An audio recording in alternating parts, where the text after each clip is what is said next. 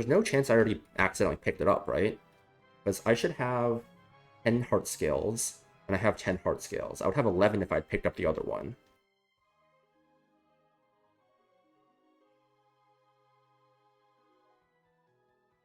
That's the cool Trainer Reuben Island. Just confirm Seafloor Cavern's entrance. So this is now Seafloor Cavern.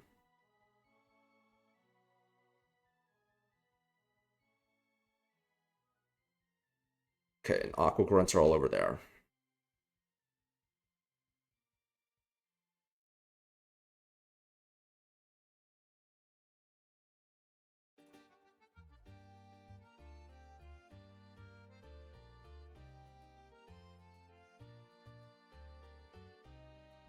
Wait, is it maybe down here?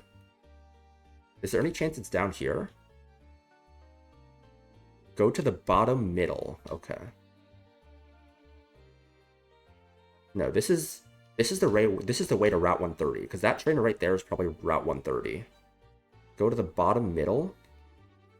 So this island here? Am I in the right place here?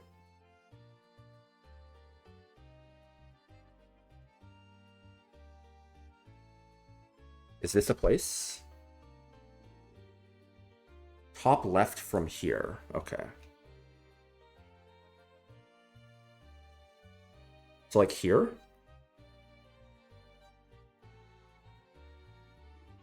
Is it like around these two rocks, or is it a different island?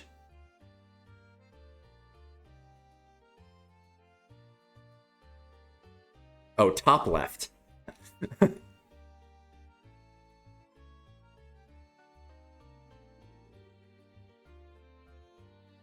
So this one?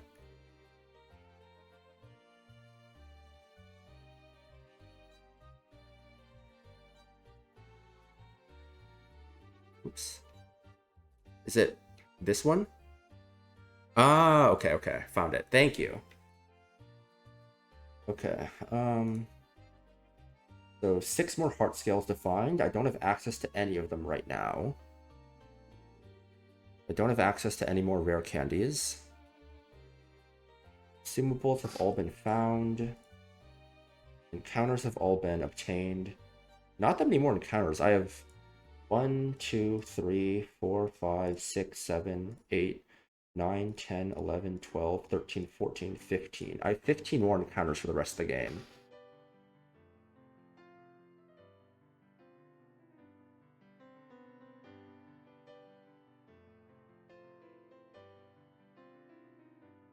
The main Cave of Origin.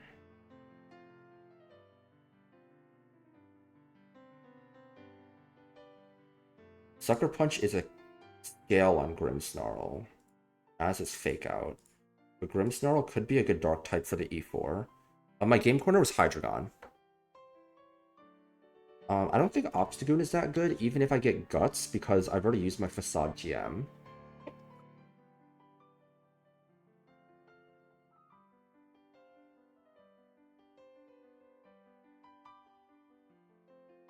Sky Pillar...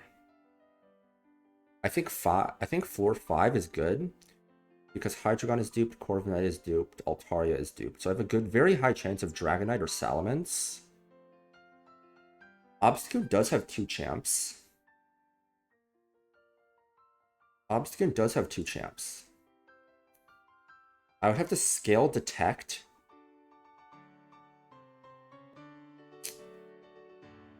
And I would not get Facade. Victory Road. What would I want from Victory Road? I don't think I'm fishing here. I don't think this table does all that much for me. I think this table could be interesting. Incineroar is quite good. Does Incineroar get Sucker Punch? It does not. It gets Scaled Fake Out, maybe Parting Shot, knock off Flare Blitz. Maybe a utility move. I'm probably going B2F So I think Weavile could be good for me. I think Weavile could be good for me. Zam could be solid. Zam definitely could be solid. I'm not sure. Probably by the time I'm here, though, I will be looking at Elite Four calcs, though. I don't have 123. I don't regret pulling 123. Azu has been fantastic for me. Like, 123 has Weavile, Absol. I don't think Lop is that crazy for me. I don't have a Lucha, and I don't have Satiem. Cave of Origin. Not Cave of Origin. Seafloor Cavern, room 6. In theory, like, there is an argument for taking the Zoroark route in case I get regular Zoroark. Because if I get regular Zoroark, what route is that?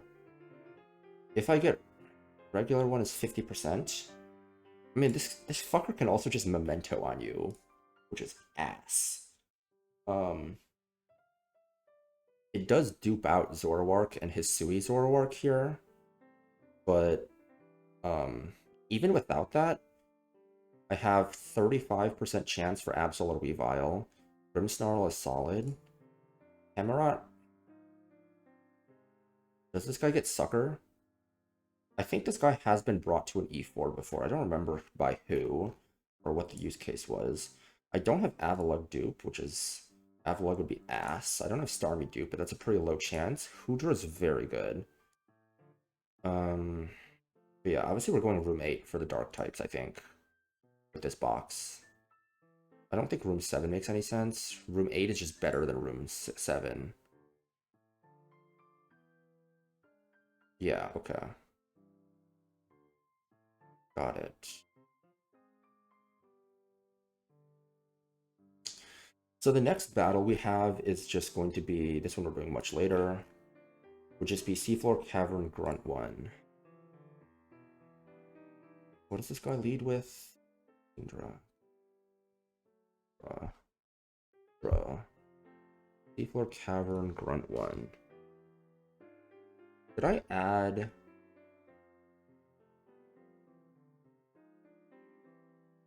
I did add that to my tracker. Okay, good. So yeah, just gonna fly back to Sutopolis now. So once you beat Seafloor Cavern, you go back to here for the story, and then you do erratic weather through here to get the Pacific log. Slateport. Do we have access to the routes east of Slateport yet?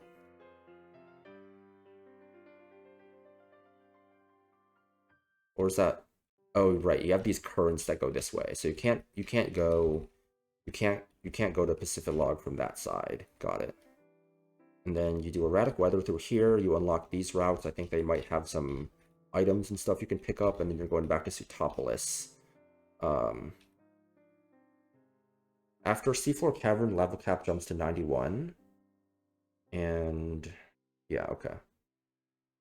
And then once you beat Sutopolis, you just go east to Evergrande City, and then Victory Road. Yeah. And then optionals.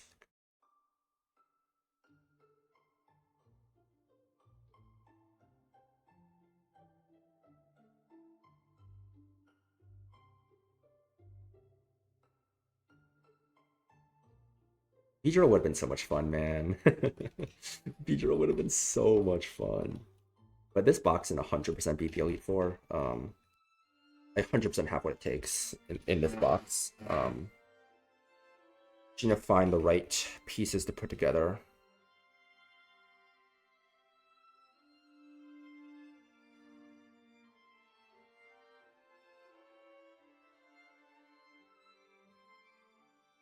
I mean, we can take a look at this fight. I don't think I'm gonna finish calcing it, but never hurts to take a look, right? Okay, so he's gonna have Urshifu, Prim, Monkey, Golly, Pult. Yeah, I think Pult is very good. Not Pult. Golly is obviously very good for E4, but I think Pult just is not a very interesting mon to bring. I mean, you can say that like Primarina is not a very interesting mod to bring because you know exactly what fucking Primarina is gonna do. But like I would say that elite four mons I have would be Sneasler, I think Pulse, I think Hydreigon, I think Ape. Medicham is very scale intensive because I would need to scale detect, fake out, attack, speed, and potentially nature.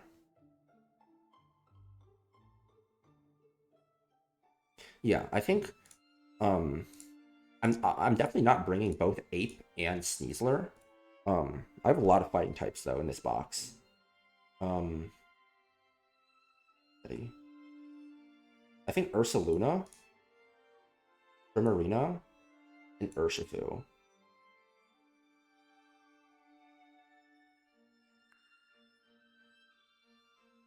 I would argue that these 8 are all elite four mons.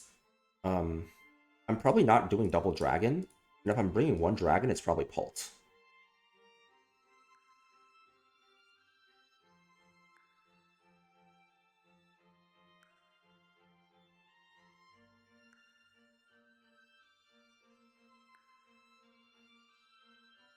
I'm not bringing 4 fighting types. I'm probably bringing 2. I'm probably bringing 2 fighting types though. So I probably still need one more encounter that can come to E4. I don't. Could be Mega Medi as my Mega.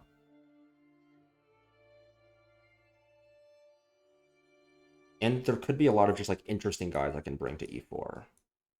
But and probably a flying type.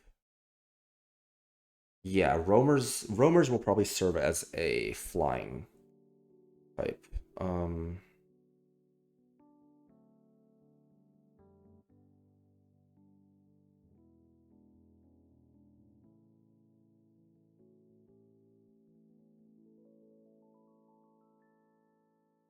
but I think we'll see. I think we'll see. We have a couple shots of getting a dark type. We have Seafloor Cavern. We have maybe sort of Cave of Origin. But Seafloor Cavern I think is the main one. Evergrande. I don't know what the hell I'm pulling in Evergrande.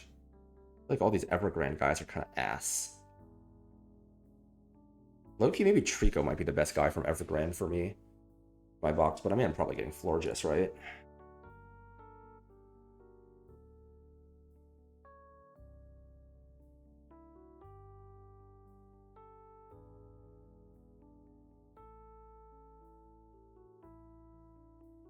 Dude, I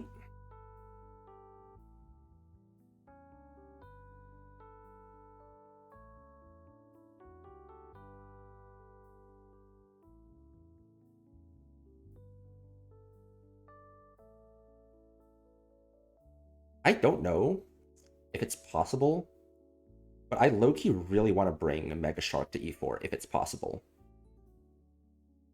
I feel like it has interesting moves. Mega Shark? You think Mega Shark's not good? I feel like I really like getting Shark on 106. I think there's an argument that it could be better than Kingdra on 106. Because if you're not getting Quillfish Slateport, I think Shark 106 and Kingdra Slateport is really good. Shark has really good dupe value. And I feel like it's not that bad of a guy. I don't know, it's probably not that good, but I feel like I like Shark. I don't know why, even though I don't have him on this run.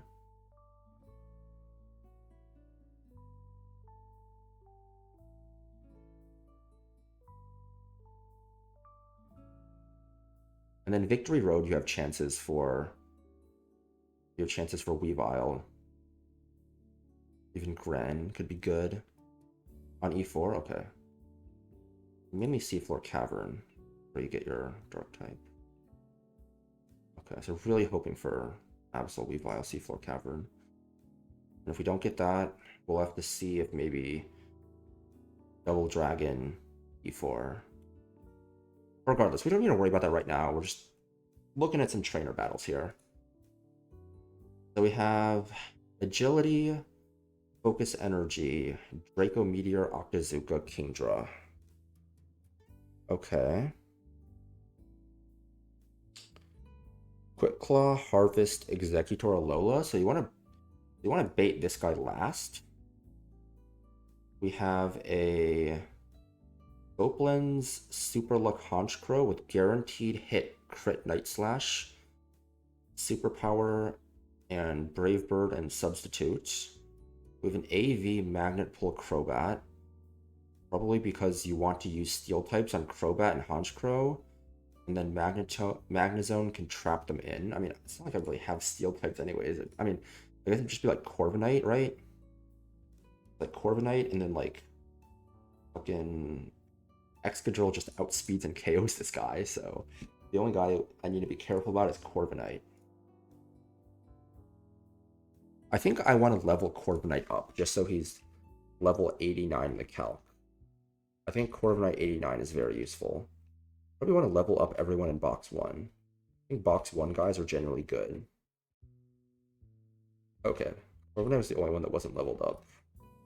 And then these guys are just generally probably not as useful. I think Delmise is probably pretty good. And I think the rest of these guys are like pretty not that useful as a whole.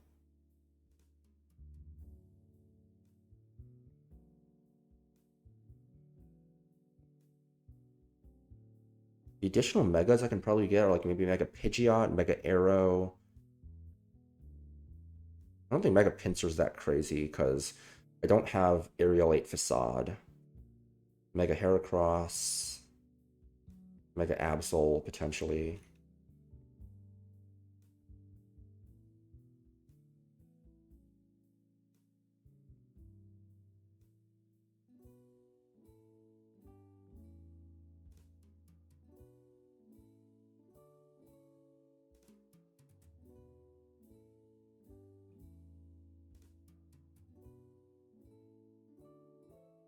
So Brick Break is a TM, or Brick Break is a tutor.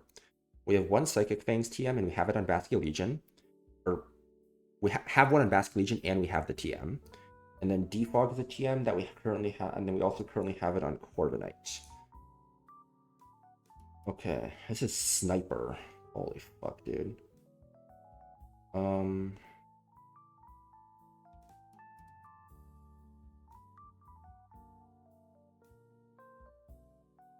We are not at erratic weather yet. We just got to Seafloor Cavern.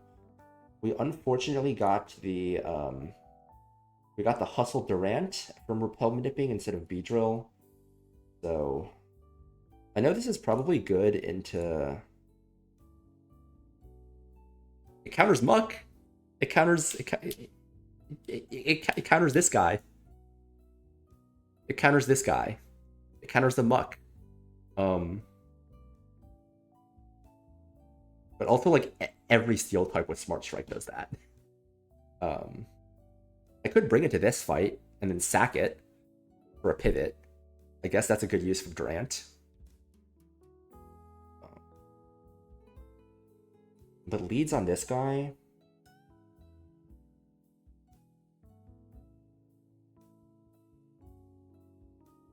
I think Drapion is a solid lead. Because Drapion means he can't click Focus Energy, and I don't think he can click Agility.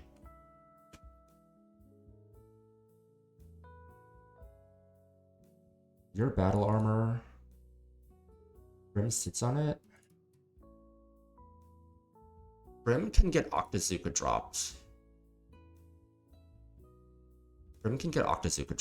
And also I do kind of want to break... I do kind of want to break screens as well. And doing it on the lead is never a bad idea. Like, if I can use 2 Mons on this and have one of them do something later on, that would be very good.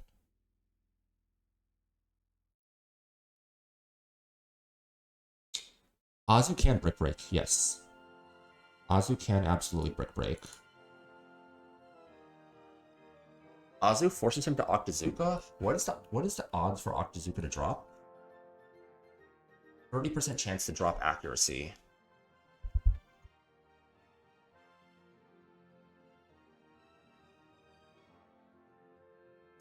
How much does Octazooka crit do?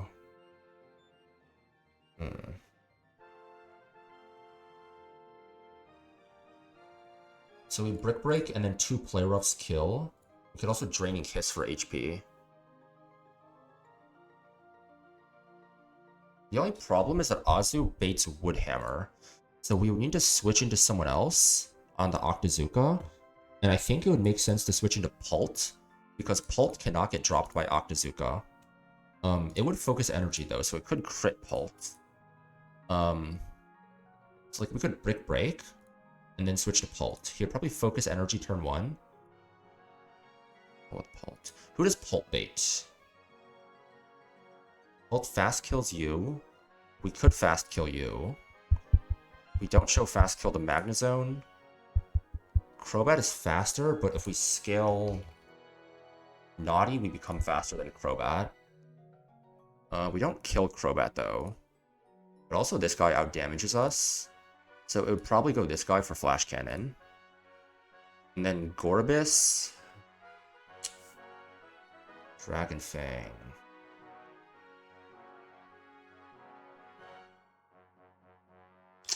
No, if Pult gets crit, it brings out Gorbis. Because Gorbis sees kill.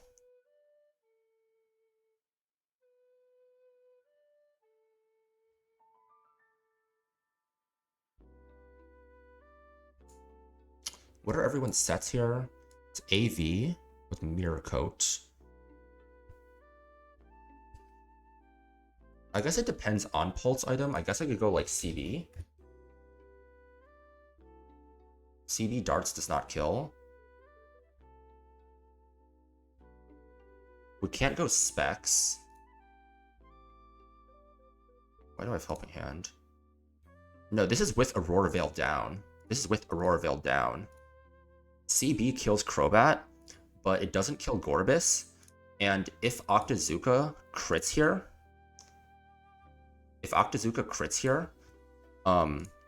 Gorbis sees kill.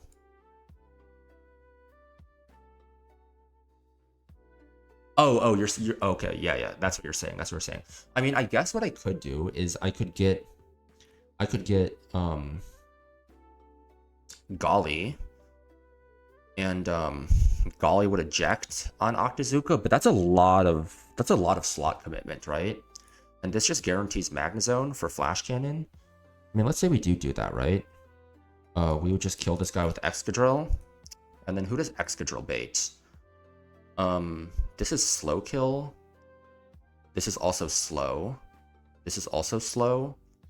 It would bait first slow kill, which is Eggy, which is bad.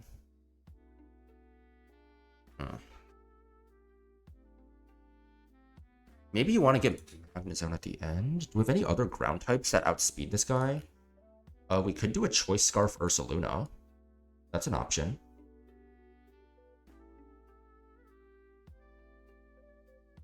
Choice Scarf Ursaluna comes in, fucking frags this guy, outspeeds and shows kill here, This guy's faster, and we outspeed and show kill here, so it's forced to be Crobat. The only problem is, do we kill with Fire Punch? We don't. Yes, it would be Woodhammer, but then it can Quick Claw Boom, which is bad. That's why we have to bring this out last, because of Quick Claw Boom. We have to have a priority move that kills, and the only priority move we have that... Well, I guess First Impression priority kills here, but unless you can come in on Low Kick or Knockoff, Woodhammer crit causes eject. The other option is Durant, but Durant has fucking Hustle, so I can't... Like, if this guy just was Swarm instead of Hustle, like, this guy could just always come in on Eggy and just First Impression kill his ass, you know? But he's fucking Hustle, so it doesn't work. This guy, man. I mean, Golly is an option. But I think the annoying thing is just routing around this guy. Because, Basically, if we're Scarf,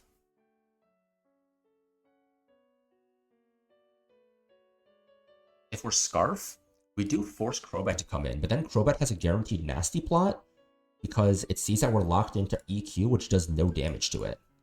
And if it nasty plots, like, the only guy that we have faster... Electrode... Choice Specs Thunderbolt doesn't kill here. We'd have to Candy for this to kill, which just does not seem worth it. And the other option would be Pult. If we change nature right now, and we went Choice Band, I think it's a range to kill with darts, right? Yeah, it's a range to kill with darts, so if it sets up nasty plot, that's really bad, because we can't kill it.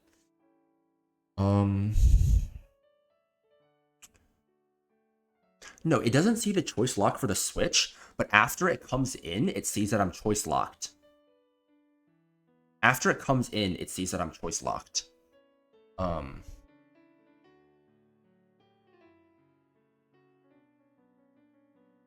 And then it sees that I'm choice locked and I can't do damage to it, and then it can just set up nasty plot. Does it not see that I'm choice locked?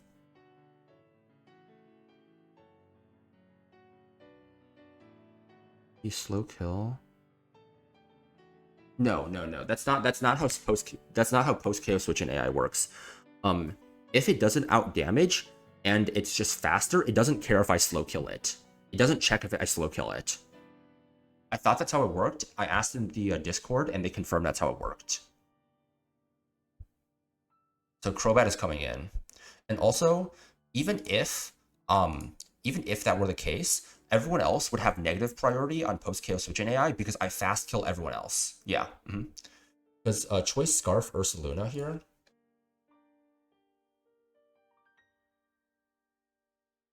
Fast kills the Eggy, fast kills the Honchkrow, and fast kills the Gorbis. So even if it had slightly lower priority, it would still go Crobat because even though I slow kill it, it's still faster than me. So it would always go Crobat and it would always set up nasty plot.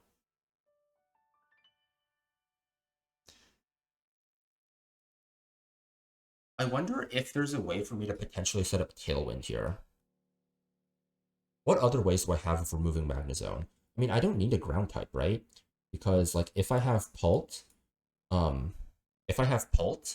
and Magnezone is going for, I guess I could go for Mirror Coat, right? I could also just go to Ape. If I can find Ape.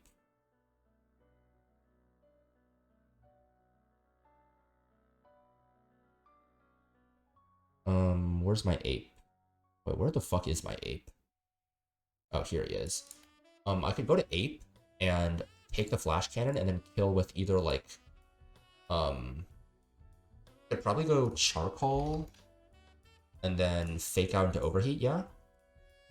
Yeah, I could fake out Overheat. And Arcanine 1v1 after Nasty Plot. +2. I guess Rock Slide into E-Speed does kill. Yeah, that could work. That definitely could work. It's never Air Slash. Never Nasty Plot again, because I showed a kill with Head Smash. It's either Giga Drain or Sludge Wave, and who does Hamilton bait after one of those? This guy does have Slow Kill. We fast kill this guy. This guy has Slow Kill. So it would be Eggy. It'd be Eggy. It's never Honchkrow. It would either be a Alolan Executor. It'd always be a Alolan Executor, yeah. But if we instead use Ape to kill this guy, who do we get, right? We killed it with Overheat. This guy does not see kill. We don't kill it. But I think... Did we see kill with Charcoal? I feel like it might just barely miss the range. Yeah, so we're going to be at -2. So it's going to bait this guy for slow kill. Can it be superpower? Maxwell Flash Cannon is 50.5. It can be superpower, so it's either Brave Bird or superpower. If it's early Eggy, does Corviknight 1v1 it? I don't think so. I'm pretty sure it dies to Crit Boom. Yeah, it dies to Crit Boom.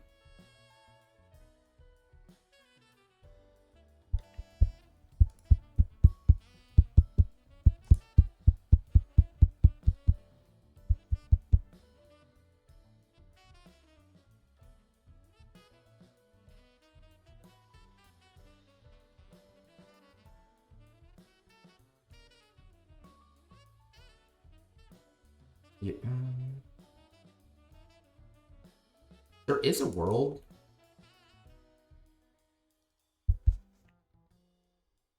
I'm always dead to Crit Boom. Even at full. Like, I could risk it and get some Feather Dances off and then go to Drapion.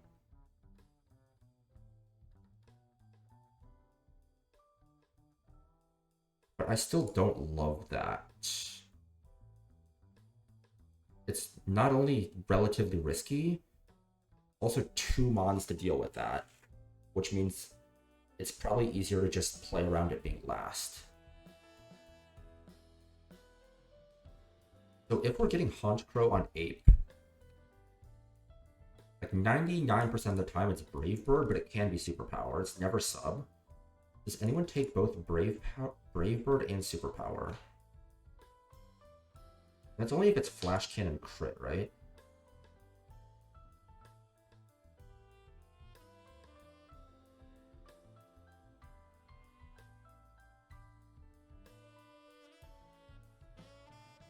Brave Bird and superpower. Brave Bird and superpower.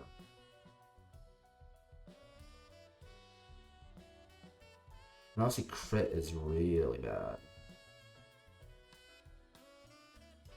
I mean, you can probably tank it and bait Brave Bird.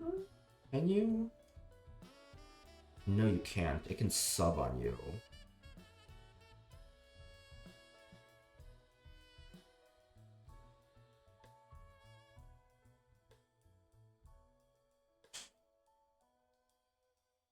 If it were to be guaranteed Brave Bird,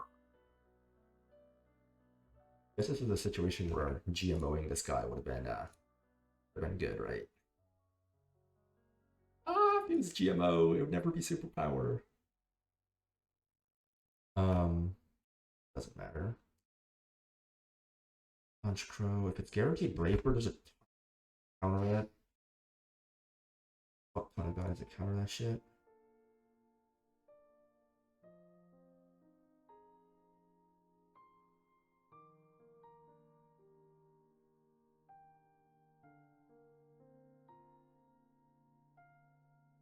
What a Lantern. Lantern, I could sub on Lantern. Way to deal with Gorbis. This is a lot of slots to dedicate. Because this is what, like 4 slots to deal with. 1, 2. He's even ignoring the. Wait, ult kill that.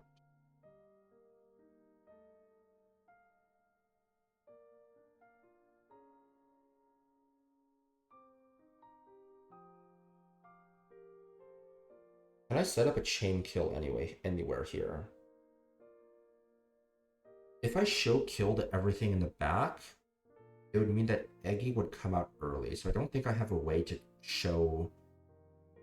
I don't have a way to repeatedly chain kill guys. There's no focus sashes to abuse with Dragon Darts AI. There might be things.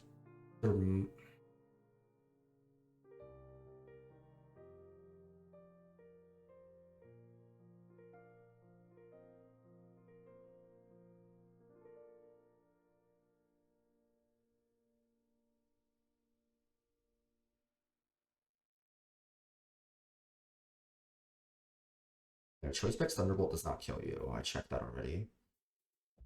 There could be potential for.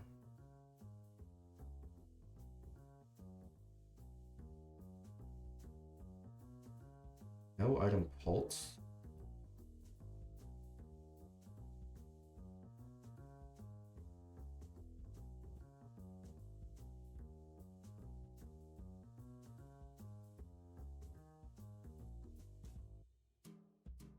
So one thing we could do is if we can bait Woodhammer, into Corviknight, we get guaranteed boom or low kick into Pult, and then no item Pult beats this Executor. But who does no item Pult bait, and is it consistent? It'll be Honchkrow if we get Quick Claw knockoff. If we don't, it's slower and out-damaged. It would be Magnezone.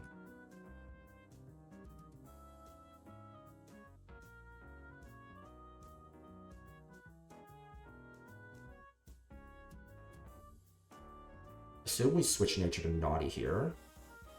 If it's Naughty here, Crobat, it would never be Crobat. Game does less than Night Slash. So there's a world where we can do that and then have diverging paths for Honchkrow and Magnezone, right? There is a reliable way to beat Eggy. No, it's not, because if we go Naughty, then knock off crit kill. So this only works at relaxed. Nope, that doesn't work. Is there a way where we can maybe set up a chain kill with like Mega Evo? How fast is my Altaria? I'm pretty sure it's slower. Yeah, it's slower than this guy. It's slower than like all of these guys, right? Yeah. Is there a way we can maybe get regular Medicham to kill someone? I'm gonna level up Medicham as well. I'm gonna level up all my Megas, I think.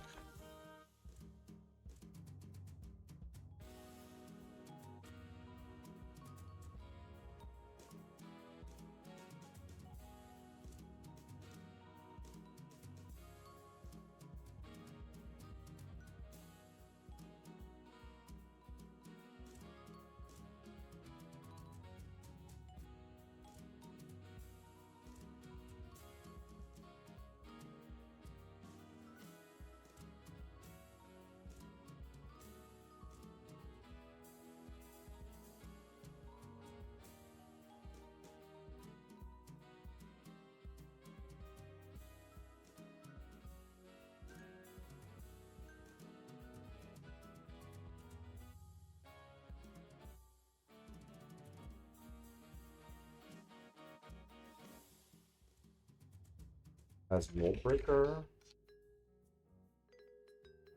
And this guy gets... Wait, I already imported Altaria because I already leveled this guy. Okay, what about Medicham and Mega Medicham? Are there any places where regular Medicham outspeeds and KOs someone, baits someone else, and then gets a chain kill? Yes, this works with regular... It would have to be H.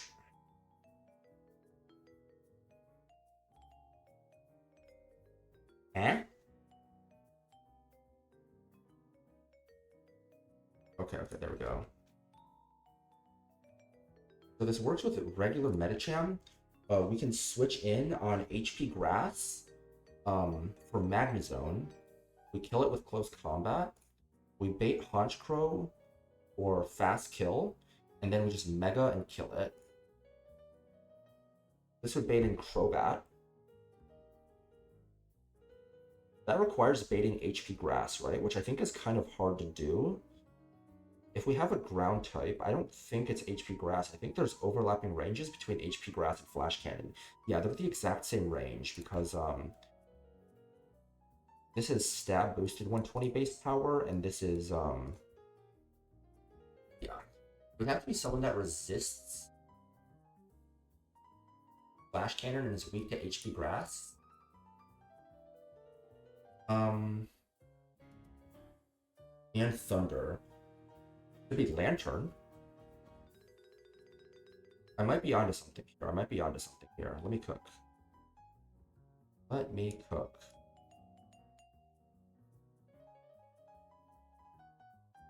So Lantern, right? If Lantern is level 89 and it has Thunder, it also denies Shell Smash from Gorbis. Yo. Lantern is kind of crazy here, isn't it? Is it Lantern kind of him? This fight?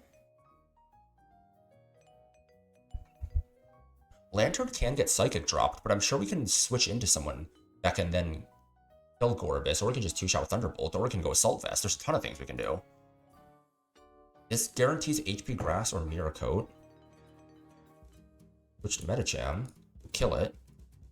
Chain the Honchcrow. And then we have one more Mon. We still need our Alolan Eggy counter. It's probably going to be Drapion if I had to guess. And then I need to just find a way to deal with Crobat, right?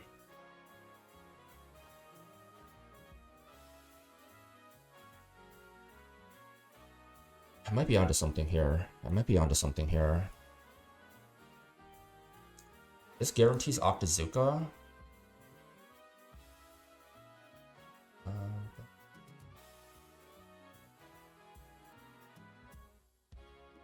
You take a lot from that.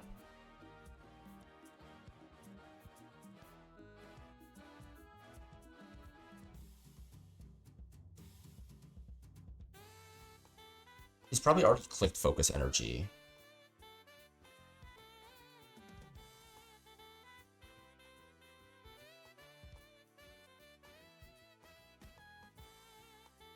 The only way to...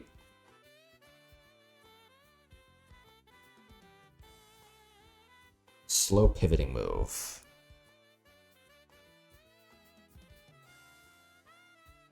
Be the same as Golly.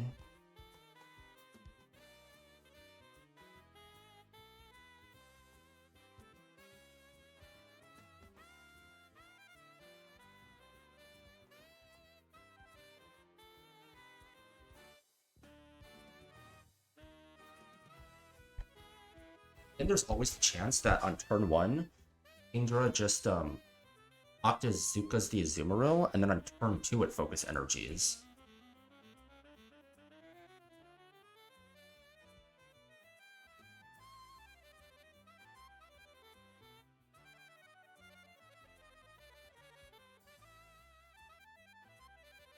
Bolt to Naughty.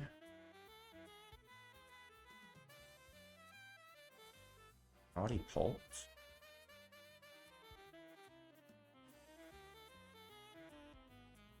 We can always pre-damage Pult to guarantee Magnezone, right? We can always pre-damage Pult to guarantee Magnezone.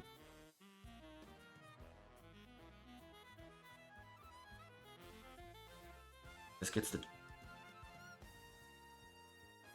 We have to teach this guy Ice Punch. Then regular Medicham shows Fast Kill to Elixir or Lola. So like Azu with like a Zoom Lens. Bolt. Naughty. 3 damage. Lantern.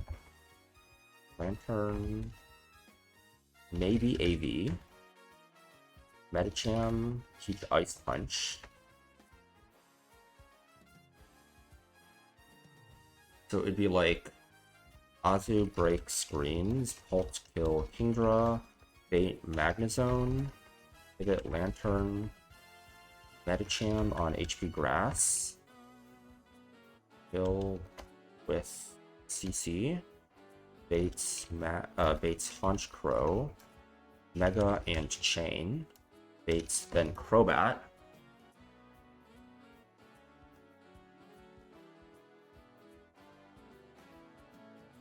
So now Crobat is in. We'll kill this guy with Ice Punch. Kill this guy with CC. Look at HP Grass. We dropped our defenses. No, let's say we're at like 70% maybe. Might be lower. I think, is this fully random move? It's probably not Giga Drain. But it could be just about anything else, yeah? And it can't Nasty Plot because we showed a kill. So we can probably go Hamilton here. Hamilton kills this guy. Baits.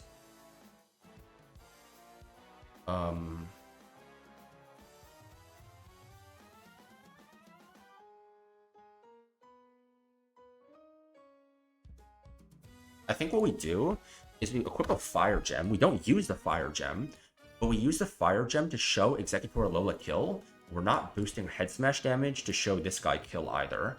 So it goes into Gorobus. It should be guaranteed Surf or something like that. We switch to Lantern. Maybe Lantern 1v1s this guy too. But I think I'm onto something. I think I'm onto something. I think this works. I think this works. I think I need... Yeah, I think this works. I feel fine about leveling up Lantern as well, because there's a very high chance I use this guy on Archie's Kyogre.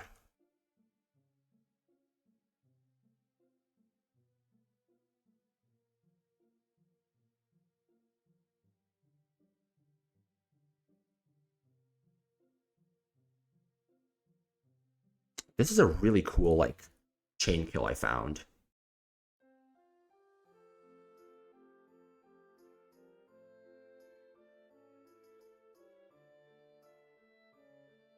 I guess the question then is... Okay, if Pult is naughty...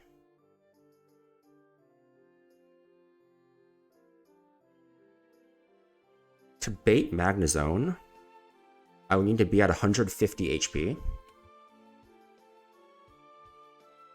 And if I'm at 150 HP, because that's if it chooses Focus Energy.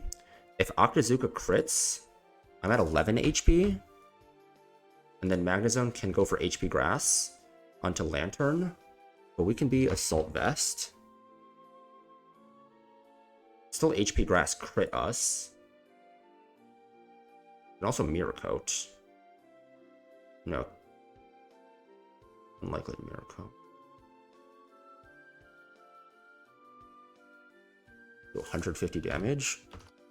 5.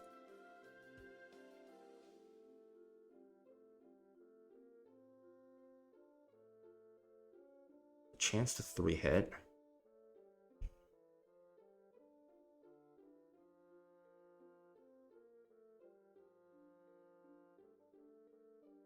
So it's surfing on the switch in. It's possible for Lantern to take a lot of damage and for this to not work out, I think. It's unlikely, but I should try and plan for it.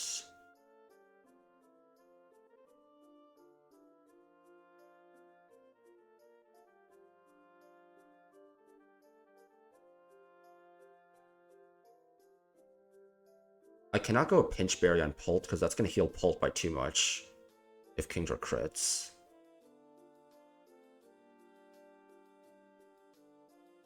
I still need a bait kill from Magnezone at the end of the day.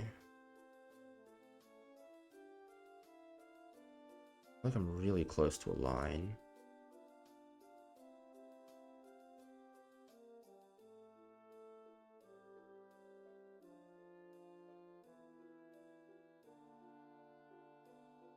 Azu would be Zoom Lens here. Super crit drop is really annoying. It is Sniper Scope Lens.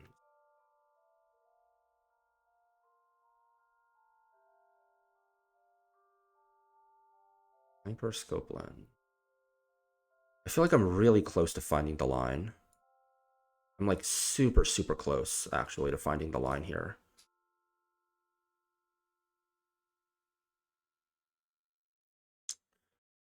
What if I could bait Ice Beam? What if I could bait Ice Beam instead?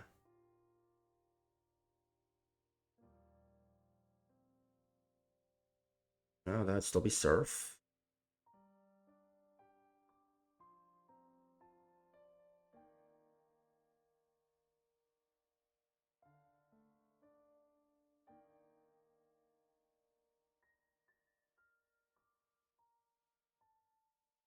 I'm close. I'm close to the line. I'm close to the fucking line. So fucking close.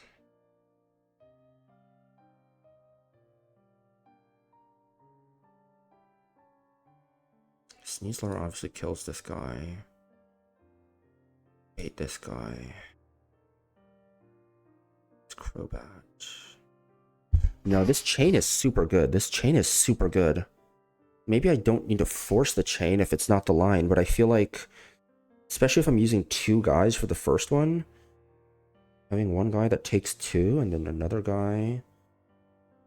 This Lantern is taking the Gorobus and then pivoting the Magnezone. I think if Lantern guarantees no HP Grass on Magnezone, it's Flash Cannon or Thunder, I think it's guaranteed safe. The only problem is if it HP Grasses the Pult, right?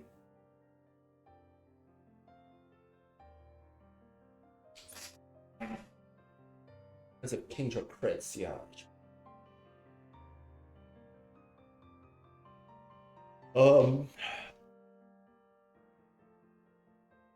So with Scope Lens and Focus Energy, he has a 50% chance to crit, right?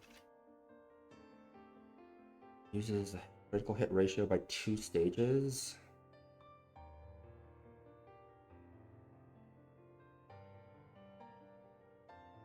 Wait, if it raises its critical hit ratio by 3 stages, is it then guaranteed? I think.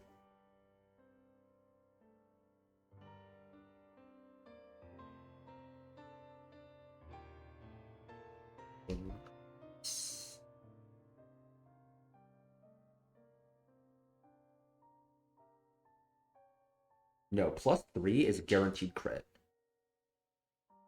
+3 is guaranteed crit. So if it clicks Focus Energy, it has guaranteed crit.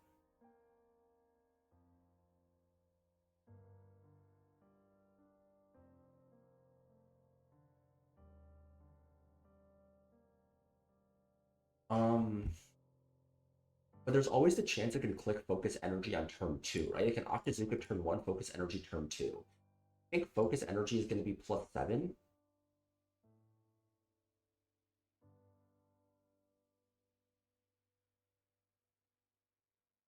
Oh, I know what I can do. Can I? I feel like it'd have to be pretty Mickey for this to happen. But if it Octazookas and drops turn 1, that's bad, right? What are the odds of that?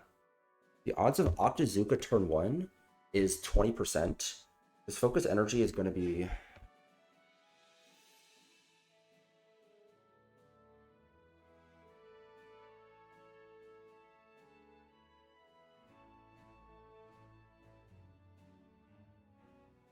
The fuck? Why is Control F not working for me? That's +7.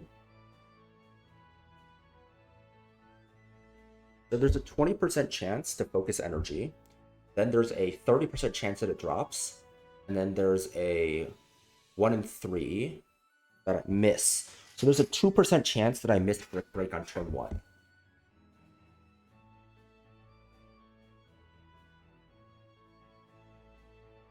Because if I were to guarantee that it Focus Energies, if I were to only switch into Dragapult after it Focus Energies, I could guarantee know how much Octazooka does, and then guarantee bait in for Flash Cannon. Never for HP Grass. There's a small amount of inherent risk to that, but I think it probably works. I just need to iron out the details for this lead. So Focus Energy gives...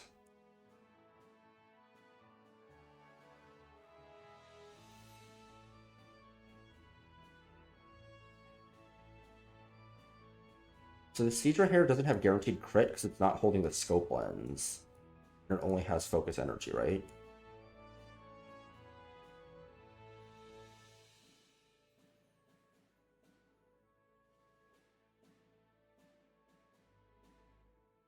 It has Focus Energy up. It has guaranteed crit. So the risk...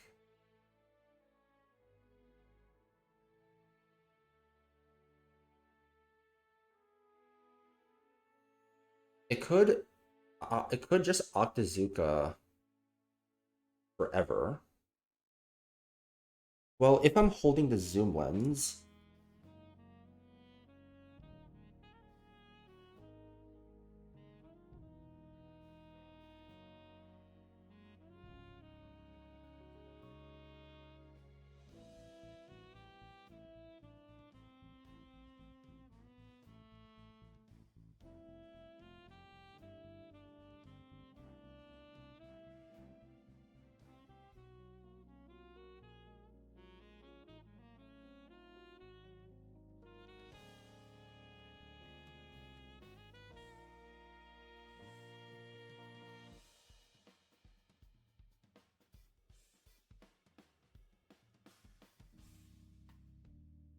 At modified evasion.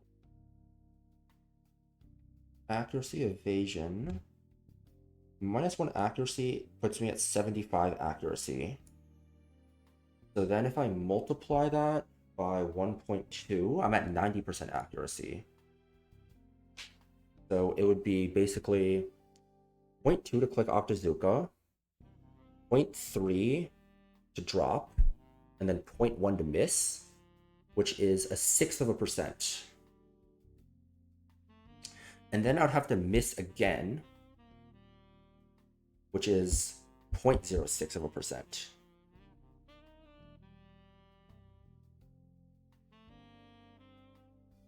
That's like 1 in 1600, 1700 to happen. That'd be Octazooka twice.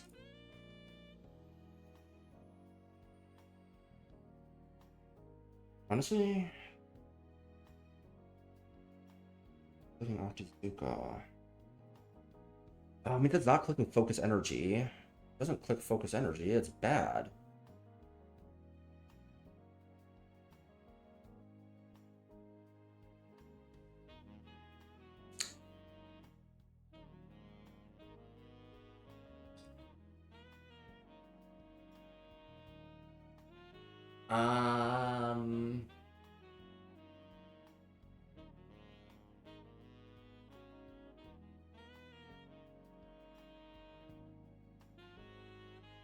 So if I've gotten the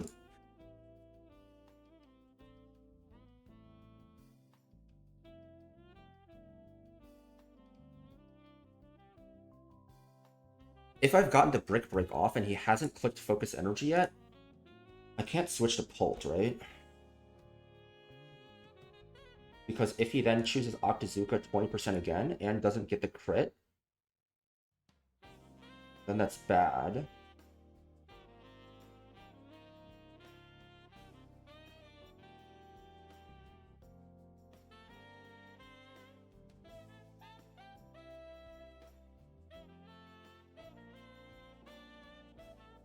Is Zoom Lens the best item here?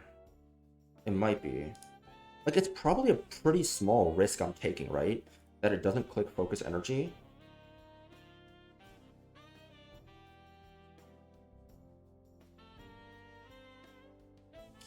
We take 3 crits. Doesn't focus energy, the chance of that is pretty low.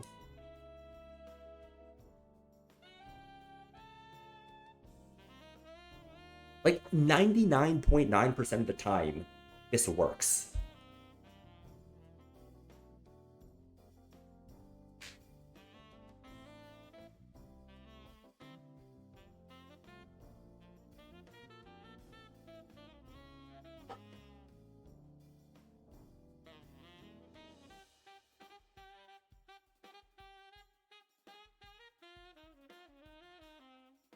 I have to Octazooka so many times in a row to even put me in crit range to not go for focus energy.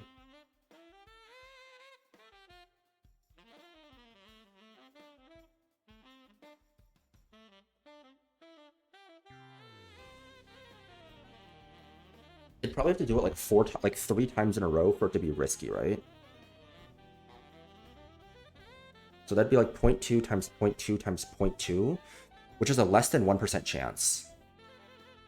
Like 99% of the time is literally completely fine.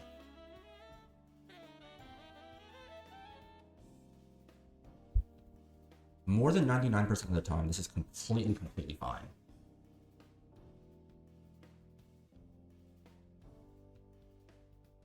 I could also like just do a Pult switch. Like, yeah, I could. If it doesn't focus energy,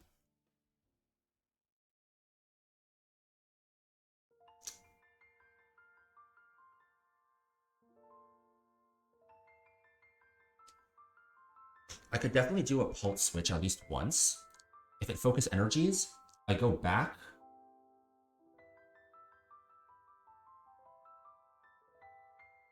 It's always going for Draco. It can never go for agility. If it goes, it can never go for agility.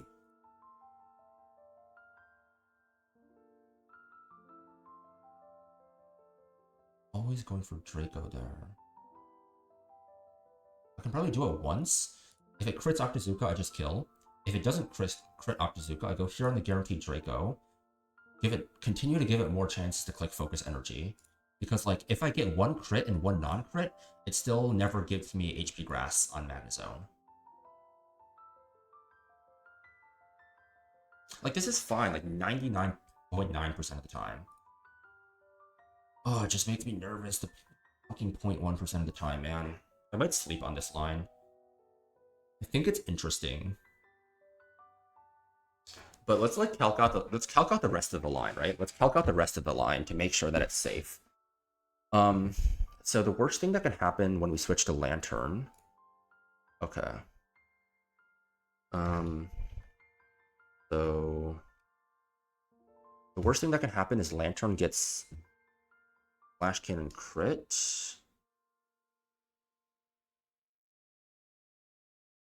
Which is gonna deal 36 HP in damage. Magnezone, Flash Cannon, Lantern, who's gonna be at 299 out of 335. This bait's guaranteed HP Grass into Medicham, who survives it just fine, kills with close combat. Regular Medicham is faster. This is Magnet Pull, it's not sturdy. You are slower, and because we've taught you Ice Punch, we show fast kill to you. So it's gonna go Honchkrows faster, but not after we Mega and we kill it with Ice Punch.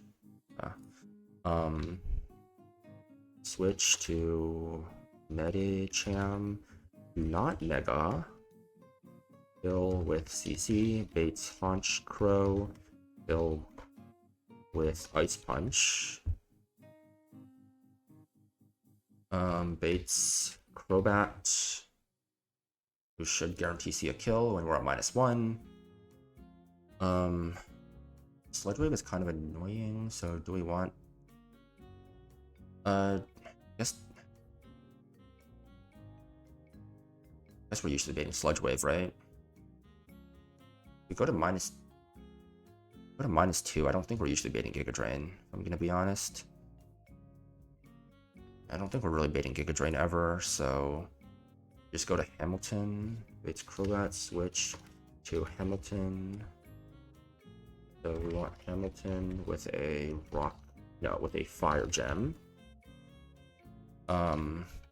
Fill with Rock Slide into Extreme Speed.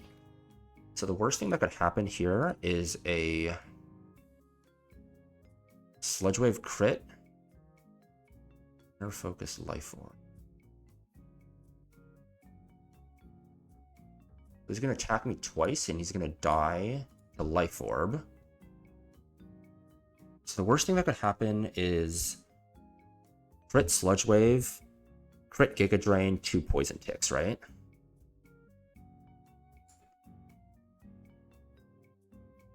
It's kind of fiction, but could happen, you know? So we're at 92 HP. We take 2 Poison Ticks, which is going to deal 25%. So then Gorbis comes in. We have Fire Gem. The show kill to you. Show fast kill to you. You can't come in. Bates and Gorbis.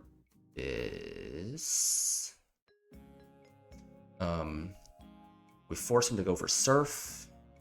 I guess the worst thing that could happen is he goes for Psychic and gets a drop. Assault Vest. So if we're at 299, it's like Psychic crit drop.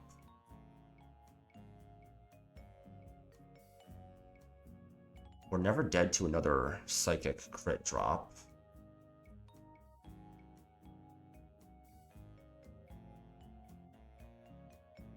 Deals 135. C4.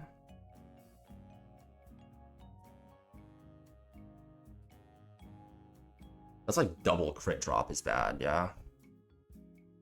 Thunderbolt. Assault Vest. We get Icy Wind. And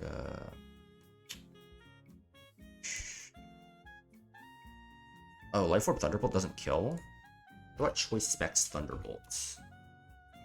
Choice Specs Thunderbolt does kill. What if we go Choice Specs on you instead? How much does a crit flash cannon deal? Deals 55? 280?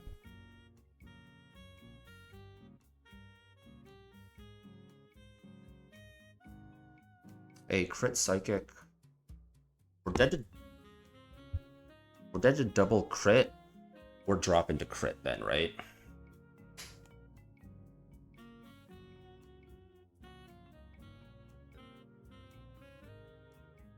I mean, if we're Assault Vest,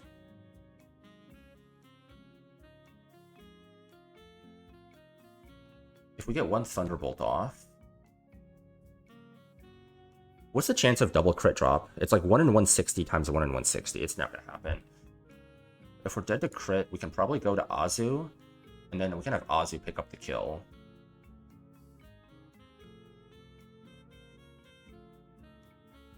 Thunderbolt, we have to deal 23.3. Flare of guarantee kills. I guess psychic crit rolls could be annoying, right?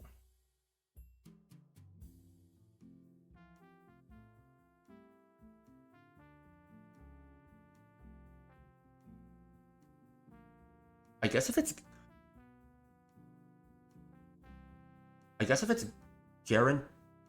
guaranteed psychic.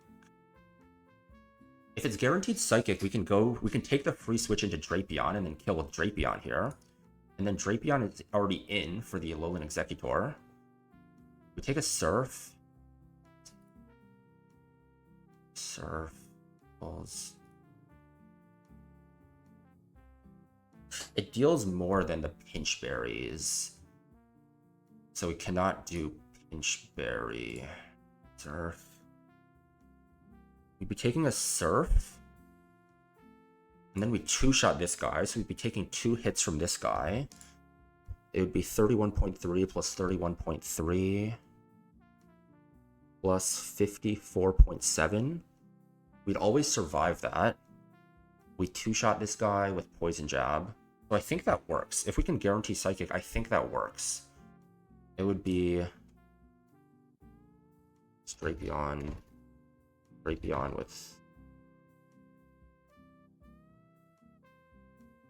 a Citrus.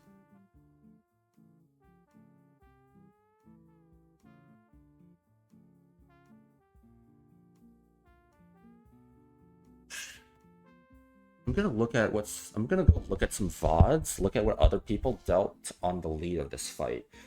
I think what I have later on feels very safe, but just trying to see if there might be a better way of opening. Like, what I have is, like, very safe, but it's not guaranteed by any means, so...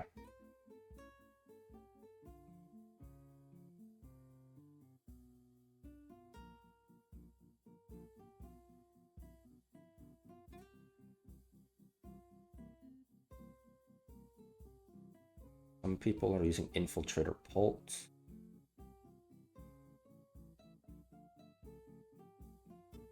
Obviously, I can't lead Pult because I'm not Infiltrator. I lead Corviknight.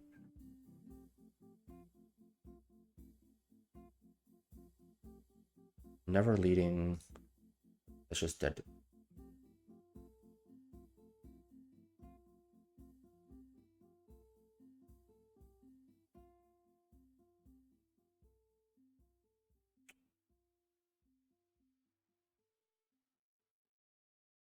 Octazooka crit is very bad. Octazooka crit is catastrophic.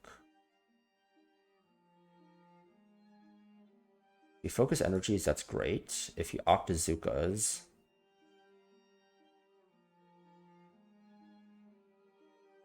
Maybe Citrus? Maybe Pinchberry? If he Octazookas and doesn't crit, then Octazooka crit just kills. If he Octazookas and crits... If he Octazookas and crits, Octazooka's not guaranteed to see a kill. If I go Citrus, but if I don't go Citrus, then Draco can see kill. That just doesn't work.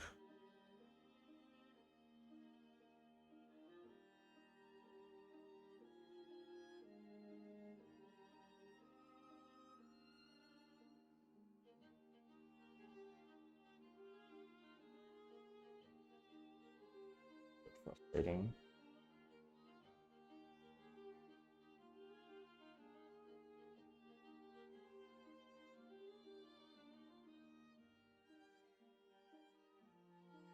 Infiltrator Pult again.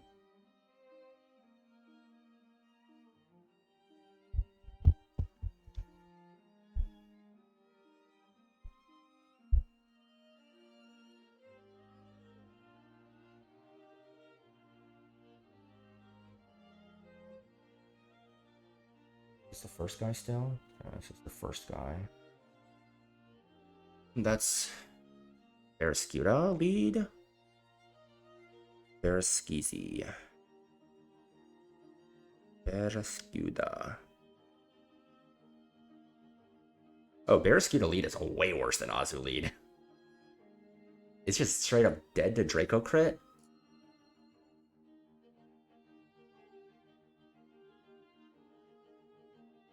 This is sending some fucking ass, bro.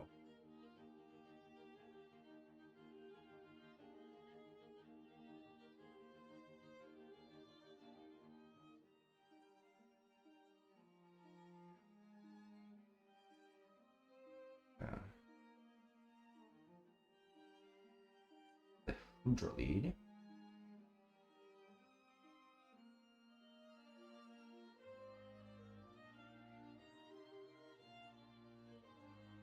Oh, Hydra's insane for this.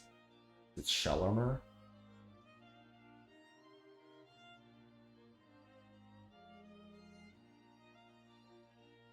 Yeah.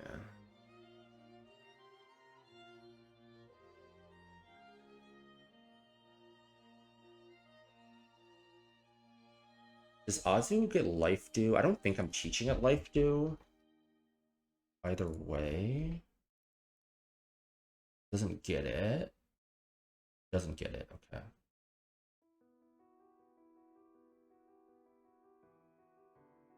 Okay.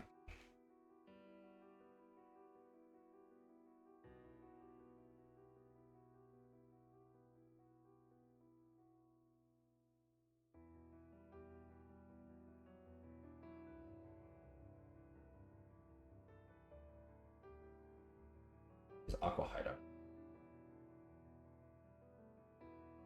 For Cavern 1.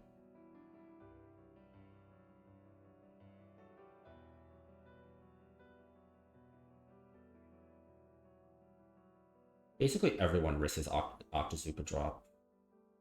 Focus energy is often enough that it's...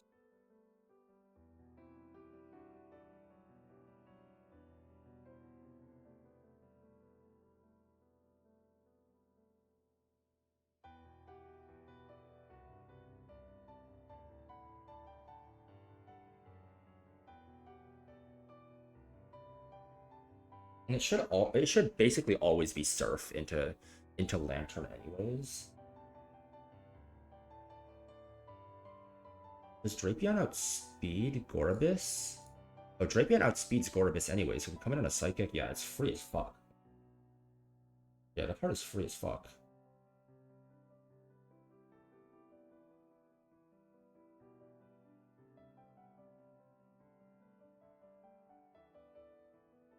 So everything about the endgame is super free. Get the kill there, do that, okay.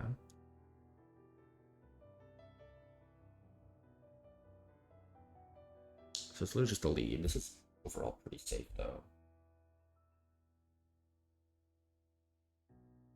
Before Cavern. Okay. Yeah, apparently, I think Azu, if you have it, is a pretty common lead on this fight.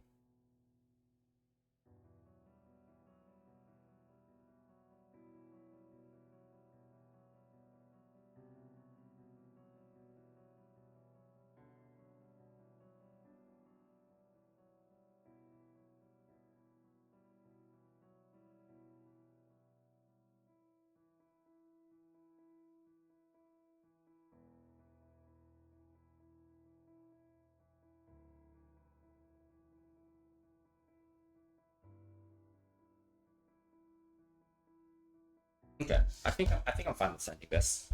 I think I'm fine with sending this. So I need to change Pult's nature now to naughty, but outspeeds the Crobat, and Crobat can't see fast kill.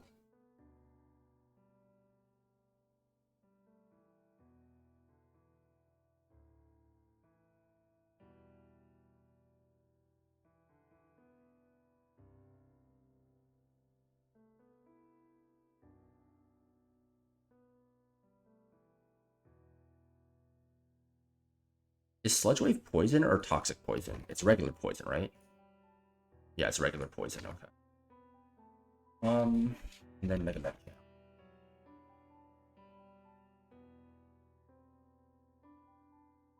Alright, so big commitment here. We are changing Dragapult's nature from relaxed to naughty. We do not want minus defense. Yes. Ooh, that's a lot of scales, but I think it's worth it. Let me add that to my tracker now. Dragapult nature. 14 more scales for the rest of the game. Oh boy. Okay.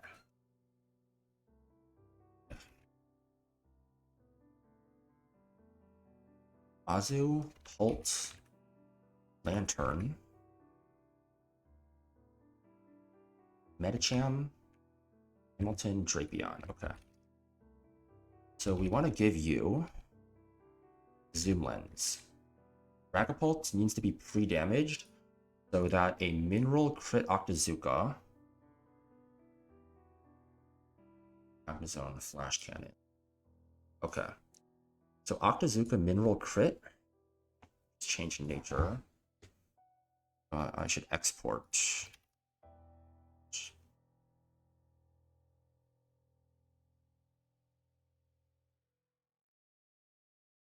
Mineral Octazooka crit deals 117, and max roll Magnezone is 150. Should be at 267. So 267 out of 285.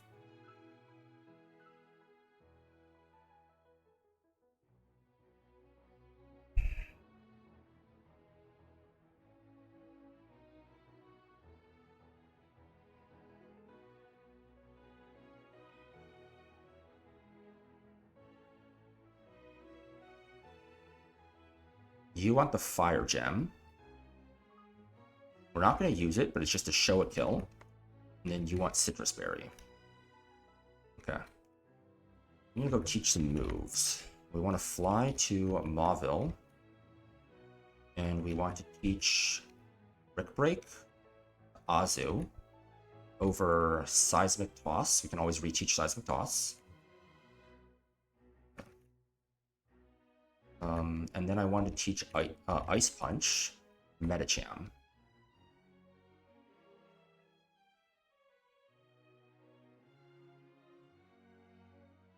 Next thing I want to do is I want to fly Slateport.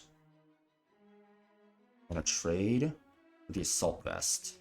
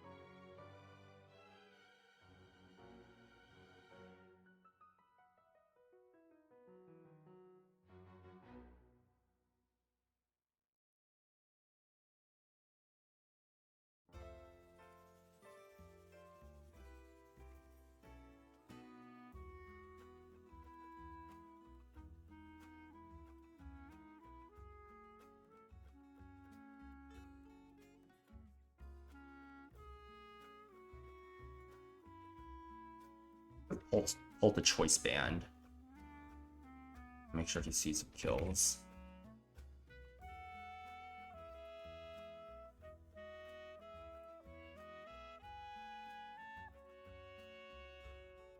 Is Dragon Fang enough?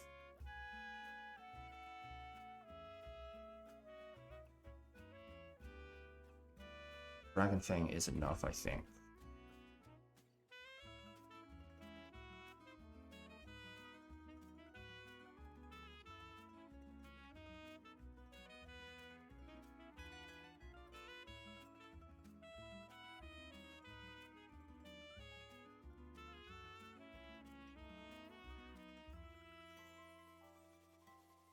Fast kill you. Fast kill you. You will have slow kill. You could have slow kill, but you come first with slow kill, and same thing here. Okay.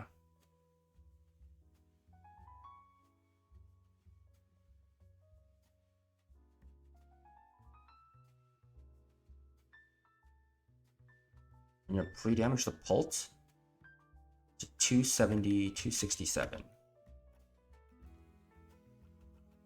One more.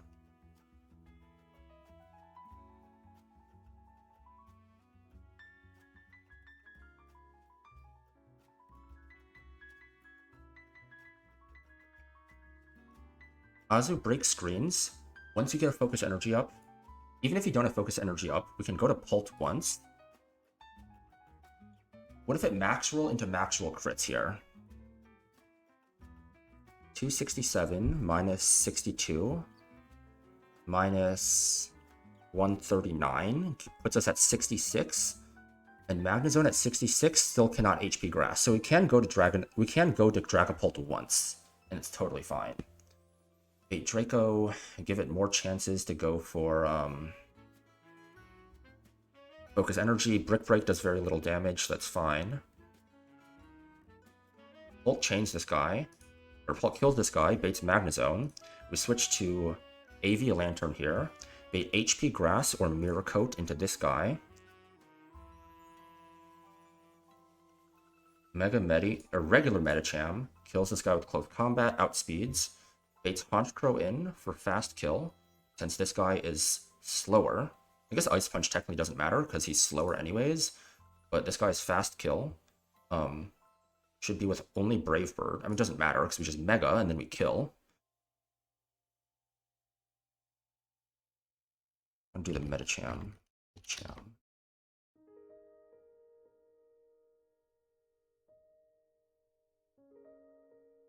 Medicham kills this guy.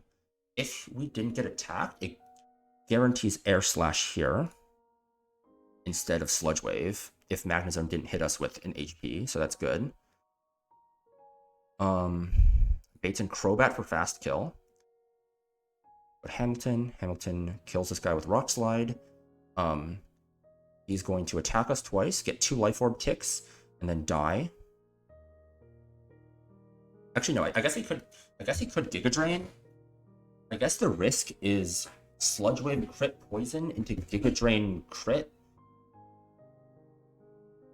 And then we could technically die to poison or kind of get random move there. But that should still be fine. We can go to Lantern, get a Thunderbolt off. Thunder shows kill, so we can never click Shell Smash. Guarantee Psychic into you. You kill if Lantern gets low. And then this is the last mon out, and we kill it in 2 shots with Poison Jab. He can't boom because he's the last one out. Okay, this is good. It's good. So I have everything in my notes. Azu has the zoom lens. Killing you with that, killing you with that, killing you with that, killing you with that, killing you with that. And then Hamilton has the Fire Gem to show Executor Alola a fast kill, even though it's not actually what we're going to click.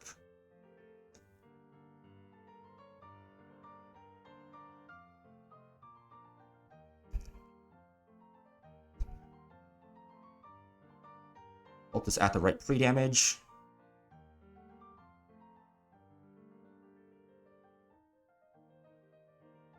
Sniper Scope Lens. No status when you worry about. We can't get accuracy drop. No status in your Scope Lens. Super Luck. You're not going to get an attack off. Magnet Pull AV. We don't have a Steel type on this team. Mirror Coat is totally fine. Mirror Coat doesn't matter. Inner Focus Life Orb. We're not trying to flinch you. We're slower anyways. It can't Air Slash flinch us.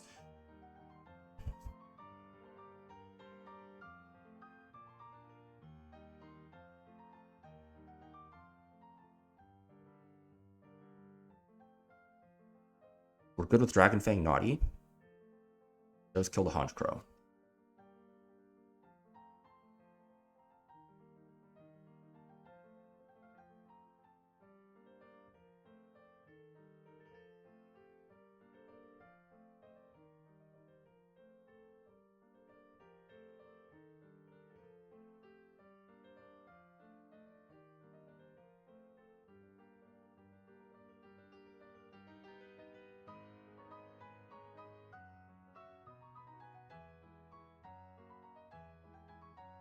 Oh, is this not the place?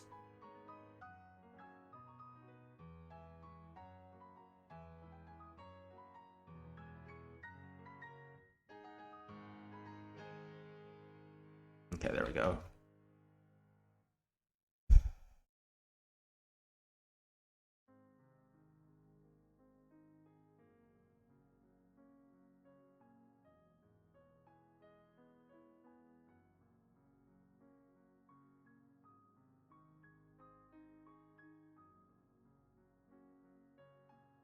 I'm gonna run to the bathroom real quick before this fight. Man, my heart's fucking racing, dude. Seafloor Cavern.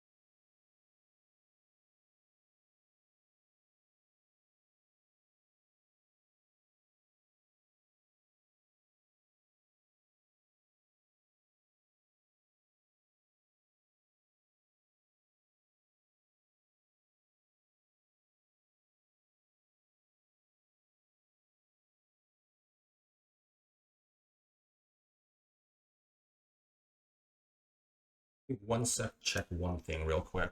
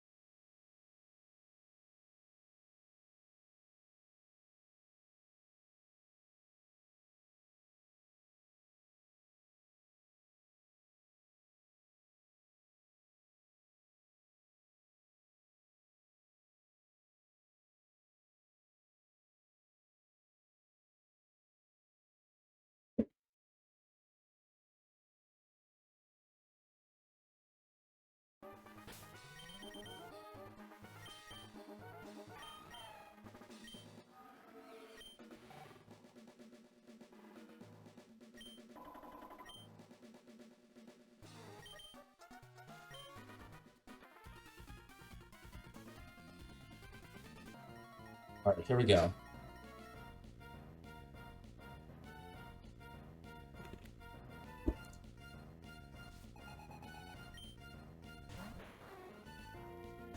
It would be very nice if you would set up focus energy here. You have an 80% chance to do so.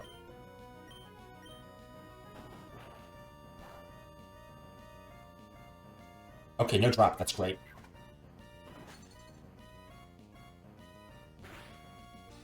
Focus energy here. Okay. I think the rest of the fight is now riskless.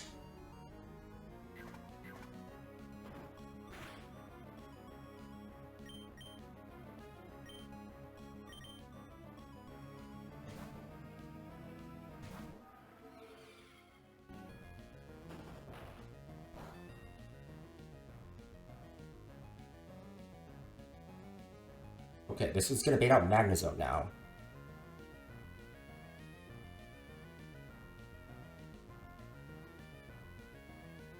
It's always Flash Cannon or Mirror Coat, never Thunder.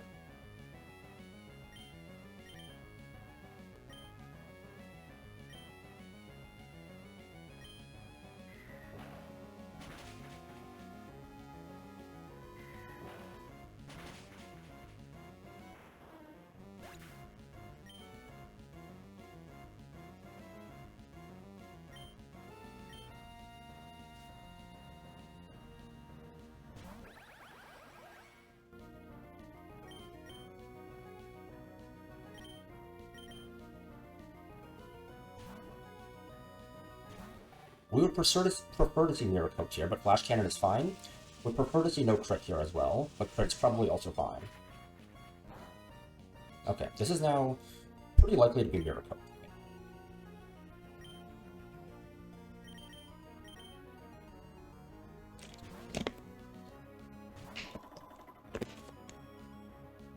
Yep. Now we don't Mega.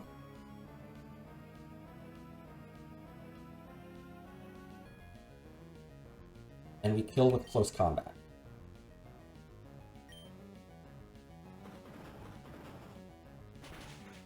This baits out Honchkrow for fast kill. This is a super, super cool chain kill.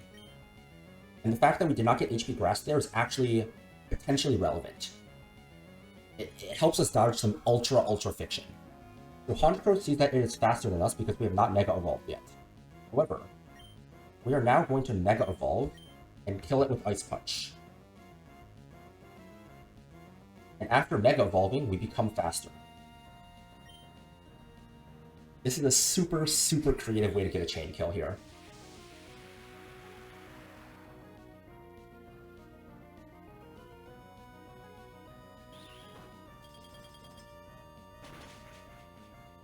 I'm very, very happy that I found this. This slot compression just opened up so many doors for me on this fight. So now it's going to go Crobat for fast kill with Air Slash. Go to Hamilton.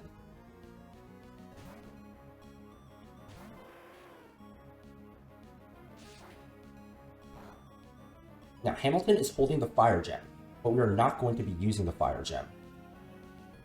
We are going to be clicking instead Rock Slide.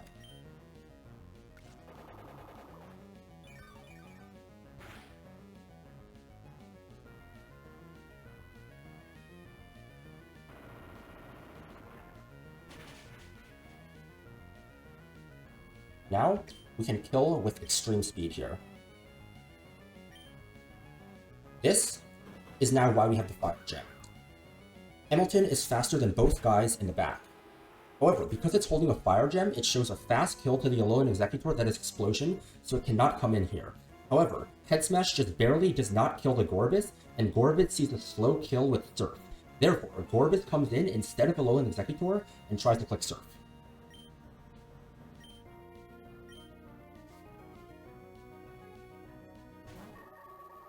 It cannot set up Shell Smash here because it sees a slow kill on us. We are now going to switch back into Assault Vest Lantern.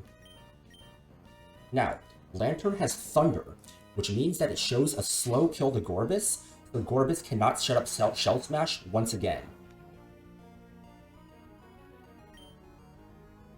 Now we click Thunderbolt here. It's not a guaranteed kill, but it's fine if it doesn't kill. Psychic is totally fine. No drop is fine. We prefer to not crit kill here, but it's fine if it does. Okay, now it's going to guarantee go for Psychic again, because it sees again that we kill it. And Psychic is its highest damaging move.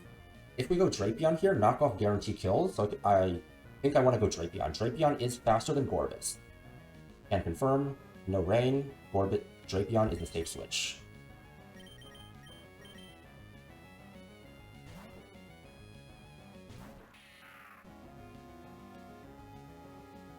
Now, we outspeed and kill with knockoff.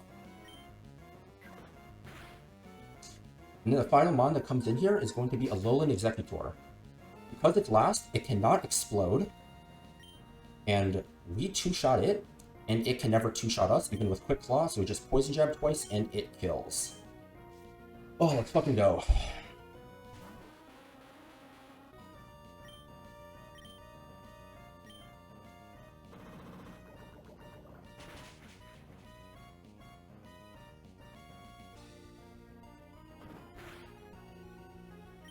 -1 if it Quick Claws, it does not even Quick Claw.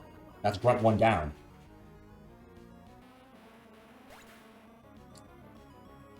How many more Grunts do we have left?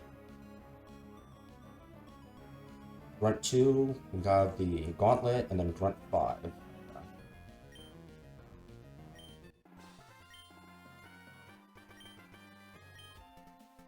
Shelly might be a pain in the ass. We don't have Credilli, and we don't have Beedrill.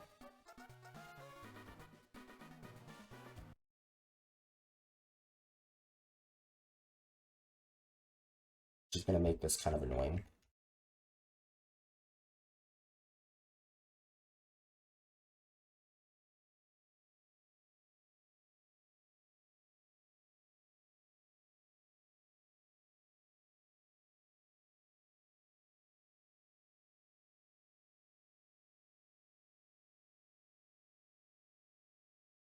Fire Gem's not been used.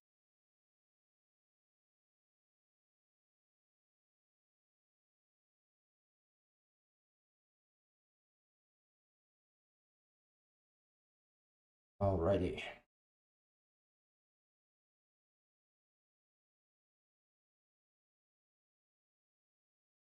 Let's find something to raid into.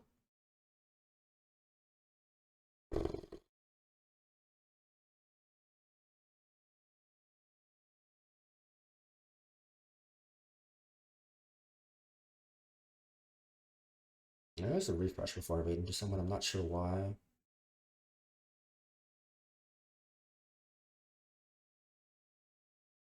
Raid Cheesemo again.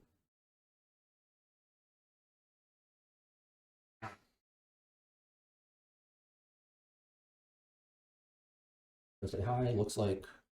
Oh, it looks like it's a pretty good run going. I think he made it past Watson, so wish him luck, and yeah, maybe I'll probably be back for one more Seafloor Cavern stream at some point later in the week. I'm not sure when. Depends on how calcs go. Yeah, see ya. Thanks for stopping by.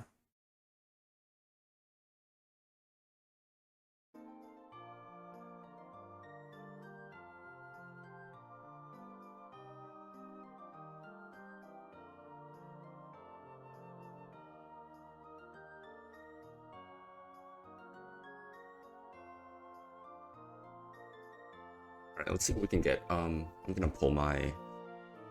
I am going to pull my encounter from 127 land, because I think it could help in, I think it could help here. So, yeah, let's go build a team real quick to catch these guys. Calc.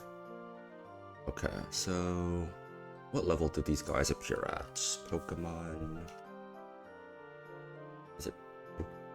Is it like, what is it called? Encounter? Just gonna go to the Google Drive and pull the thing up. Pokemon locations. Okay, that's what it's called. So we are at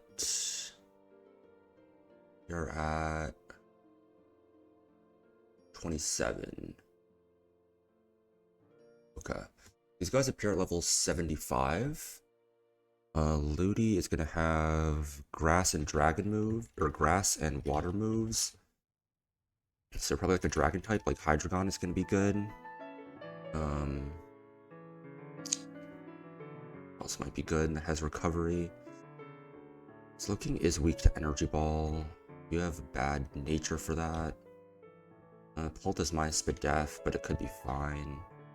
Corviknight is surely good for things in general. Heracross gonna have dark, bug, fighting moves. It could be guts, so burning it could just increase its attack.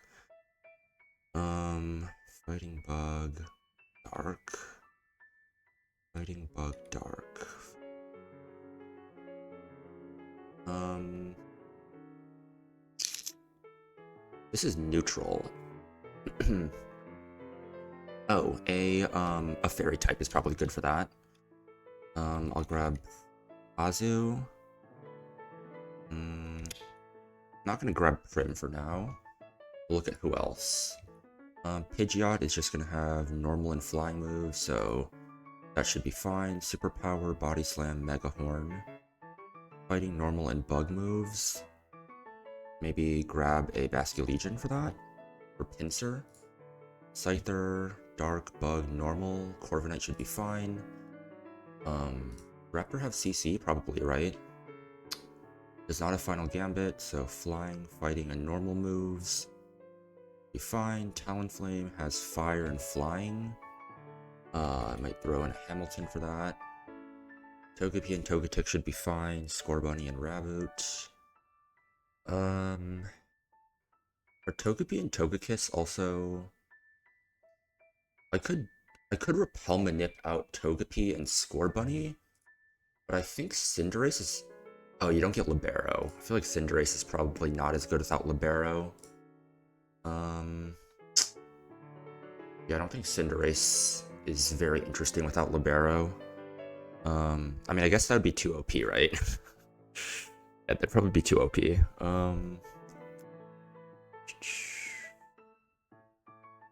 And Togekiss?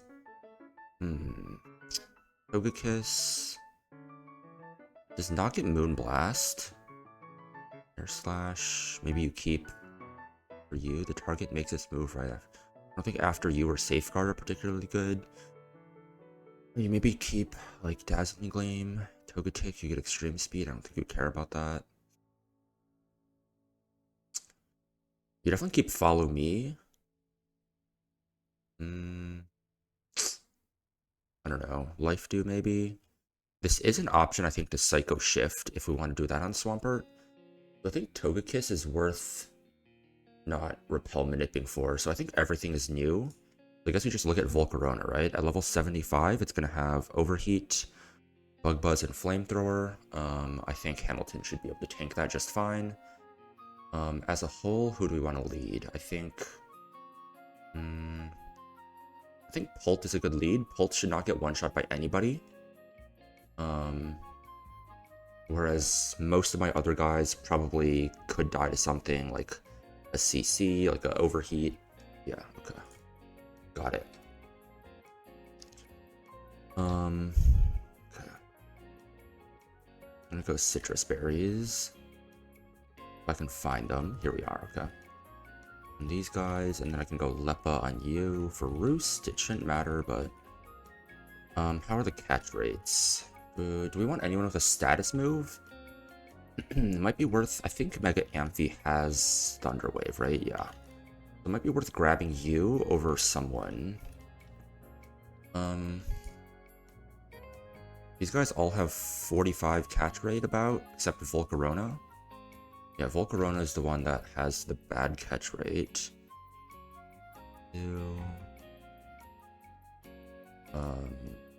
Talonflame. Is it for Raptor, maybe? I think Azu is very good for this. Maybe I don't need Corviknight. Maybe I don't need Hydreigon. I probably don't need Hydreigon.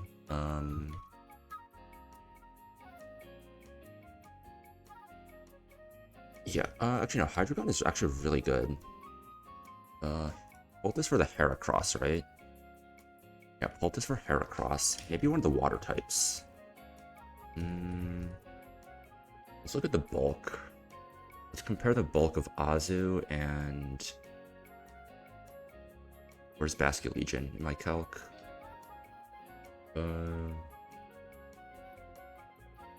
Look, I'm blind, okay. So, Basculegion has more HP, has less defense, and less Spadef, but it has more HP, basically.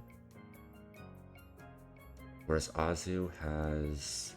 I think Azu is better.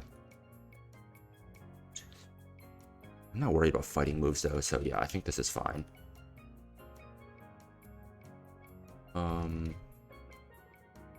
Okay.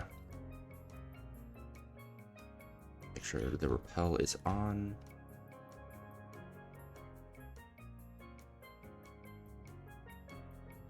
Okay. 127.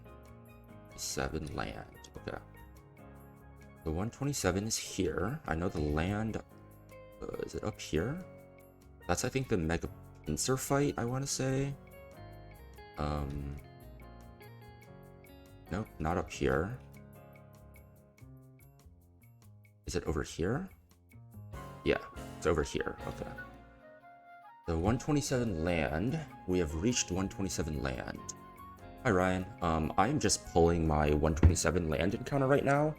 I was considering delaying it, because I want Aerodactyl or Archeops on 126, and getting Shark Dupe guarantees either one and 75% chance arrow. But I think the 127 land encounter could be very helpful in Seafloor Cavern. So I'm going to pull it now and go for Shark on 133 to try and go for arrow. Ripped 127 also got Ludi. Yeah, I think Ludi could be helpful. I think the best guys I want, I don't think anyone's bad, if I'm gonna be honest. I don't think anyone's bad. I don't need to bring anyone for Talonflame. Talonflame's literally a dupe. But yeah, everyone else is new. So yeah, gonna rip it right now. Oh shit, that was fast. Okay, we got Scyther. We got Scyther, okay. Let me put him in the calc. Scyther at level 75. Oh, I feel like this guy's ass. Oh, this guy is awful, right? Because, like, it doesn't get any of... Like, you evolve it into Scizor, and it doesn't get any of the moves. What the fuck? Yo, this guy's ass. Oh, God. Right? Okay. Guys like Slash? Like fucking... X-Scissor? Night Slash? And Thrash? Bro, what the fuck is this? Oh my god, this guy's cheeks. Guy's cheeks, bro. Okay, so we obviously can't attack him. I guess you do get Mega Scizor eventually. But like, it's Mega Scizor with no moves. Like, literally no moves.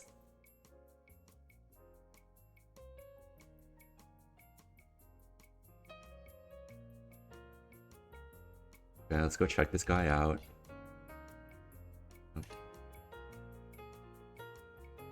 Bro, what the fuck?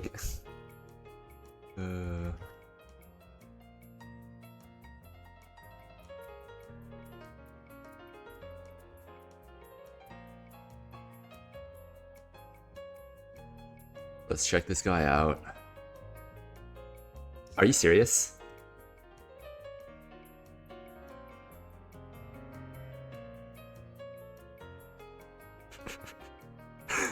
It still was not a bad decision. I just got punished in the absolute worst way possible. What the fuck is this? Oh, what is this guy, dude? Oh, God. What the fuck? What is this, dude?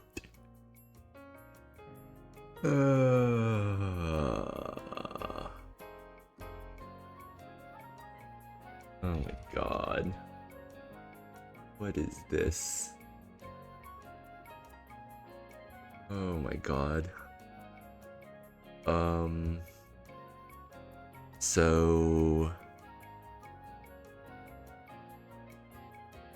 I guess we can teach this guy Brick Break. Maybe he Brick Breaks something in Seafloor Cavern.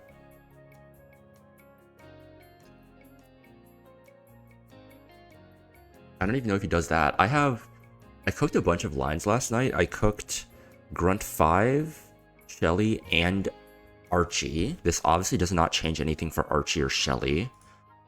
I don't think it changes anything for Gauntlet.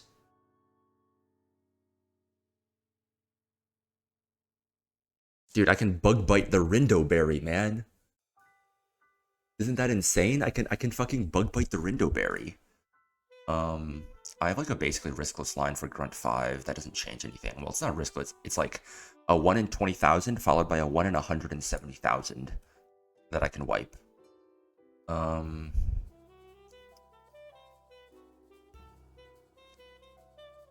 Scizor TMs. I can teach it Aerial Ace. It's quiet, so it doesn't even do anything against Rose Raid. If it was not quiet, if it was faster than the fucking Rose Raid,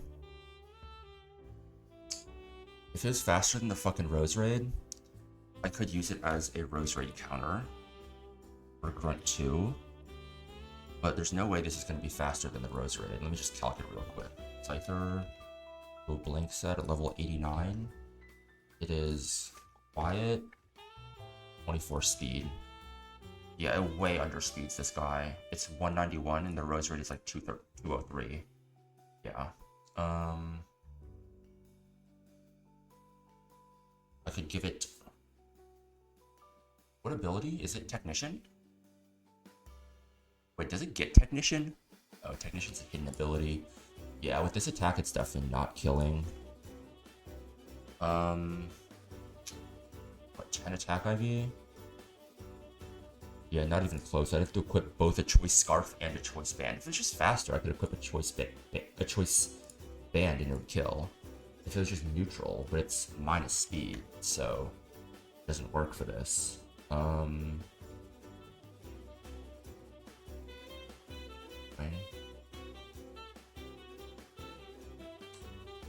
Terrible special. I mean, you're putting on an energy ball. You don't care about energy ball. The special bulk wouldn't matter. It'd probably bait the same thing anyways. In terms of using this thing in the future for Scizor, you're above the level where it learns any moves. If you want Iron Head or Bullet Punch or Knockoff, you'd have to scale, which we're obviously not doing. It has Natural Gifts. Probably clicks Natural Gift somewhere. Like with Scizor's typing, it probably clicks Natural Gift somewhere.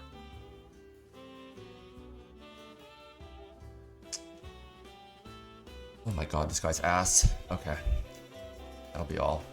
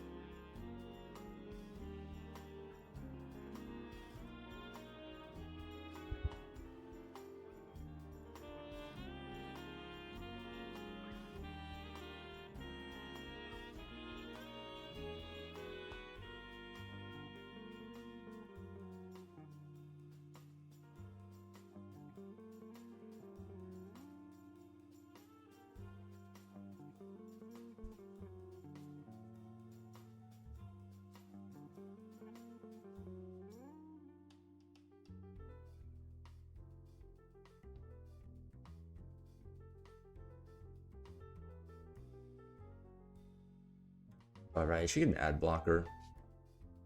I'm going to run up Pokedoku. Do I just start? Oh, I might as well distract myself a bit. Nah, I'll just run it up.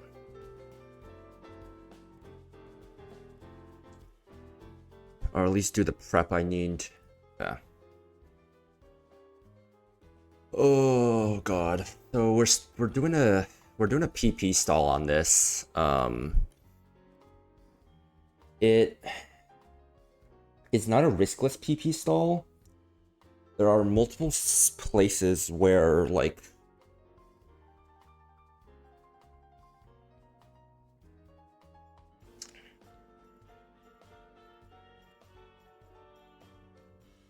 there are places where crit into crit drop can be bad, basically. Which is, there are basically like 3 to 4 places where 1 in 1200 can be bad. You know, aggregate all that together and you get what you get, right? Okay. God, I fucking hate this shit, man.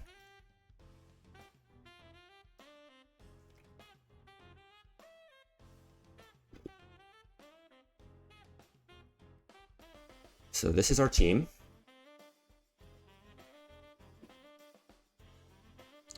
So we don't need it for this fight, but we're gonna do it. We need to use a rare candy on Urshifu.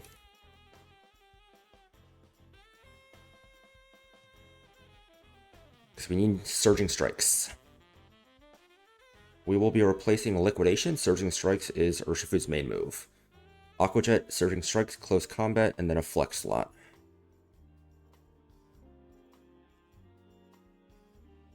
Okay. Next, we need to level up Caparajah to the max. Pull up my note. Okay. We need Corviknight with a Lepa Berry. Next, we need Hydreigon, also with the Lepa Berry. We also need to teach Shockwave to Hydreigon. We will be getting rid of... What's that? I think it's up here. We'll be getting rid of Dark Pulse. Because that is the move that is... Well, we need every other move, and Dark Pulse is the only one we can reteach without a Heart Scale. So we're getting rid of Dark Pulse. It means we don't have the Dark Pulse TM for the rest of the game, but I don't see any more great targets for Dark Pulse. So, yeah, I don't mind using this TM here.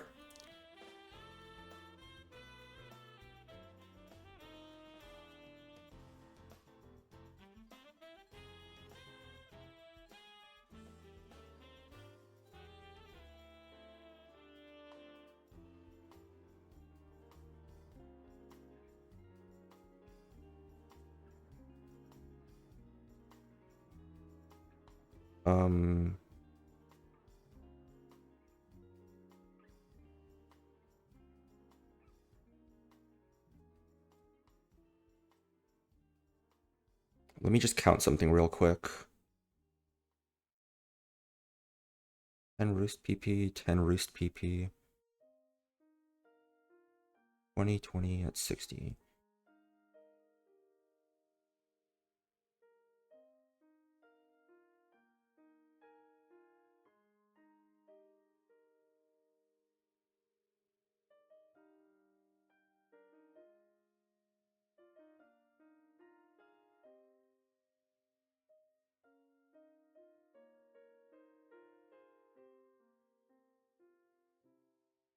Okay, yep.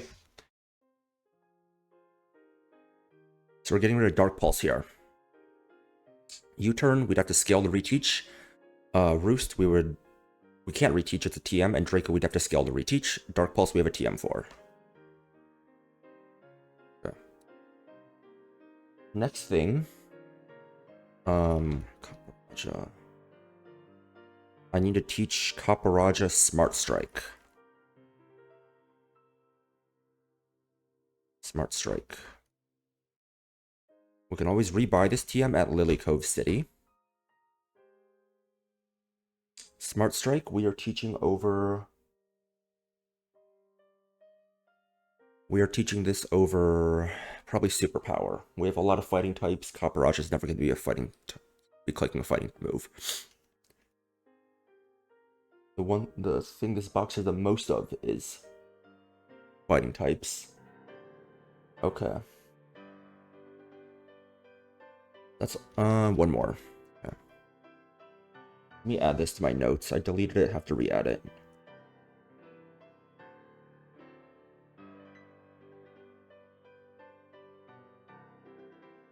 Okay. Go to Mauville City. And we need to teach Thunder Punch to Urshifu. We're teaching this over Smart Strike. It is our flex slot. Next is just items and pre-damages. Okay. So first we need to pre-damage Caparajah. So we'll go toxic it. Okay.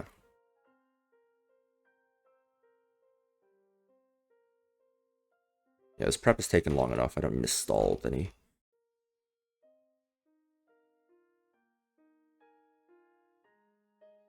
Okay, great. First turn. Oh, I might not have been able to run there. We're so slow. But I want to get to 268 HP. Or no, that's not.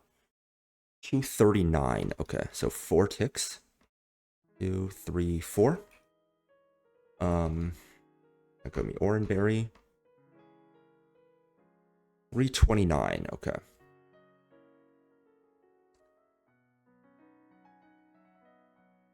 Yeah. Talent is on. Yeah. So Corviknight needs the Lepa Berry, as does Hydreigon. Next, we need Urshifu with a Citrus Berry.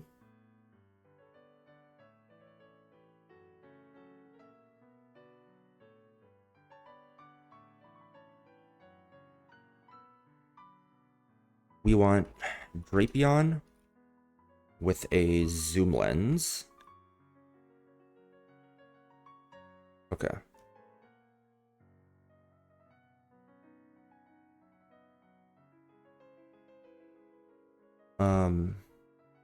Next we need Dragapult with a Pecha Berry.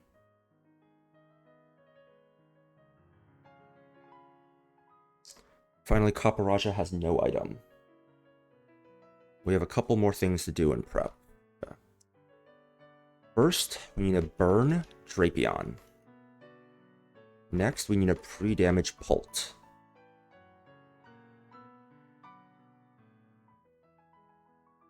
Pult needs to be at 268.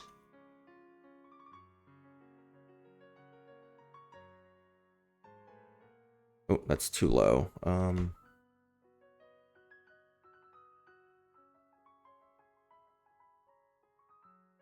Okay, there we go.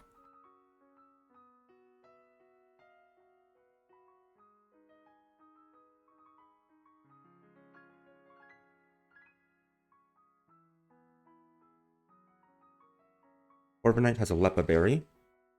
Feather Dance, Defog, Roost, and Brave Bird. Yep. Draco Meteor, Shockwave, U-Turn, and Roost. The Lepa Berry. Yep. Thunder Punch with a Citrus Berry. Aqua Jet, Surging Strikes, Close Combat.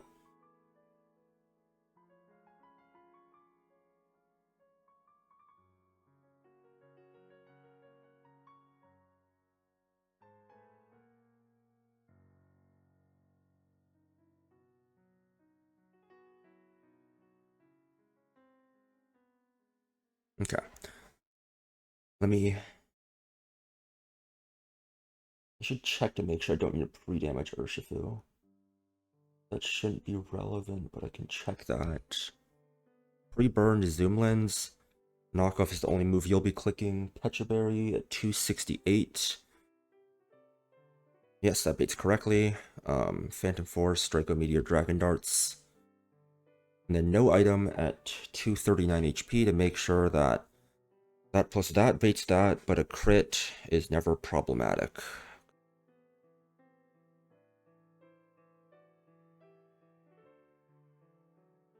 Let me just check a few more things in the calc, and then we'll be ready to go. Corviknight, Hydreigon, Dragapult, Drapion, Urshifu, Kaparaja.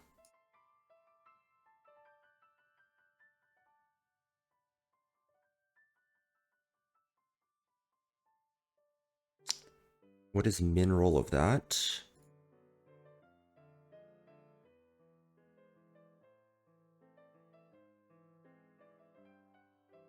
I think we should pre-damage Urshifu by 2 HP.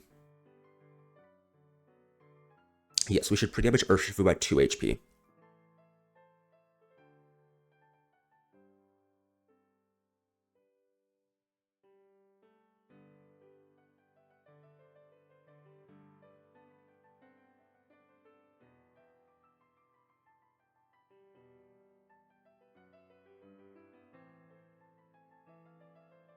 Let me just check something on Kaparaja.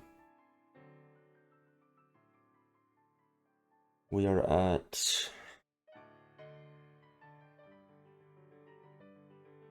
239.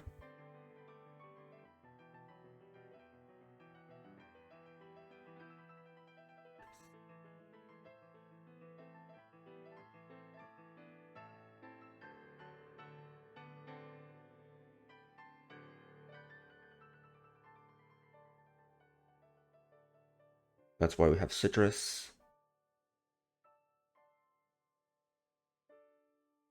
Probably doesn't move the needle at all, but that makes sense.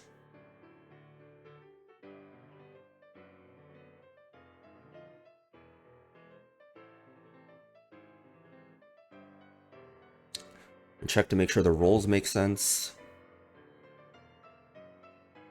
Yep, that roll makes sense. For you, it's that. Into that. Yep.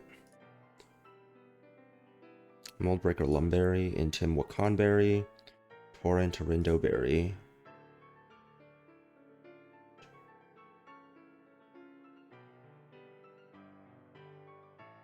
When does Torrent activate? It's at 33%, right? At 1/3 HP or less, yes, you can never be in Torrent.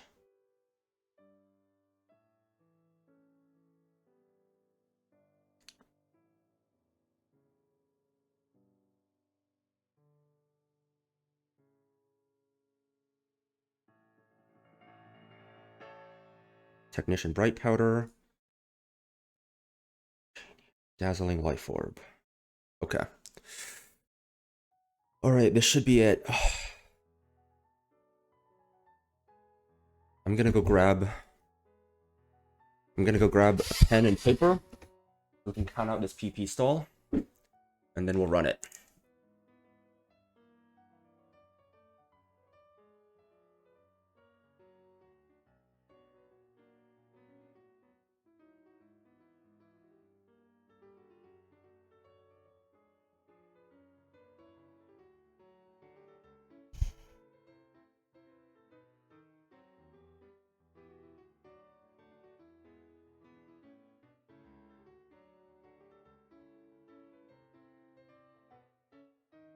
Okay. So Earthquake has 16 PP. Liquidation has 10 PP. Avalanche has 10 PP. And Stealth Rocks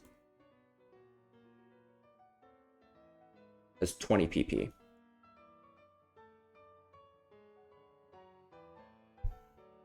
There are a lot of counting we have to do, even more than on TNL. Okay.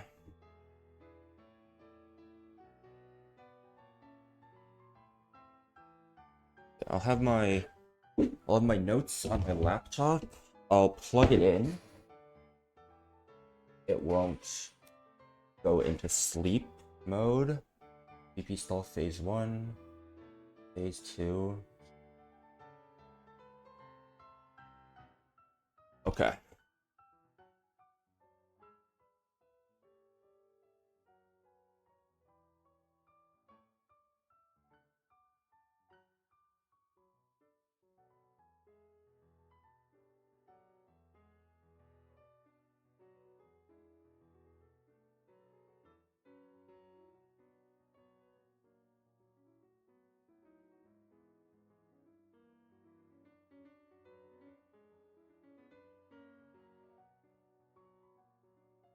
Make sure we switch back to Corviknight in the lead.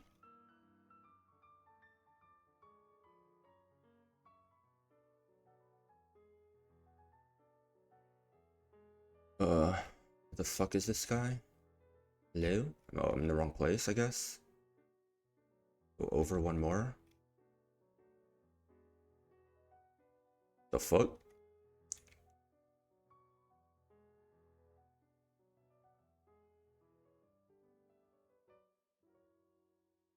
Stupid? Oh, there he is. Okay.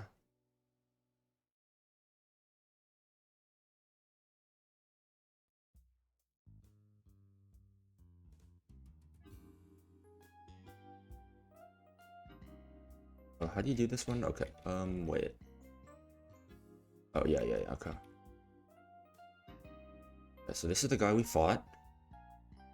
And then this is the guy we're going to fight. Okay. Check everything again.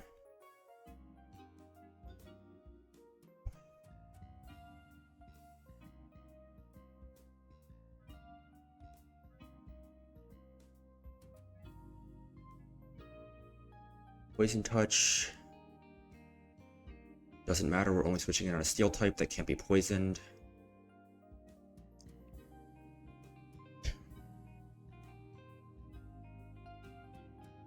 Intent doesn't matter, he sees kill.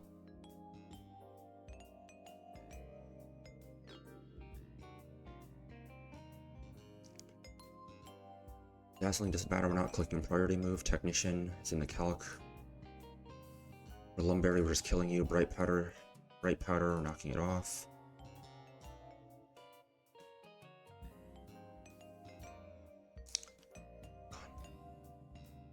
Okay.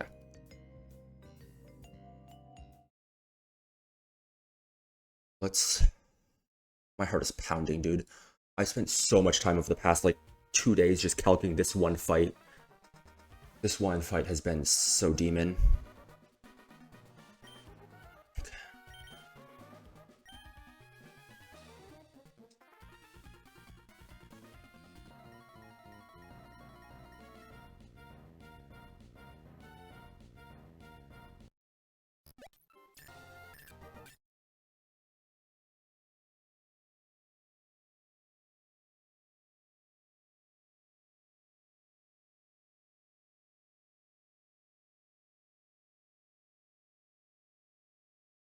We don't talk about that.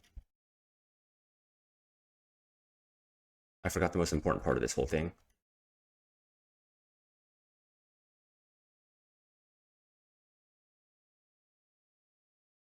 I'm going to maximize Corviknight's speed, IV.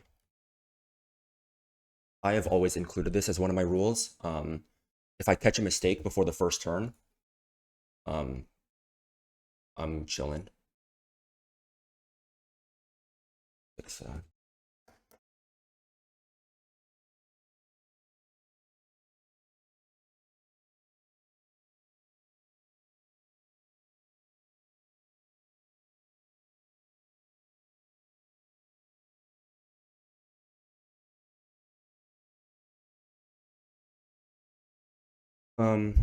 Okay.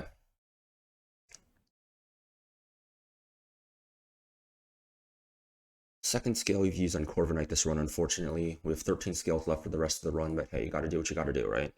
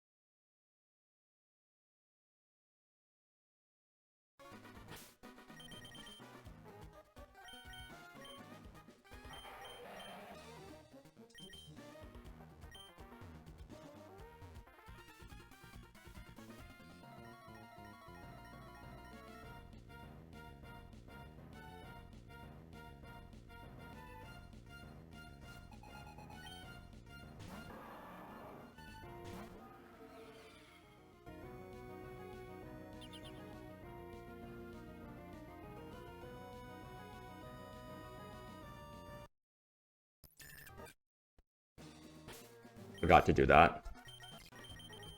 Dude, my nerves are fucking fried.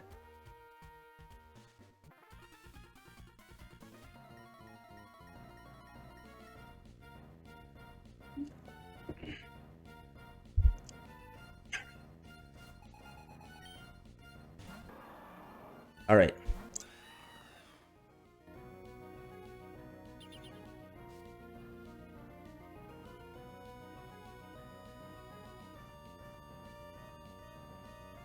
Turn 1, he very likely clicks rocks. It's totally fine if he clicks rocks.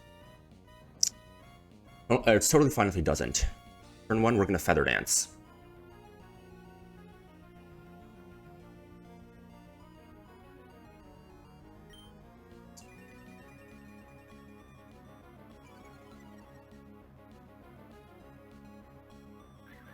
Rocks. Turn 2, we're gonna click Feather Dance.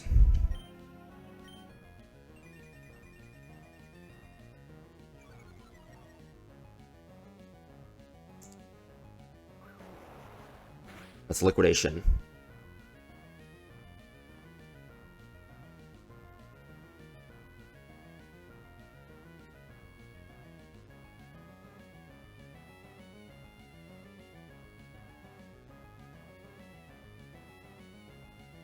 Last Feather Dance. Or we get him to -6, not last Feather Dance.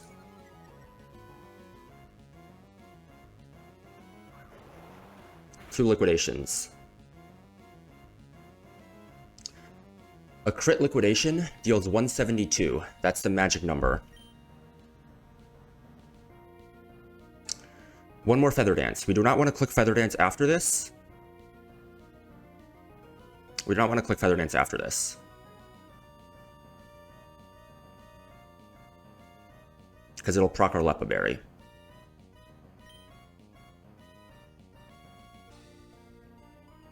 Third liquidation. No defense drop? Good. Now let's click Roost.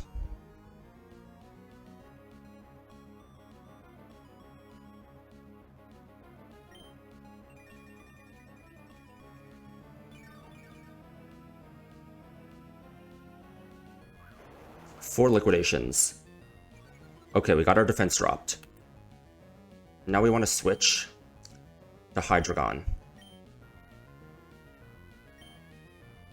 This is the 5th liquidation.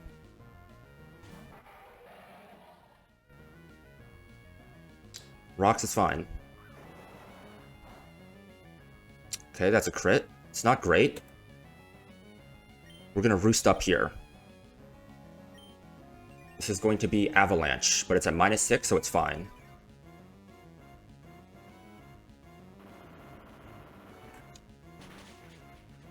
Okay.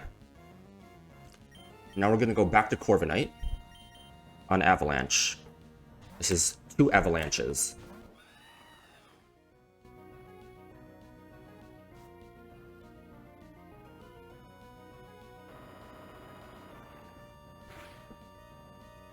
Now we're going to Roost again.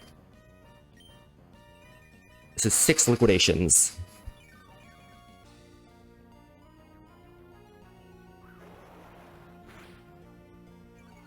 Another defense drop, okay. We're gonna switch again.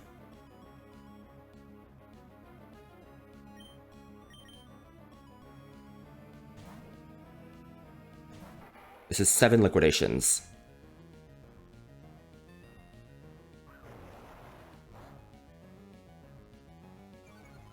Defense drop there is annoying.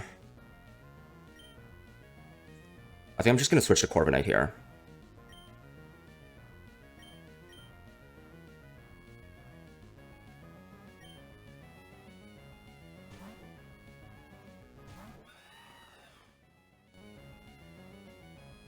So that's 3 Avalanches?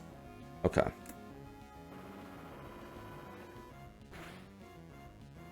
Okay. Now let's Roost again.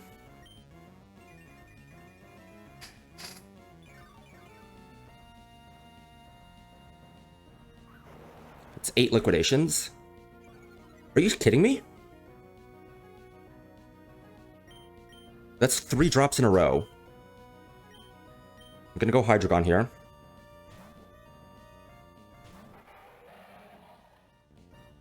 This is 9 liquidations. Don't drop me here. Don't drop me 4 times in a fucking row. Okay. I'm gonna Roost here. On Avalanche.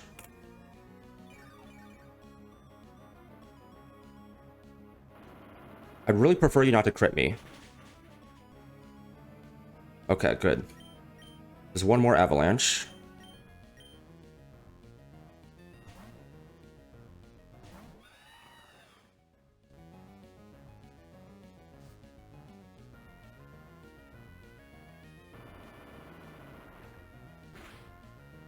Okay.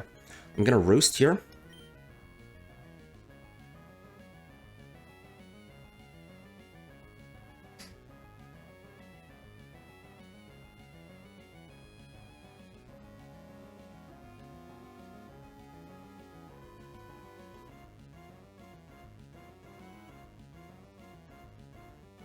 I don't need to roost here. I can defog here.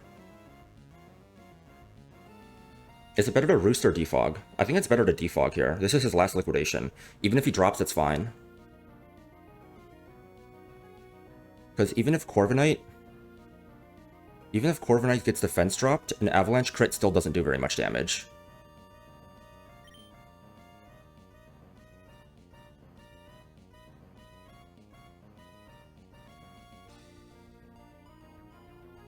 And I want to get this started sooner rather than later, I think. No, I still have plenty of time.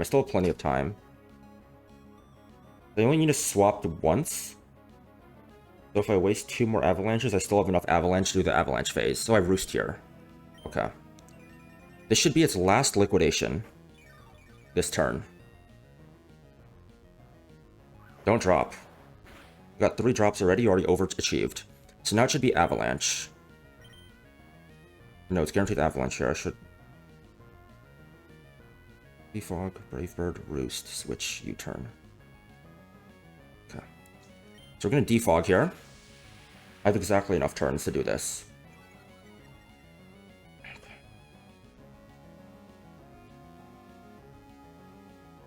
I should have defogged earlier.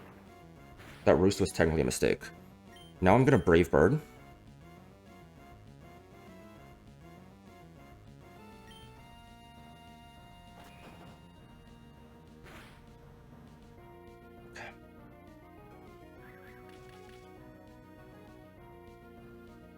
He clicked rocks again there.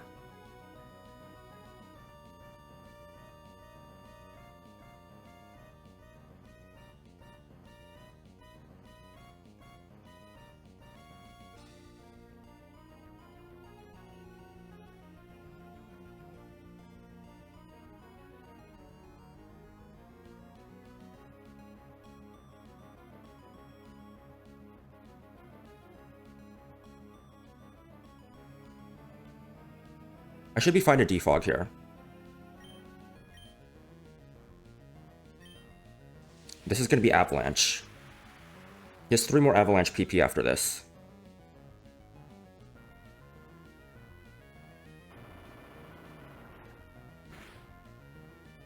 Okay. Now I'm going to switch to Hydreigon. It could Avalanche. It could Rocks. Either is fine. Am I ever dead to...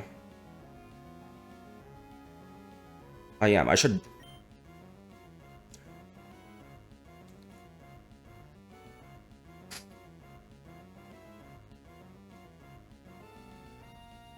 roost here.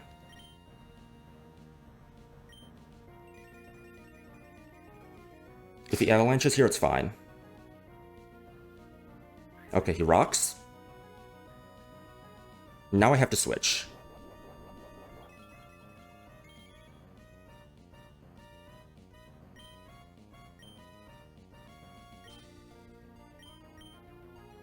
This is going to be Avalanche.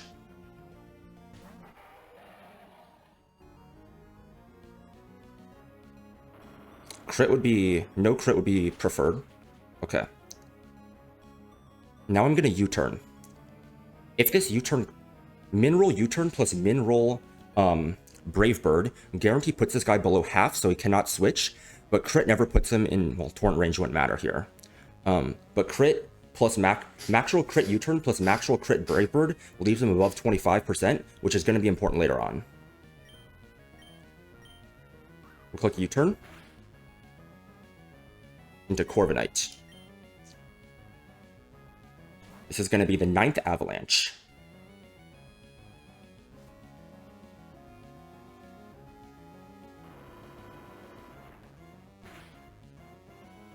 Okay.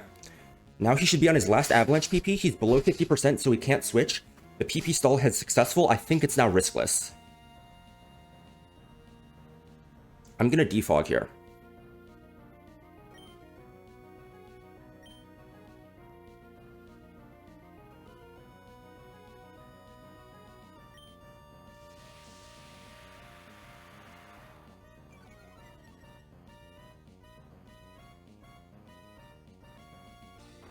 That was the last Avalanche PP. He can no longer deal damage to Corviknight or Hydreigon.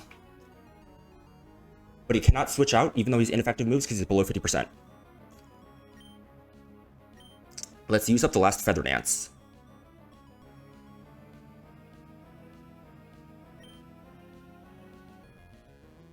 This should be rocks.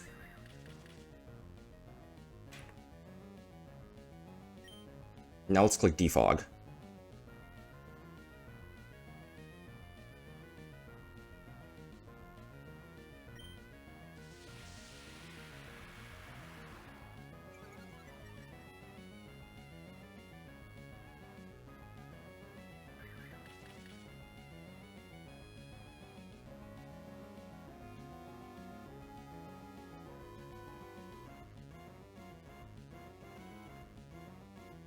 Yes, rocks were already up and he went for Defog. That means he's out of PP.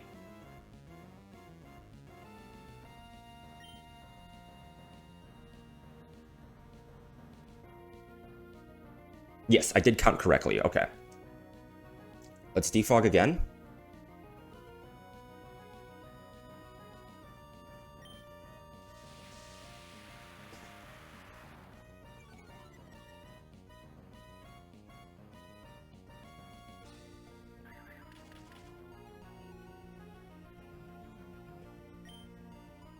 I need to keep at least one Defog PP.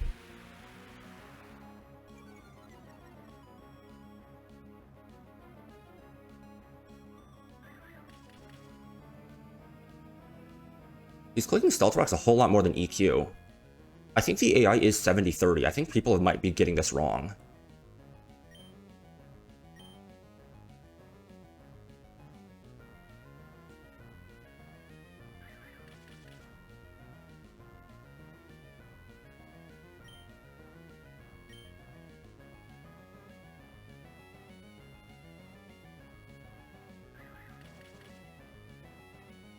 Nine rocks.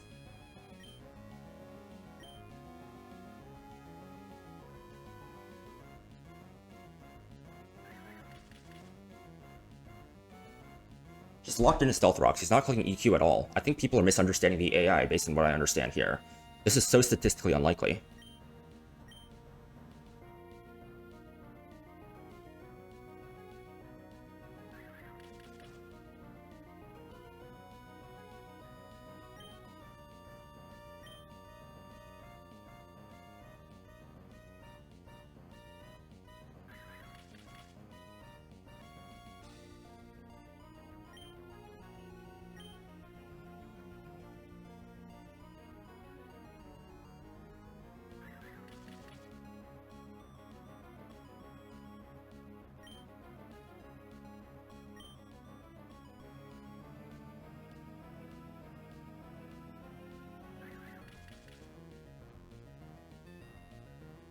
I should have 2 more PP now.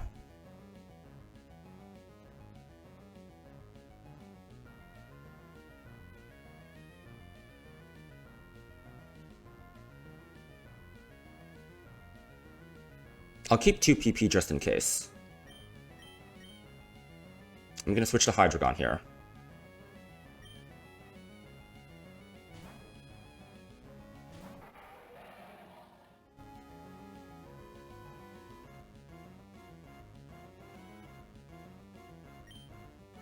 Now I'm going to spam Roost.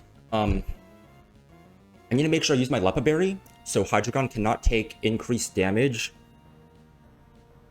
Actually, it doesn't really matter, but yeah, I'm just going to click Roost.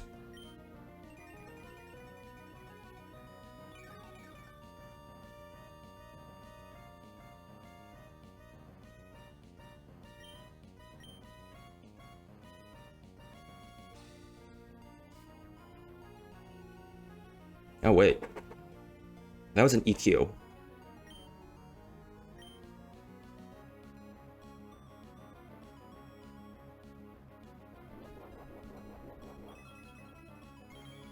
Might as well keep the rest of these Roost PP. And click Shockwave here. It's not going to deal any damage. Gonna waste a turn.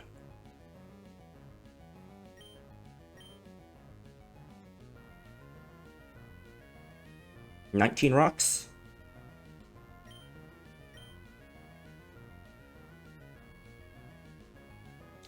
Two EQ.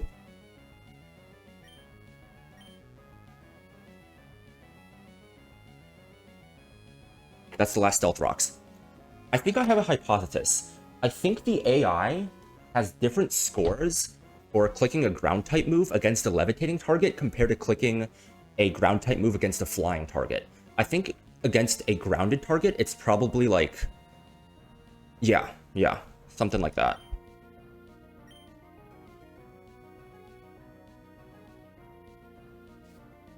Okay.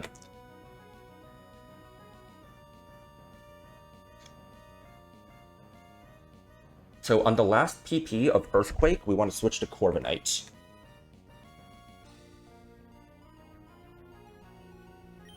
So he's clicked EQ 3 times. I've clicked Shockwave 5 times. So on 12 more uses of Earthquake, I want to switch to Corviknight. So switch when at 3 PP, because that means I've used 12 Shockwaves and he's used 12 Earthquakes.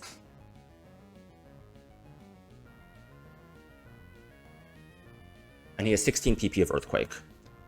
I am down to speed this up a little bit here now. No, I'm not going to speed up.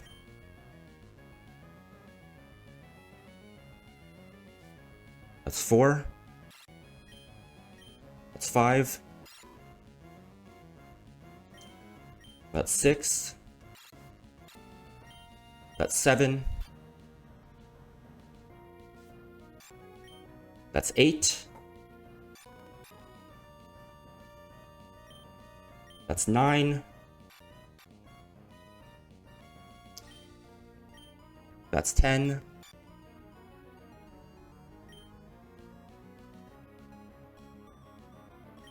That's 11. That's 12. That's 13. All right. So 2 more and then switch.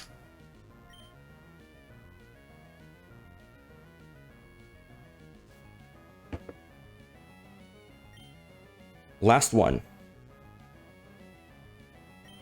He has 1 more Earthquake PP, and then he's going to start struggling. Importantly, we cannot U-turn here. We switch to Corviknight on the EQ.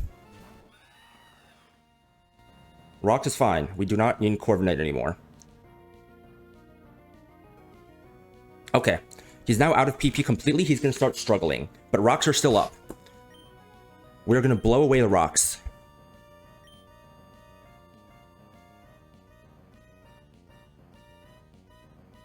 Struggle, he's not dying this turn. However,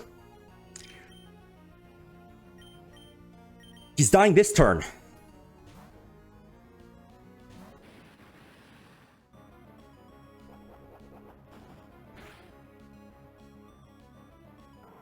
And now Rose Raid comes in for fast kill. No rocks, no Veil.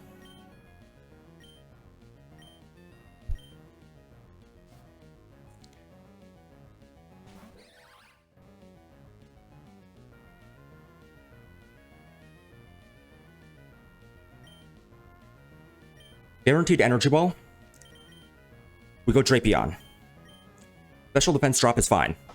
We've accounted for this.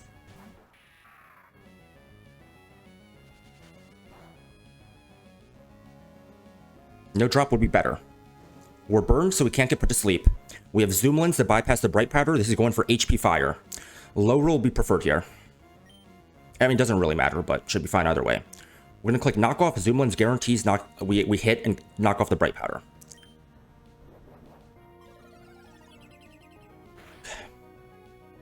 That's fine. I think this is random move, but it's fine. We've accounted for everything. Yep, it's random move. That's fine. It's more likely to be HP Fire, but it's fine. We're going to go to Dragapult. So, basically, because this could be a random move, this was kind of annoying to figure out. If it goes to random move Sludge Bomb and it poisons us, we need Pult to take a bunch, so it's a lot of poison ticks, so we need Petra for that.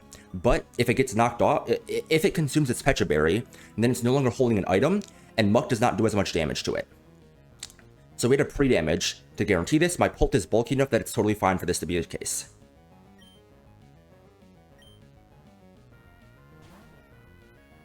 If the Petra doesn't proc, it's fine. If it procs, it's also fine. Max roll crit, even is fine. We're never dead to everything we need to tank. Now, after even the burned knockoff chip, max attack Dragon Darts kills, we knocked off its Bright Powder.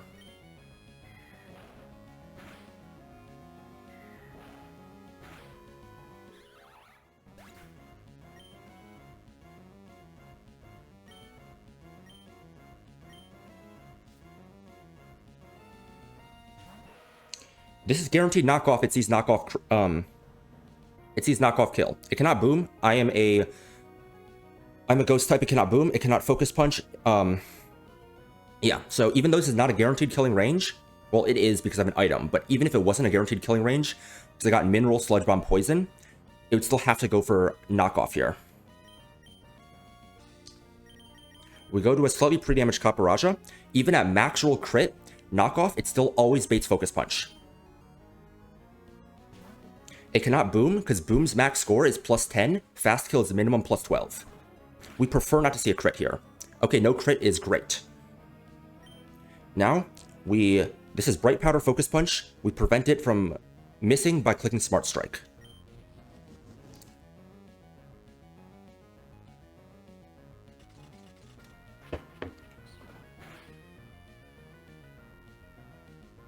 And we pre-damage so that even Mineral knockoff would bait in Gyarados for fast kill and guarantee that the minimum roll of Earthquake sees kill.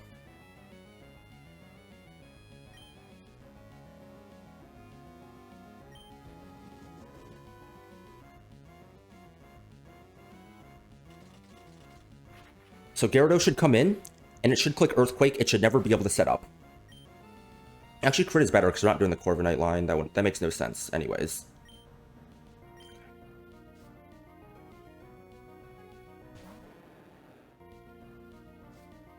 Oh wait, that's what Corviknight is for. Right. It's not here, it's later. We're going to switch to Urshifu here.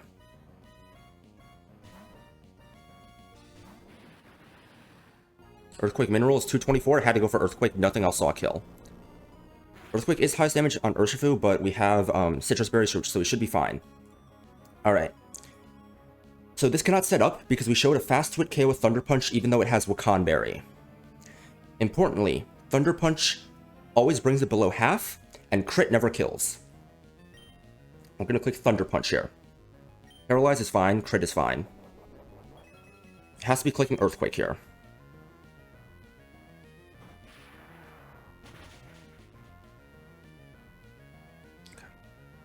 Now we can kill it with Urshifu, but we don't want to kill it with Urshifu because we have something very, very special in the back. Rocks or Citrus, fine. This is going to go for guaranteed Earthquake. We have set up an endgame situation where Dragapult now kills everything in the back.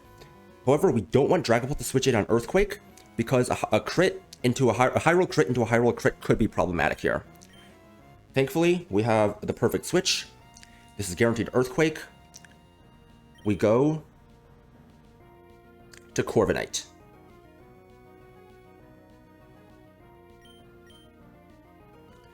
Now, because of the damage we dealt, Gyarados sees that we have rolls of Brave Bird that kill it, so it cannot set up Dragon Dance, so it has to go for the highest damaging move, which is Waterfall. And that is also Gyarados' lowest damaging move on Dragapult. Therefore, even a max roll crit is fine. Now, after the damage we dealt with Thunder Punch, Dragon Darts just kills this guy.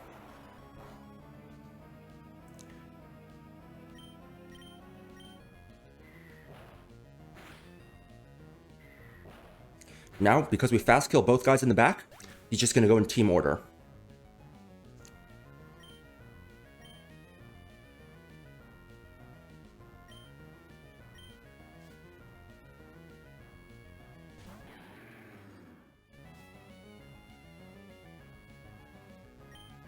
Might as well drop a Draco. Draco just kills this guy.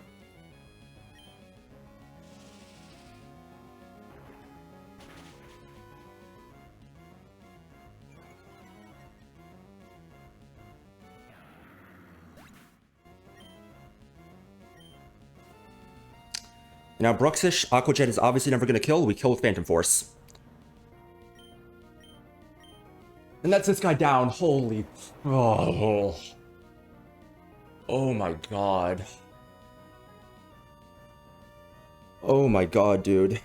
We did it.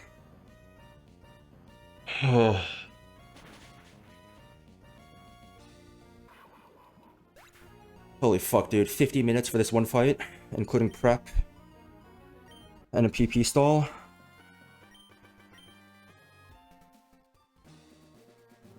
Oh. Oh my god. Oh, we did it. I need to send a message in the Discord.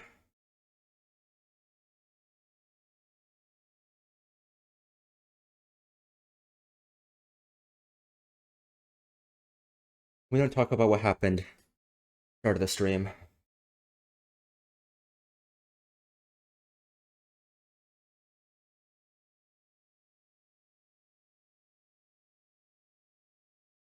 Not sure if it's really considered a bug, but I think if AI has been PP stalled, it sees EQ versus flying type versus versus ground move versus levitating Pokemon.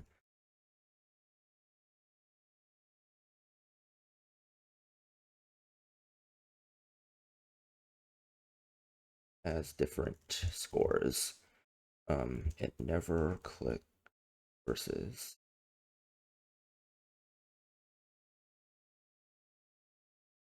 it clicked.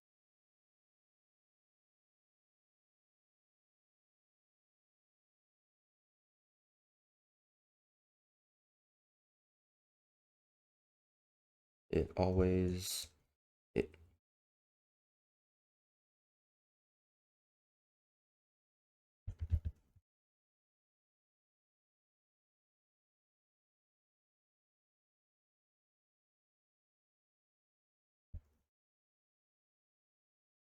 okay.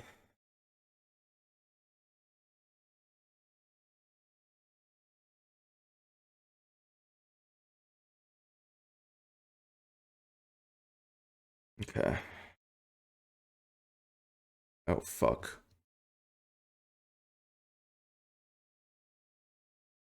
What moves does this guy have?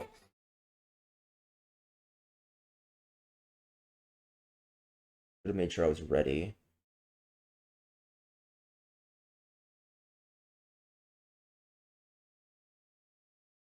Makes sense to roost up. Oh fuck, dude. Oh, what's your guy?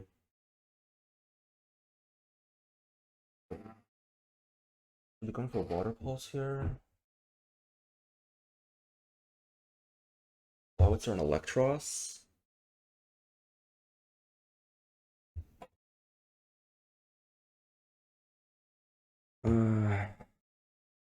Fuck this dude, I'm not counting this shit.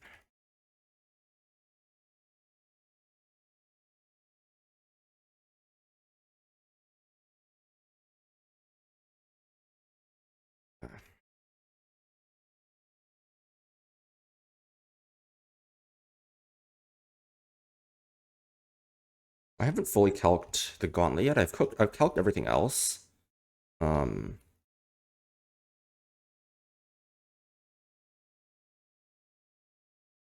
I'll probably calc it now. I don't know, dude. Maybe my heart is pumping too fucking much.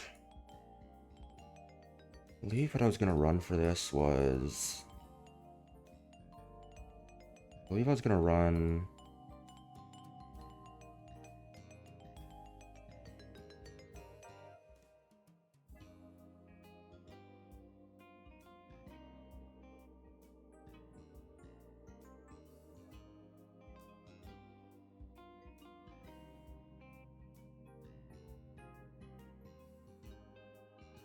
think I was gonna run this.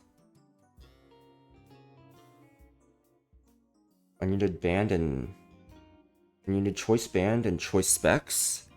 Might as well go grab those, right? I have AV and choice specs. Okay.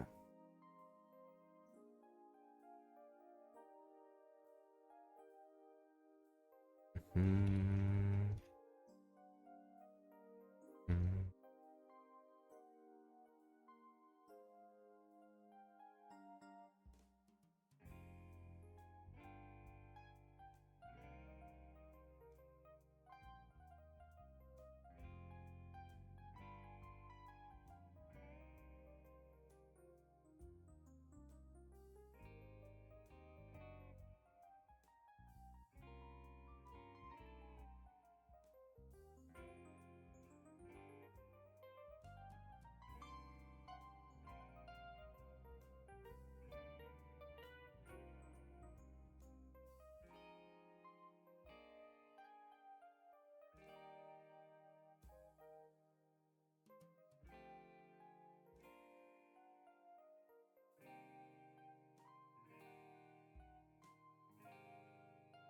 Okay.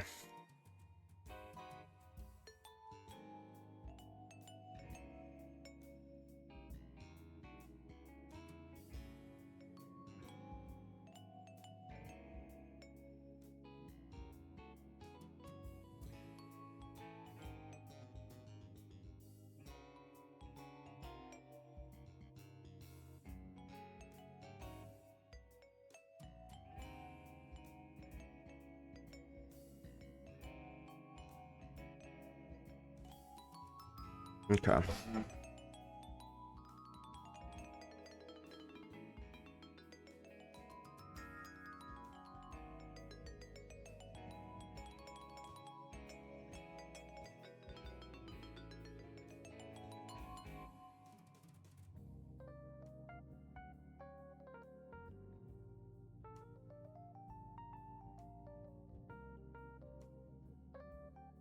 So, choice specs Aurasphere guy, just one shots through Veil, and we outspeed, so he doesn't get to do anything. Um,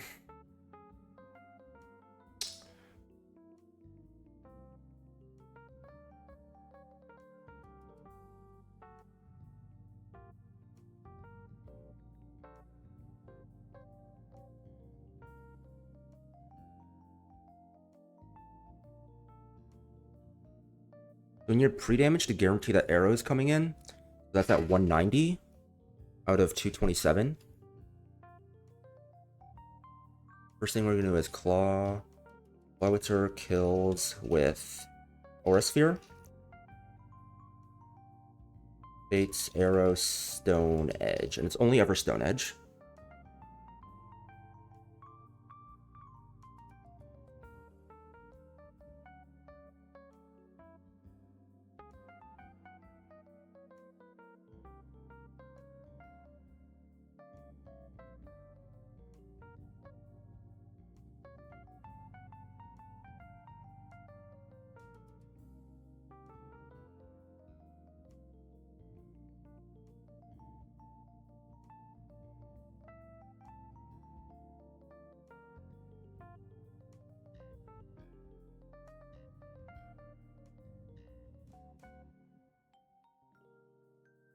Switch to Excadrill on Stone Edge. So Excadrill wants Citrus Berry, and we want to teach Brick Break. So basically, we want to Brick Break once, and then this removes Aurora Veil, and then we can kill with Iron Head. We need to ensure that we take at least one Stone Edge. That way, this guy is not going to see fast kill, but this guy is going to see slow kill, and that we don't slow kill it with superpower if we've taken one Stone Edge. The most Stone Edges we can take is 3 crit Stone Edges. In that case, we can bait Frostlass, and we're kind of hard steering. That's pretty fictional.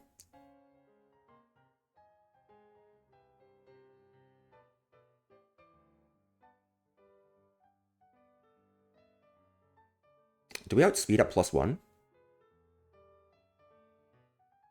No, we don't. We need to be at +2 to outspeed.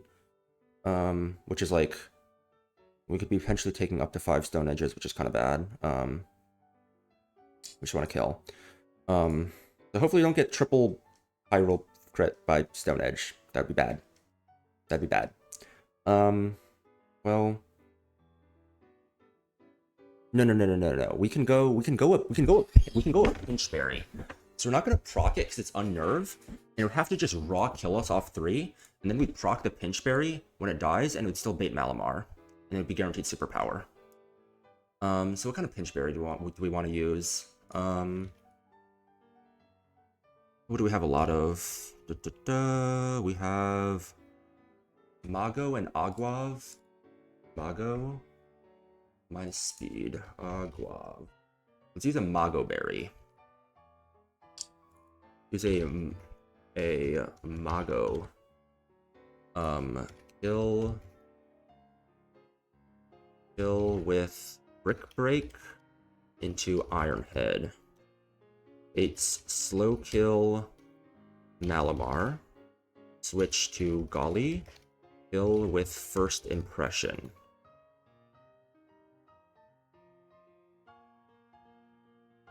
This one we want a Dark Gem. So the reason we want Dark Gem is because even if he superpowers,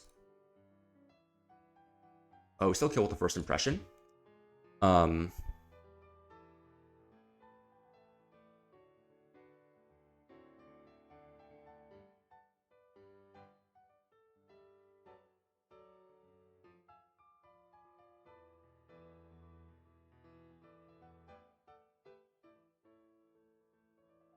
So the most that superpower can deal to us is 47. 47, that puts us at 188. 188. So you don't see kill, and you don't see kill. I outdamage both of these guys because I show kill and they don't show kill, so I outdamage them. I show kill with both Leech Life and Liquidation. I think it doesn't know I can click Liquidation, but Leech Life shows kill anyways. So I'm never at a low enough HP to bait Crawdaunt for fast out damage or fast kill. So it's just gonna go for first outspeed, which is gonna be Frostlass. Frostlass cannot go for Nasty Plot because I showed a kill with the Dark Gem.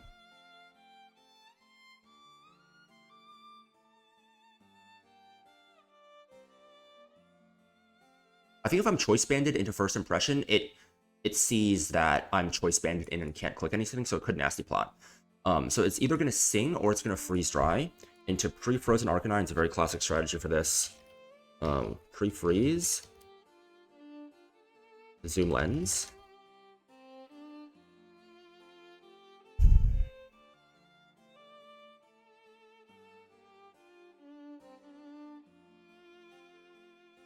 We're going to Thaw with Flare Blitz. We're never dead to crit Freeze Dry into crit Hex. And we kill with the Flare Blitz. Zoom Lens helps bypass the Bright Powder. It's going to bait in Crawdaunt. Crawdaunt is going to see Fast Kill with Aqua Jet. We just go to Shifu and close combat this guy.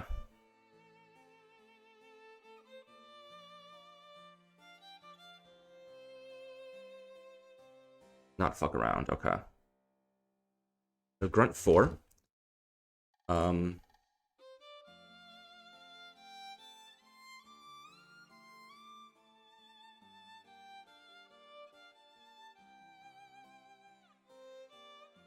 Okay.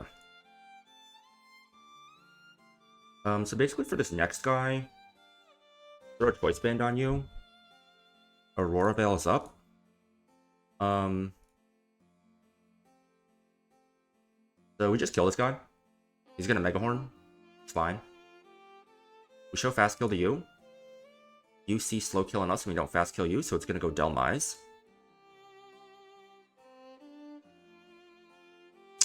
It's guaranteed Power Whip. There's no special AI for any of these moves at full health for Synth. So it's going to be guaranteed Power Whip. We switch to Corviknight, who has no item. We defog away the screens. And Corviknight should be able to win the 1v1 here. Just some things to keep in mind. HP ranges. Could make sense to Feather Dance for sure. That way, after Roost and he hits us, we end up on higher health. We should always stay out of double crit range, which is like 64%. Shouldn't be too hard if we're at that HP. We just Roost up. And then at the end, Dreadnought has fast out damage, and Huntail does not, so it's going to go Dreadnought. We just switch to Shifu. Choice Banded Close Combat just kills both. Okay, just barely, yeah, okay.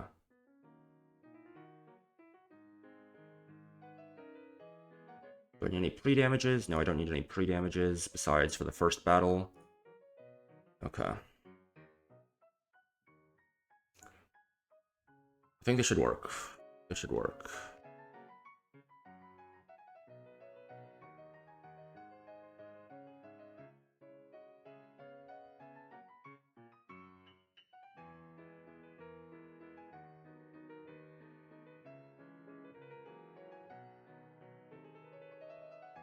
Okay.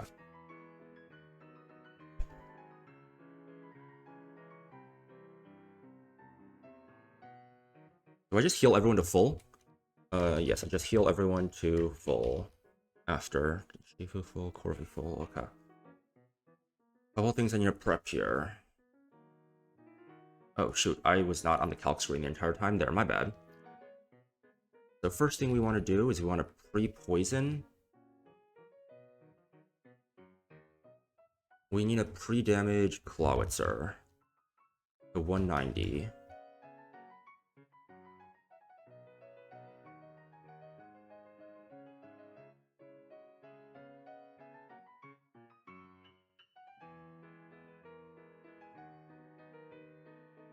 Maybe I should have, if I knew I was gonna, I mean, I never knew I was gonna candy Shifu. Maybe I could have made that assumption. I guess no, I could have gotten something different, and I wouldn't have needed a candy Shifu for Archie if I got something different in 127, but it's not the end of the world. So Clawitzer, Excadrill means a Mago Berry.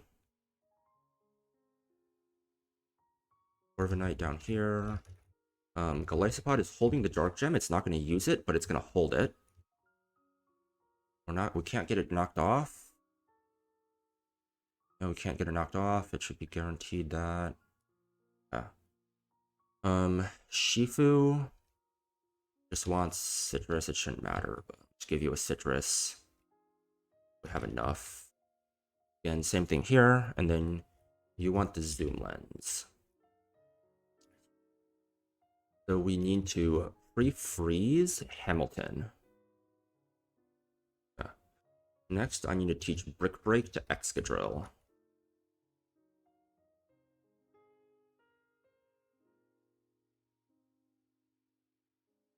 Brick Break, Excadrill, over High Horsepower.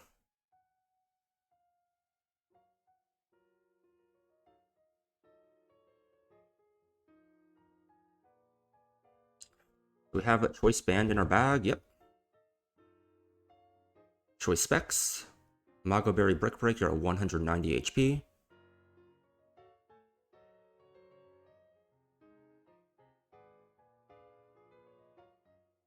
We don't need a pre-damage Golly this time, actually. Hamilton, pre-frozen, zoom lens. I'm not forgetting anything. Overcoat. Overcoat, Bright Powder. Contrary, Assault Vest. Outspeed. Unnerved Choice Band. Mago Berry, Choice Band. Just locked in, that's the whole point. First Body. We're just planning on hitting it once. Bright Powder. Yep, Zoom Lens, Adaptability Life Orb, we just 1v1 this guy. Speed Boost Lumberry, we kill it before it can Baton Pass. Strong Draw Leftovers, we just OHKO it, it cannot kill us. And then Quick Claw, Steelworker, we're playing around it with Corviknight. And then Water Herb, White Veil, or Water Veil, White Herb. We just chain kill this guy. Okay.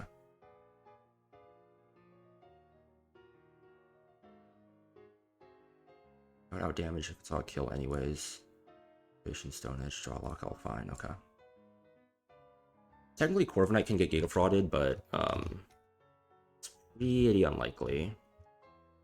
I'm gonna lead just Urshifu in case I run into an optional.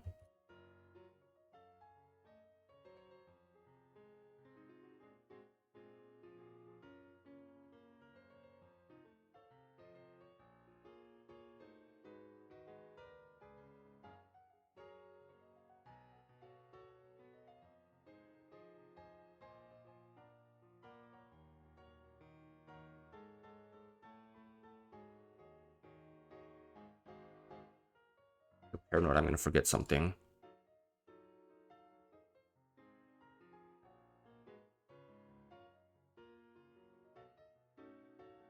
What, Brick Break? Let me just import everyone to the calc again and check everything over just in case.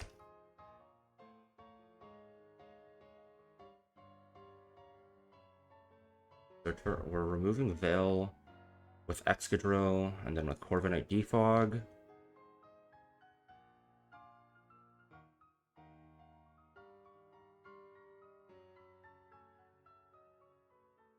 Okay.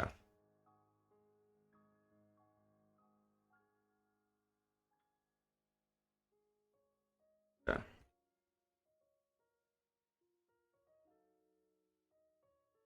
Oh fuck, strength puzzles.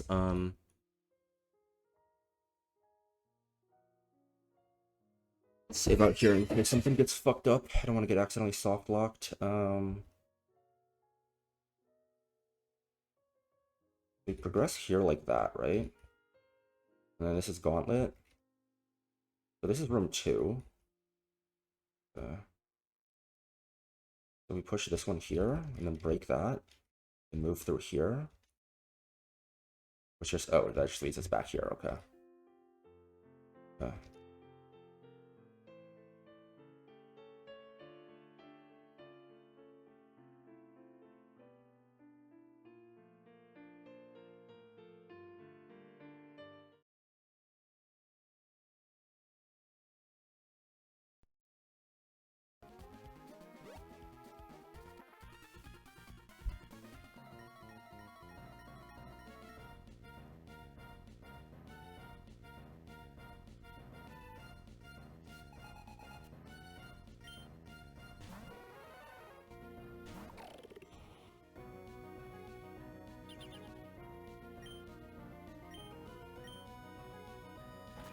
Killed Cloyster, no shenanigans.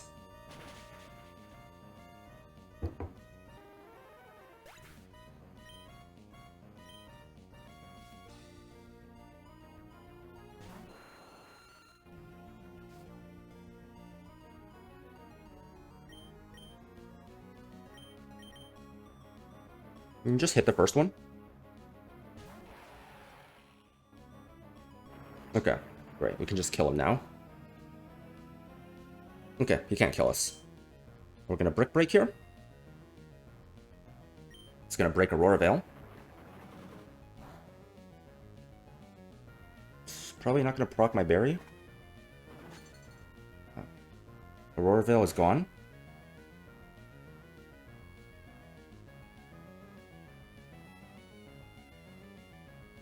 And now we kill with an Iron Head. Oh, that's a crit, right? Yeah. Iron Head kills.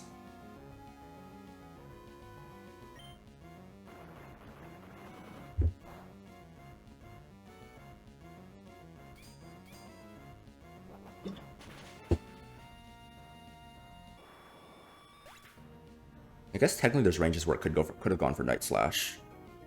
That wouldn't have mattered.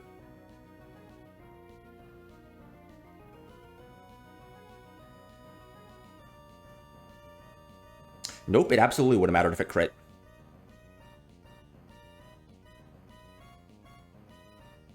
Holy shit, I completely missed that. Night Slash crit. Night Slash crit would have bait Crawdon for fast kill.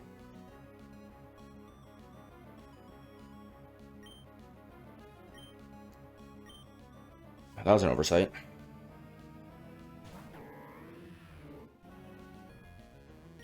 So this is superpower.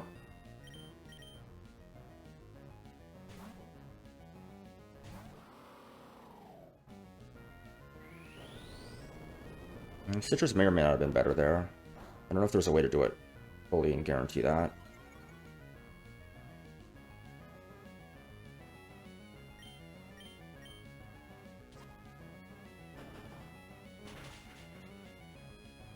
It probably would have been fine if I went Crawdaunt first. I would have just killed the Shifu, and Shifu would have made Frostlass go for Freeze Dry probably.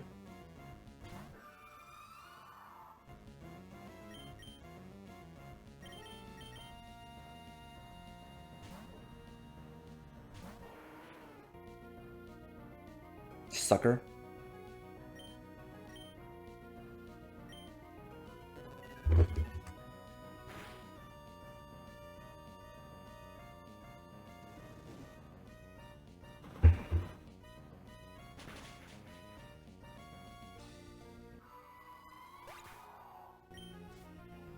Curse Body doesn't matter.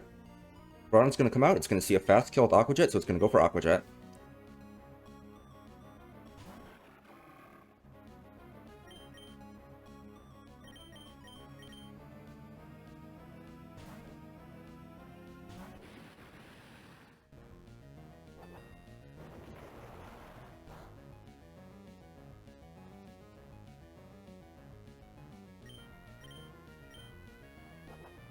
I still have Thunder Punch on this side. It probably shouldn't matter. Yes, it doesn't matter. Close Combat does more to the water types anyways. 180 versus 175 base power. Okay. So we heal everyone to full here.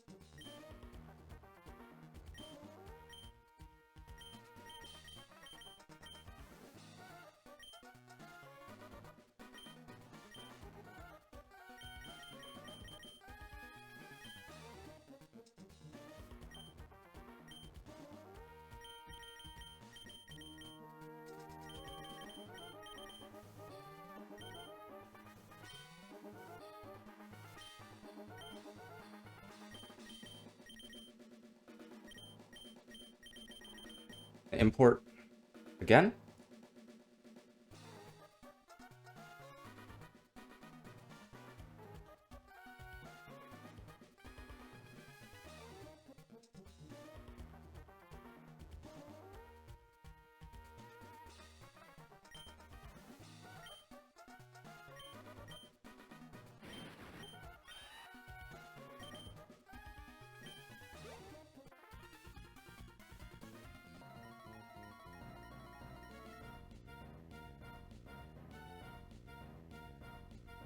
This fight's pretty simple if you have a Shifu and a Corviknight.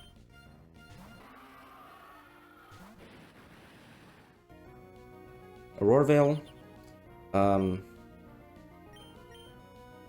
Meet Choice Banded Surging Strikes. Megahorn crit is fine.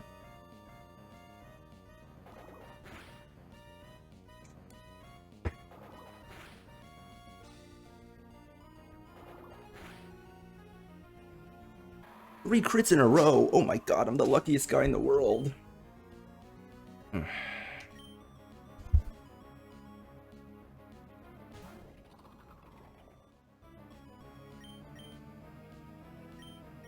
Got a no item Corviknight on the Power Whip.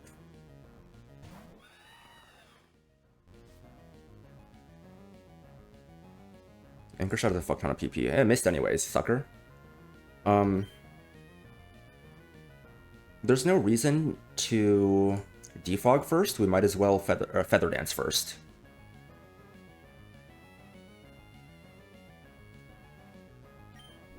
Okay, Quick Claw. So the magic number of HP we need to stay above is 1/8. We want to be at 187 or above.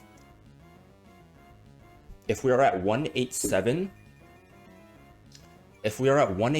we need to roost.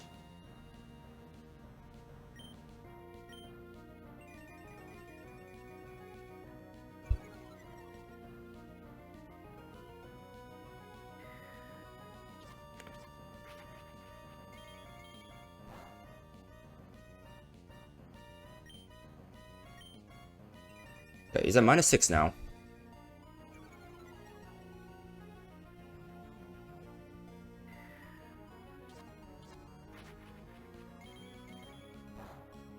Okay. And if we're going to attack, that magic number becomes...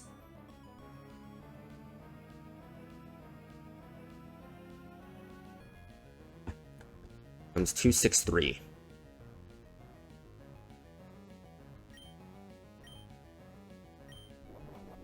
Okay, the fact that it got that out of the way there is fantastic.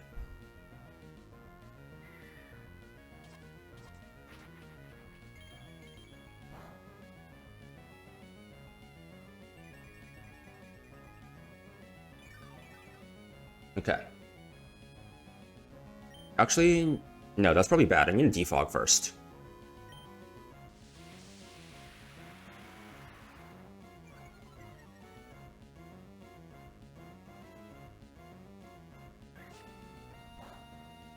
Oh, there's actually overlapping...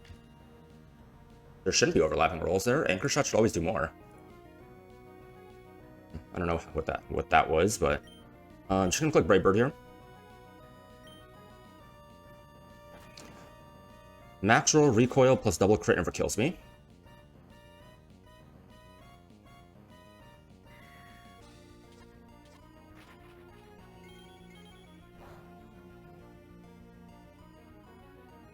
I'm gonna roost up here.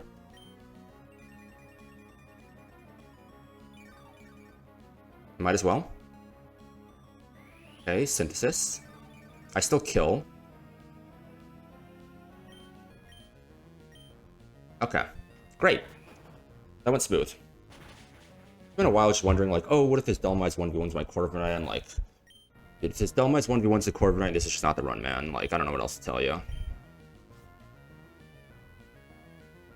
Okay, Dreadnought. It's pretty likely to go for rocks here. We don't care what it does. We just kill the next two with close combat.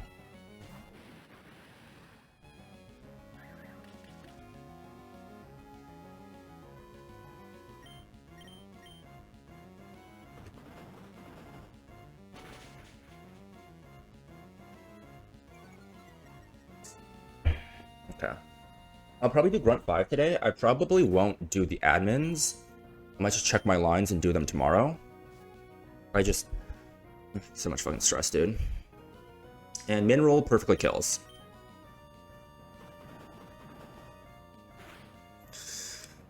Oh, okay.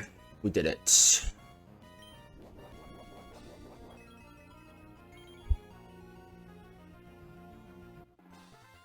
Okay, I'm gonna save state after this, just to make sure that there's not any weird bugs with getting soft locked.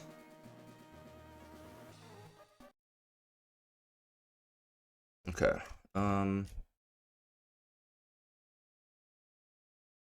so this is probably the way forward, I'm guessing? Yeah. That seems like it's the way forward. This leads us back there, and that also leads us back there. Hey, yo, the fuck?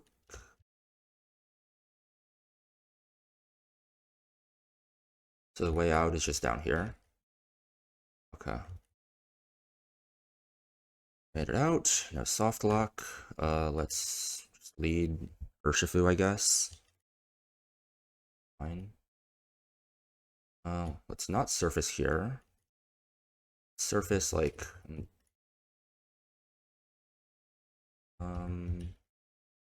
go like over here. It should be safe. There should be no trainers. Yeah.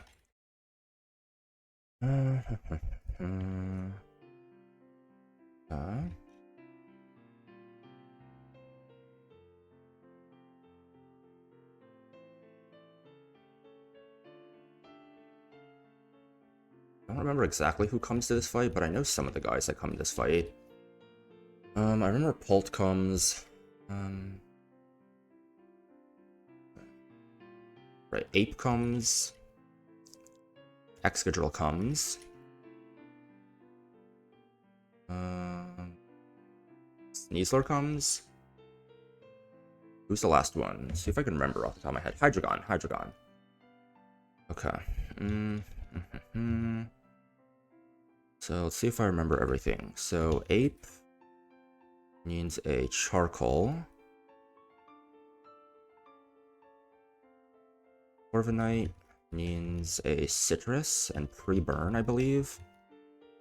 Pre-Burn Corviknight.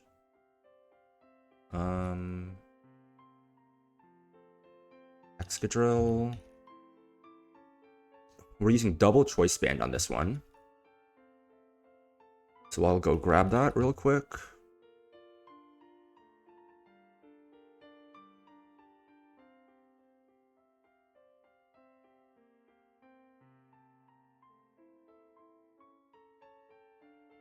Sneasler does not need an item, and Hydreigon needs a zoom lens. Okay. I believe this is what I'm bringing. Order, Corviknight, Excadrill, Hydreigon, Sneasler, Dragapult. Okay. Let's import this into the calc.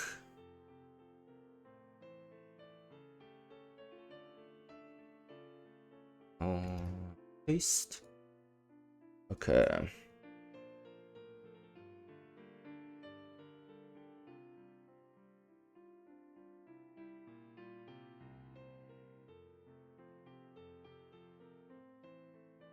Okay. Okay. Gauntlet, that's done. Grunt 5, okay. Ape, Charcoal. We need a pre-damage Ape? We do need a pre-damage Ape, it seems. Okay, so Ape, Corviknight, Excadrill. So what's the pre-damage for? The pre-damage is to bait. No one is faster than Ape. So it's going to be first slow kill, we fast kill Sharpedo, and then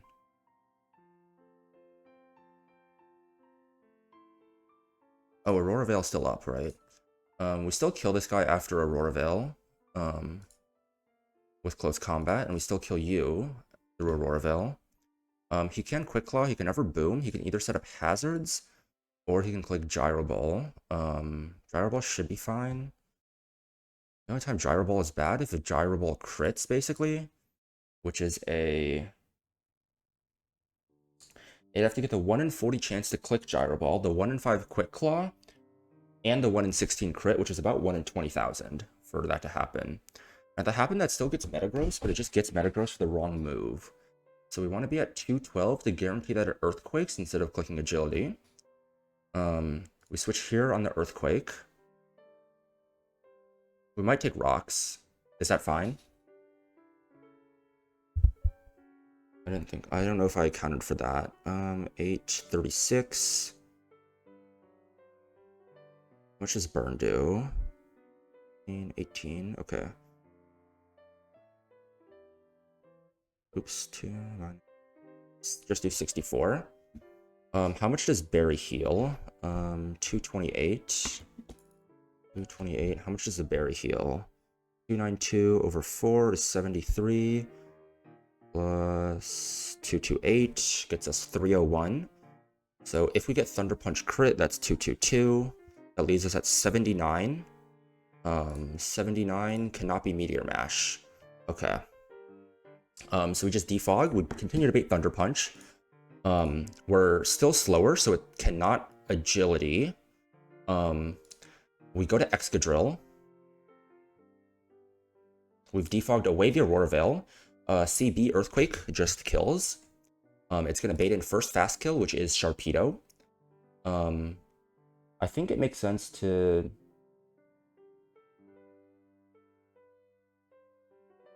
No, pre-damage makes no sense. I don't know why I wrote that there. The pre-damage there makes no sense. Because... I mean, it's Giga Fiction anyways. There's no reason to do it. Oh, might as well do it, sure. 52 out of 304 in Excadrill. Because that... so, Metagross is... It could... Let's not pre-damage. Let's not pre-damage. It's like 1 in 60... It's like 1 in 60,000 anyways.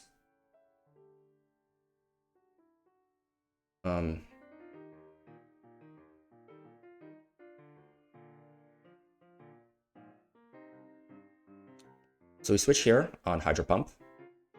I guess what happens if we pre-damage to live this, right? If we're steering. 156.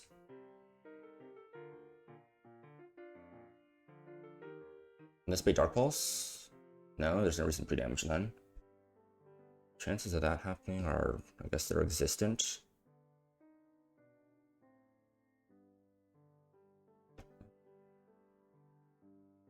More likely. Yeah, it's more likely, so I might as well do that. Yeah, it's more likely we get fucked on baiting there than...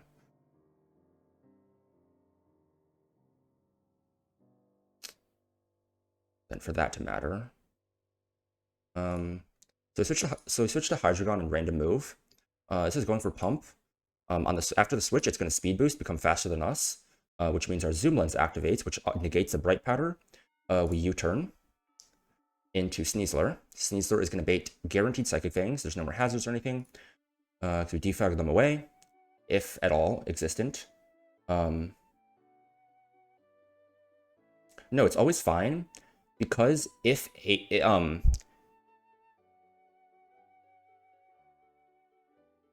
we accounted for rocks? Oh yeah, we just accounted for rocks there. If it attacks, it can't hazards. Okay. And then we switch back into here on the Psychic Fangs, and then we U-turn on another Hydro Pump. So, wait, that's just 2 Hydro Pumps, right?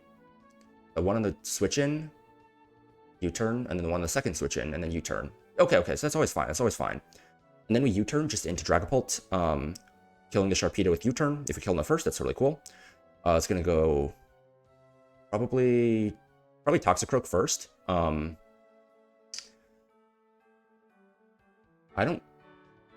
It can't Nasty Plot. It can't Vacuum Wave. It's going for Dark Pulse. So we're faster. We are very likely to just kill.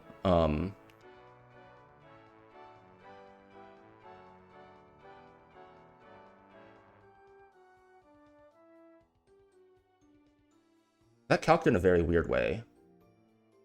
This is not right. It should be higher than this. Let me check something real quick. Let's say it as Dragon Claw and have it as 2 hits of Dragon Claw at 50 base power. Yeah, it's a 99.6% chance to kill. So if we look at this differently, instead of Surging Strikes, we set Aqua Jet to 25 base power and crit.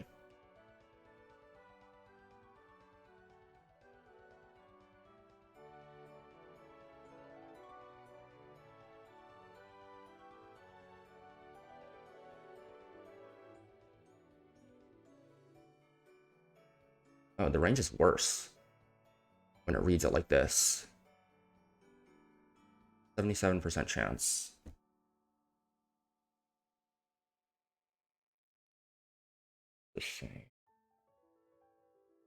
The 23% chance we suck.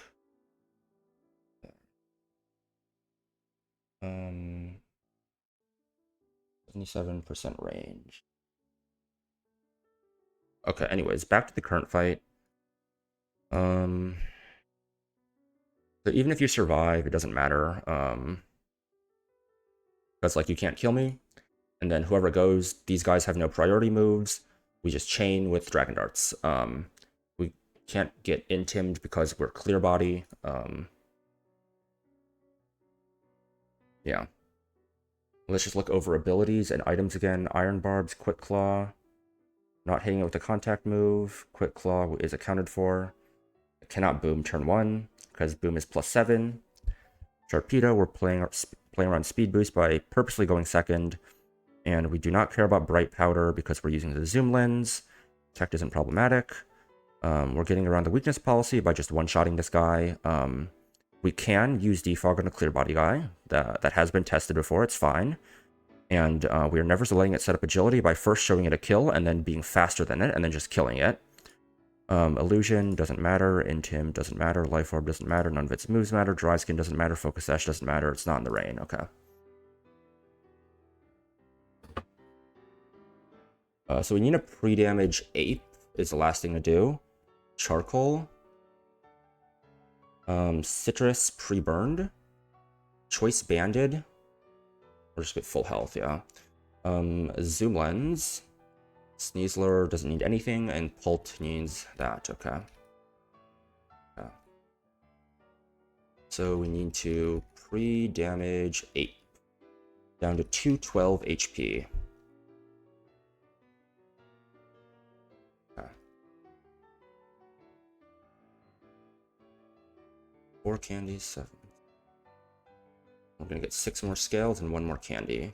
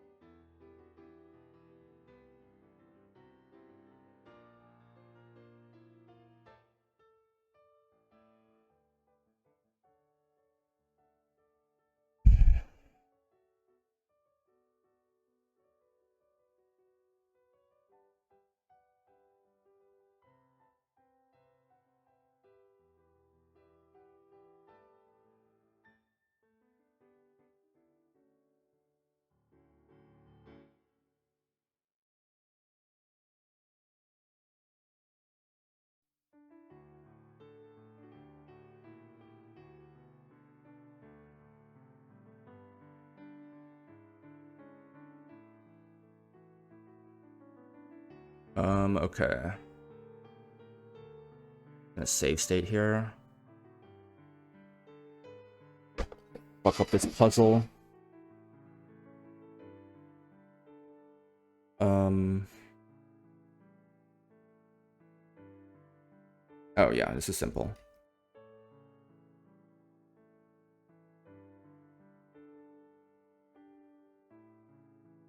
Is it this way?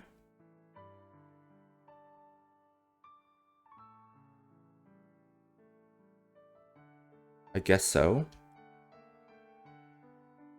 Can't get out this way after all.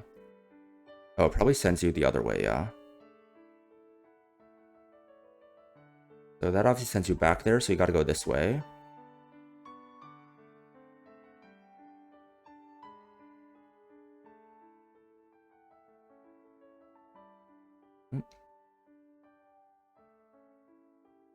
Did I go the wrong way?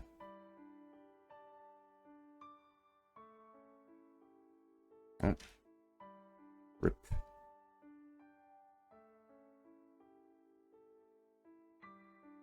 I'll go this way? No, that's the way we just went. Wait, what the fuck? Oh, you go this way. Right, and then you go around here. So this is our guy that we're fighting. Yeah, okay.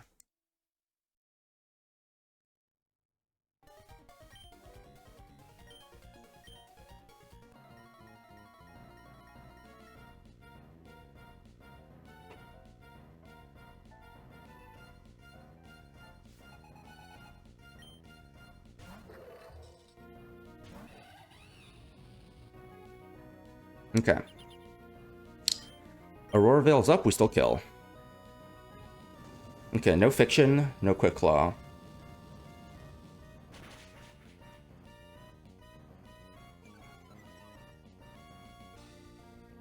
So this baits Metagross for Earthquake slow kill.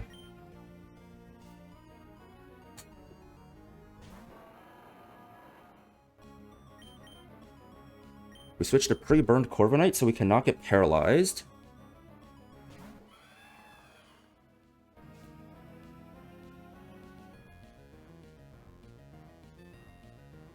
Now all we need Corviknight to do here is just defog away the screens, and then any potential hazards that the Ferrothorn setup.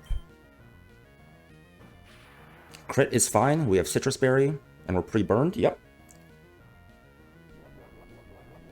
This is going to once again bait Thunder Punch. It cannot agility because it is faster.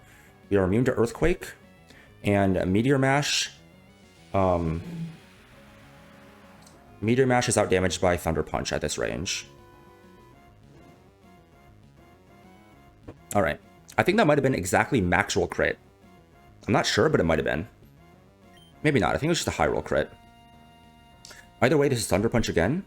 We're going to switch into Choice Banded Excadrill, who just outspeeds and Okos this guy with an Earthquake.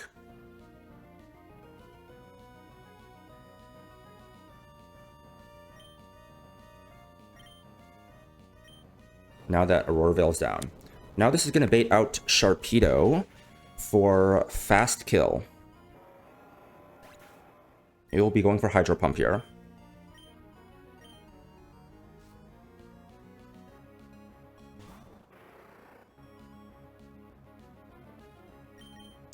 We are going to go into someone that resists all of this guy's moves because he does not have an ice move. Hydreigon. We don't care about its speed boost. We actually want it to speed boost so it becomes faster than us, allowing our U-turn to be slow U-turn. Which means Hydreigon tanks to hit. Oh, actually, you are taking 3 Hydro Pumps, not 2. I'm stupid because you're taking 1, 1, and 1. So we dodged the, like, 1 in 60,000 Fiction. By not critting. So we're going to U-turn here. That's fine.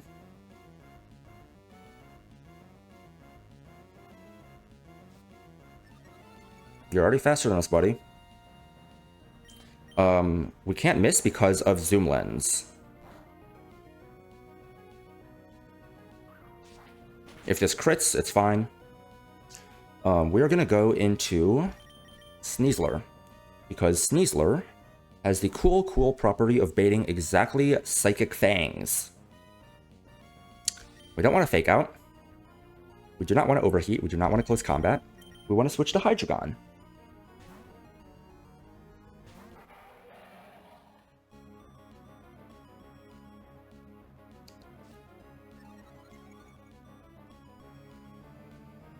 And then we want to click U-turn one more time.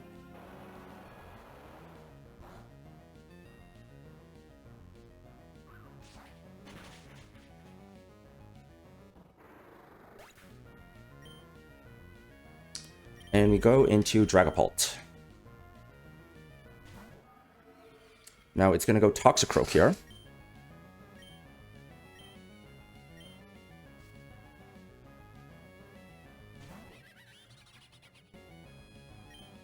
We're going to Dragon Darts. This has like a 99% chance to kill. If it doesn't, it's fine. It cannot kill us. Now it's going to go Zoroark.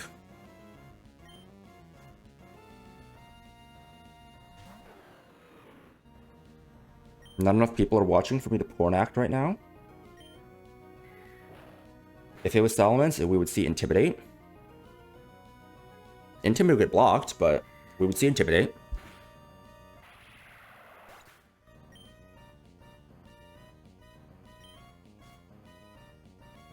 And even if we weren't Clear Body, we have such high attack that this still kills.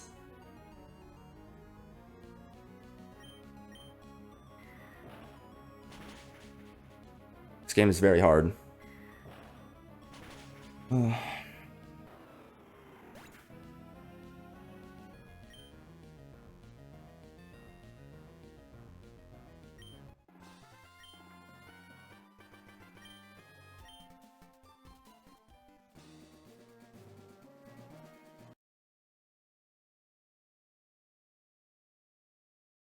Oh, I paused there, not fast forwarded.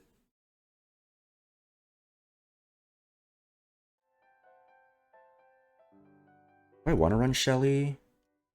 I mean, I can. It unlocks what? Erratic weather?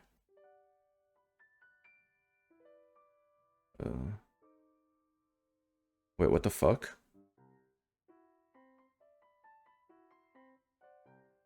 Wait, how do I get out of here?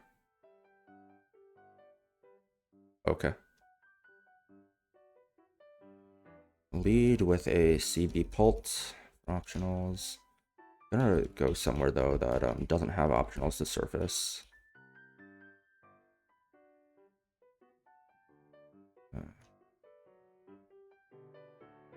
Fly to Sutopolis.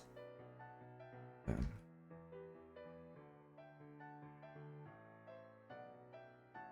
feel like whenever I leave the Pokemon Center, it's like I'm leaving my safe space, you know? Like my safe space here. I feel warm and protected. I guess I'll look at my Shelly line.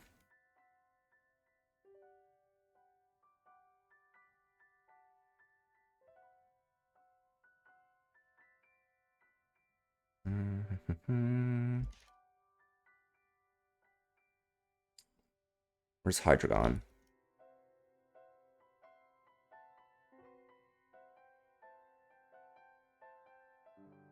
We only need one choice item here.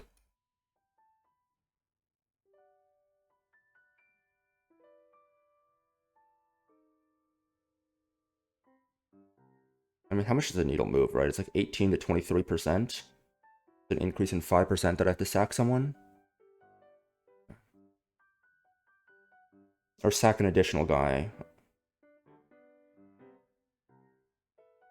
Shelly is deathless most of the time, but there can be up to 2 sacks. I think it's fairly obvious who the sacks are. No, I need to trade one of my...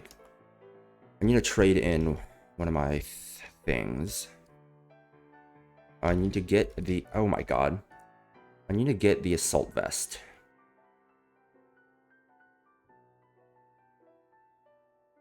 I mean, Kaparaja with assault vest. Oop, not you. CB Pult.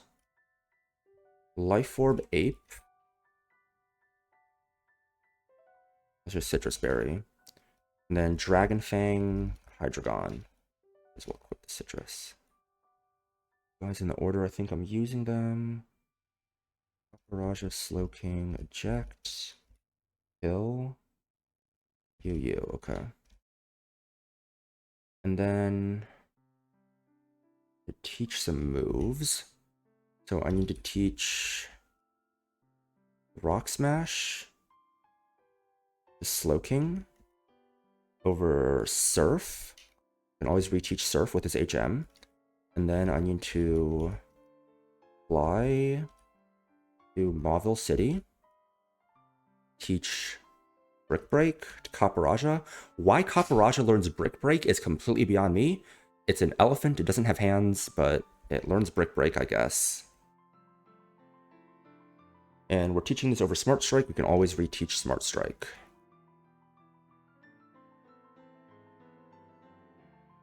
I think that's all I need to do. Let me import these guys into the calc. I might walk you guys through the calc, but I might not run it. I don't know why I had Archie pulled up there. This fight's in misty terrain. My Dragon Pult. I mean, like, these three I come into a fight, right? Who's surprised? Hydreigon has been surprisingly good, despite the fact that, Alright, that's what I forgot.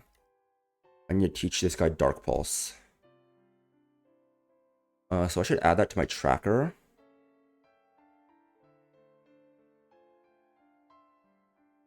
Corviknight Speed has been added. Urshifu has been added. Yeah, man, 17 scales used. That kind of hurts, for sure. Dark Pulse is here. We use this one on Hydreigon.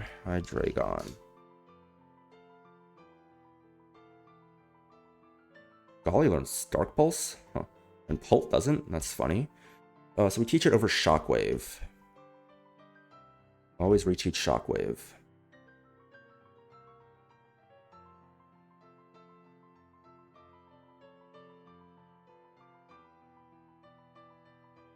Surprisingly not bringing Urshifu. I mean Urshifu.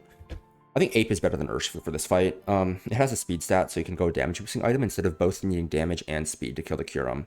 You would kill the Kyurem if you were adamant, but since you're not adamant, you don't kill it. So I use Ape for this, and it works just fine, you know. Golisopod, Slowking, and Kaparaja. Okay.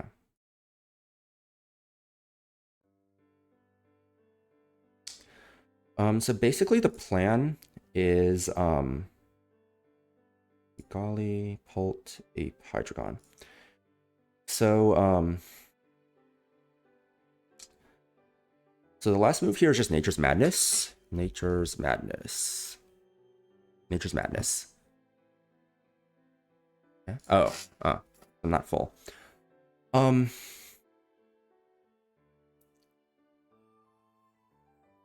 So basically, this guy's going to spam Nature's Madness as his highest damaging move. We are going to run it fully out of PP. Because Slack Off is 10 PP. We're going to use all 10 of those. It's going to use all 10 Nature's Madness. It only has 10 Nature's Madness PP, as we can see here. Only Surf has PP boosted. It can't Taunt. Taunt only works for against Trick Room and Defog. So then we have 10 fresh Slack Offs, while it wants to click Moonblast. Moonblast has how much PP?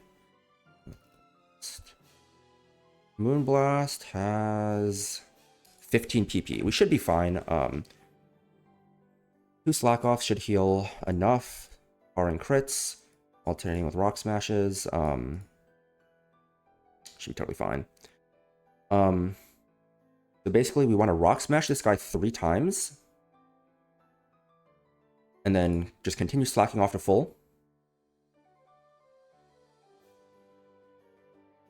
We are susceptible to getting max roll crit twice in a row, but you know, that's fiction. Or like getting crit enough that, you know, stuff just gets annoying. Hopefully we're able to get 3 Rock Smashes before that happens. And then we before it runs out of Moonblast, that is. That way we can switch Kaparaja in on a Moonblast, break screens, and then kill with Iron Head. At -2, it's not good enough. We need the Assault Vest here. It cannot Nature's Madness because it's run out of PP. So it's going to want to Surf. Basically, the problem with this is after Leftovers recovery, Brick Break into Iron Head does not guarantee kill. If we can get Slowking up to full health, that would also be great before switching into Kaparaja, if we have enough PP.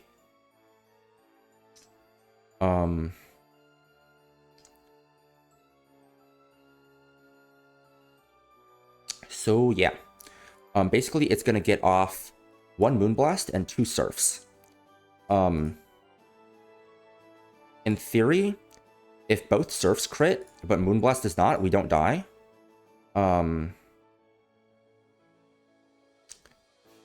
But we could be baiting random move from Hawlucha, which is bad. Most of the time, as long as it doesn't crit, even if it gets like max rolls all the time, we're going to be at, what is that, 56, 69? We're going to be at 31% health. Lucha's going to come in, going to get its Unburden boost. It still won't see kill with Acro. If we get crit and there's some high rolls in there, it can see kill with Acro. And in this situation, we would need to sack Kaparaja. But if not, if it's guaranteed going to CC, we eject with Golisopod on the CC. If we do have to sack Kaparaja, we then switch to Hydreigon, who is pre-damaged very slightly. Debate CC into Golly. This is important because we get a defense drop. It always sees kill here, so it cannot set up Swords Dance. It always sees kill here, so it cannot set up Swords Dance. We eject, we go to here. It has dropped its defenses. And it is not grounded, so it takes full damage from darts. It's just like Halucha and Psychic Terrain on CRR. Acro crit never kills us. We just kill this guy with Dragon Darts. And importantly, we always take this damage from Acrobatics. And we are faster than everyone he has, so he's going to go to first slow kill. Now, Gengar actually does die, but it doesn't think it dies because it has Focus Sash. So Gengar's always going to come in. We just chain the kill here with CB Pult. Now, so we show kill to this guy. So it can come in. It doesn't know that it doesn't know that we can't click Phantom Force and that we're locked into darts. So it thinks we fast kill it, so it's going to skip over Darm to go to the next slow kill, which is Kyurem. Now, basically, if Acro doesn't crit here, we are going to be at like 43% HP, which means Earth Power doesn't see kill, and it has to go for an Ice move. We're able to switch to Ape, kill with Fake Out and CC after Leftovers. We just barely kill.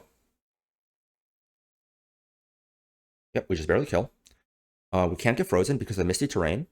Crit is fine. Still baits the same guy. But if we get crit and we're baiting Earth Power potentially, we go to stack Kaparaja. Now, Kaparaja might not die if it goes for Freeze Dry, because it might then want to go for Earth Power guaranteed over potential for like Freeze Dry Ice Beam.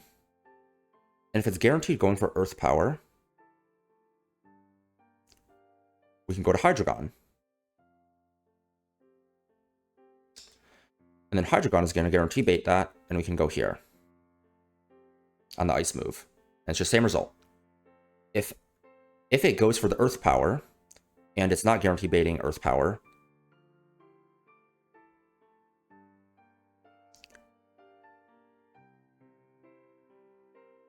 if it's potentially baiting Ice Beam, but not Freeze Dry, we could go here, and then potentially get the Freeze Dry into here, but regardless, these two might have to go down if Tapu Fini gets enough crits on Kaparaja, and if Halucha gets crits on Dragapult. But even then, there's ways to play around it. If these guys go down, they go down. Regardless, it ends with Ape killing this guy. We show fast kill to Darm, so it's going to bring in Slowbro for slow kill. Even as non-mega, we don't kill it, it kills us, especially after the drop. Random move, we can go to Hydreigon here.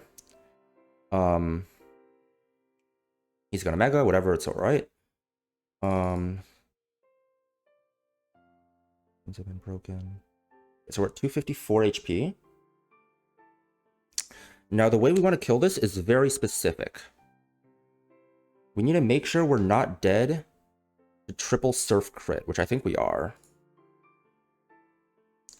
We're basically always dead to triple crit here. Which is fine, it just means we lose Hydreigon to a 1 in 4,000. No, it's a 1 in 8,000 because it also has to choose Surf over Psychic. It cannot set up Calm Mind because it sees kill.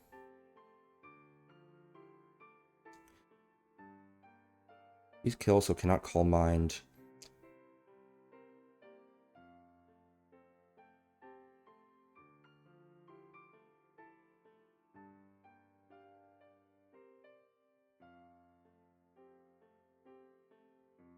I don't fully understand that.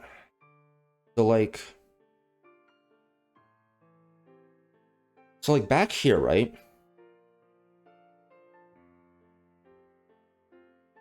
Corviknight showed it a kill, but it still went for Synthesis, even though we outdamage it. Recovery AI could fuck us.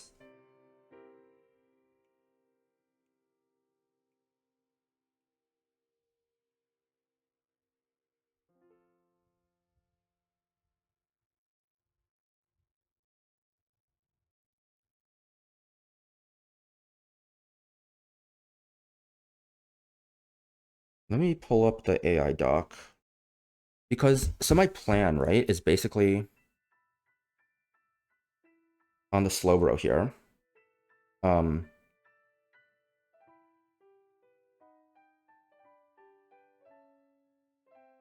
so Dark Pulse into Draco into U-turn always kills. Um, Dark Pulse does 168, Dragon Fang Draco does 82, and U-turn does 54, which sums to 304, which is more HP than the Slowbro has. But max roll Dark Pulse into max roll Draco never kills. So you always need the U-turn to kill. It's reliable because it's shell armor, specifically. It cannot Calm Mind because we have a fast 2-hit KO. We have a fast 2-hit KO, can never set up Calm Mind. The only problem is if, after the Dark Pulse, when we Draco, if it clicks Slack off, we're kind of fucked. We are like giga fucked if that happens, so I need to make sure it can't do that. Okay. Extra details, should AI recover function? The first, just like recovery moves. Rest. Sun-based recovery moves. If Sun is active. If either Sun isn't active or AI decides it shouldn't recover. Either.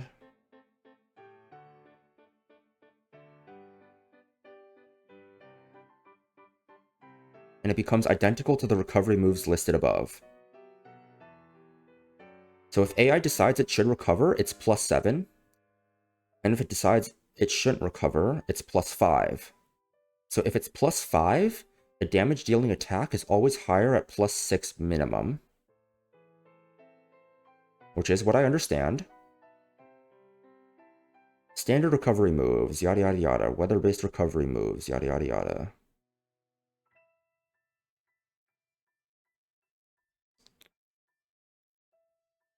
I wonder...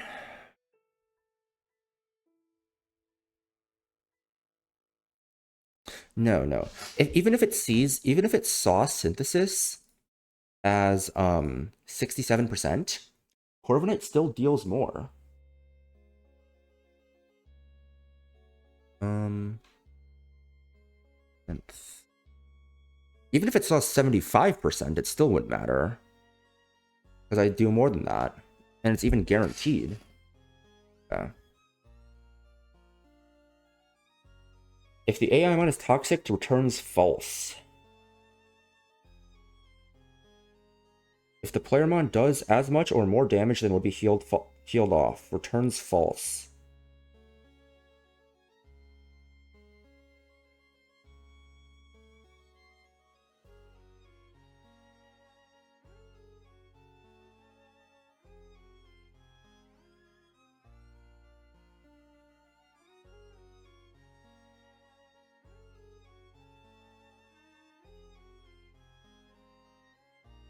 AI is not faster, AI is slower. So it must just be that if it's below 50%, it just returns true, right?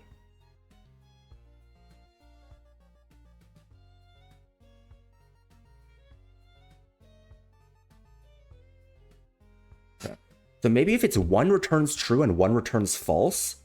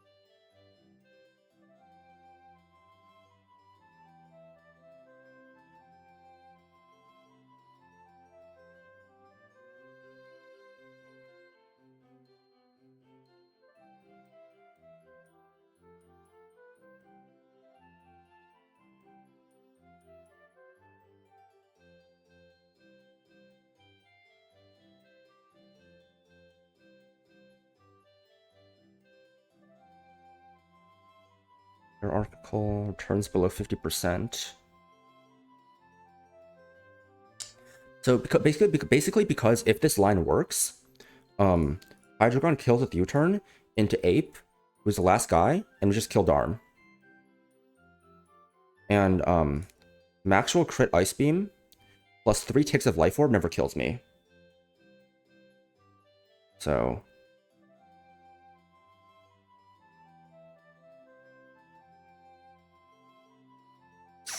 like it would be nice if Hydreigon could just kill this guy with Dark Pulse in a U-turn, but I don't think I can do that unless I go Dark Gem.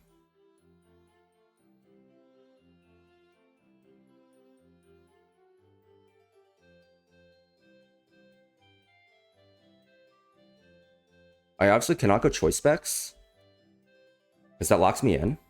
So it would have to be Dark Gem. And I need Life Orb on Ape. I guess if I were to go CB on Ape, and Life Orb on Hydreigon, could I do that, maybe? I feel like it doesn't kill. Yeah,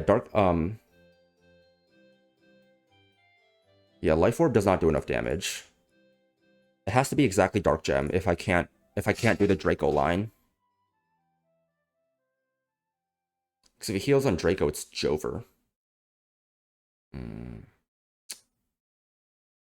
Because, like, literally, like, AI does not know that it has Quick Claw, right?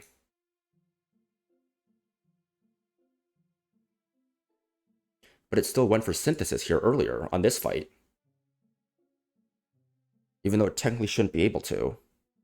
And I don't know if that's a quirk about Synthesis AI or what, but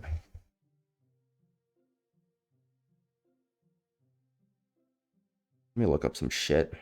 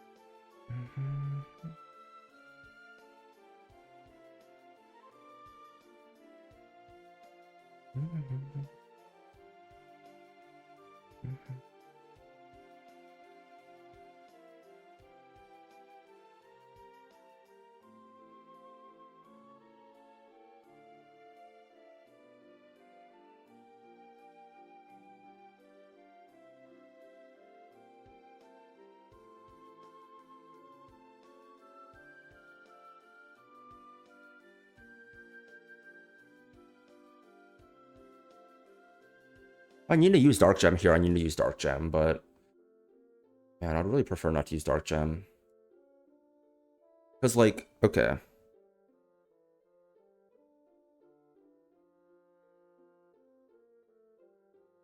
The other option is just killing. It's Darm for random move. And I'd have to be able to eject here. Which does not work if I get crit, right? Like,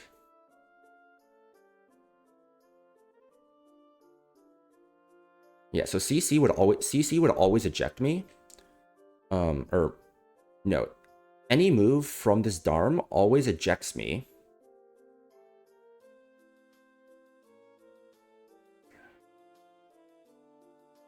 I would always get ejected, but the maximum HP I can be is like 75%, and I'm very likely lower, because that's mineral CC, that I go down to 50% and get healed up to 75. So I'm just like dead to crits, you know? Or if this crits, dead to crit.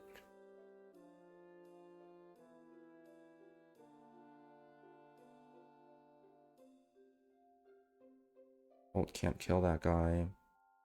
Anyone else kill Curum?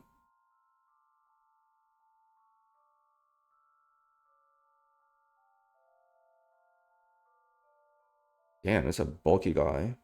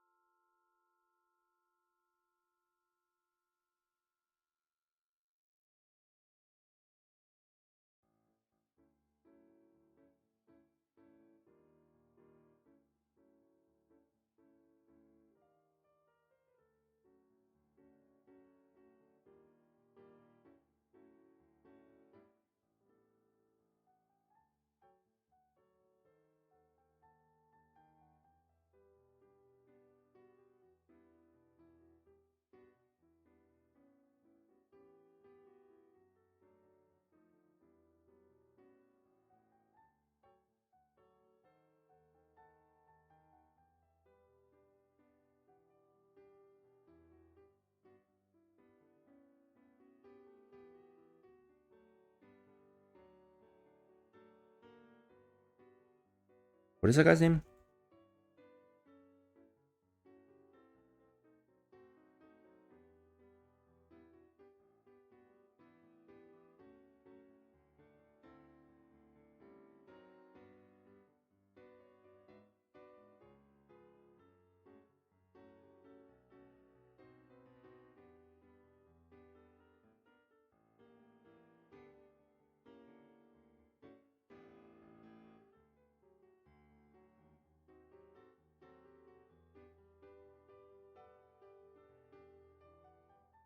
Oh, is it just...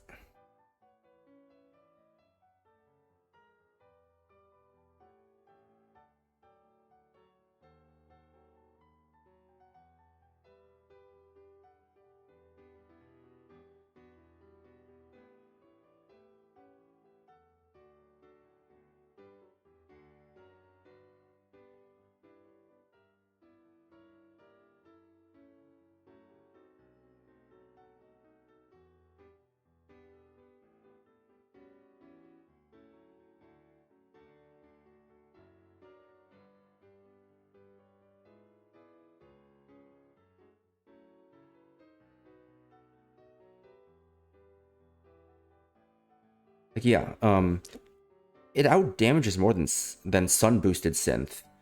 So the only explanation is that maybe for some reason it doesn't see that Aurora. Maybe healing moves don't see that Aurora Veil is down. That's the only thing. That's the only explanation I can think of why it can click it on that fight.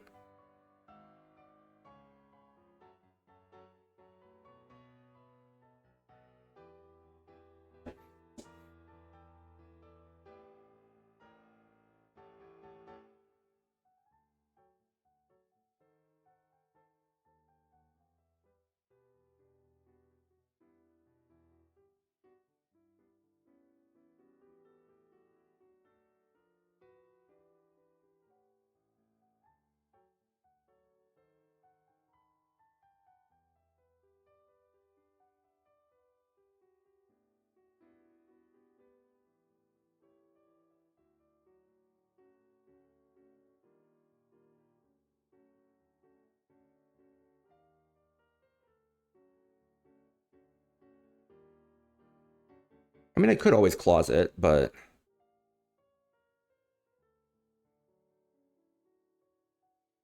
like I feel like this is not a known bug. Like I don't know why it's bugged like that. Is the thing. Like people have talked about it, but I don't think anyone fully understands why it happens.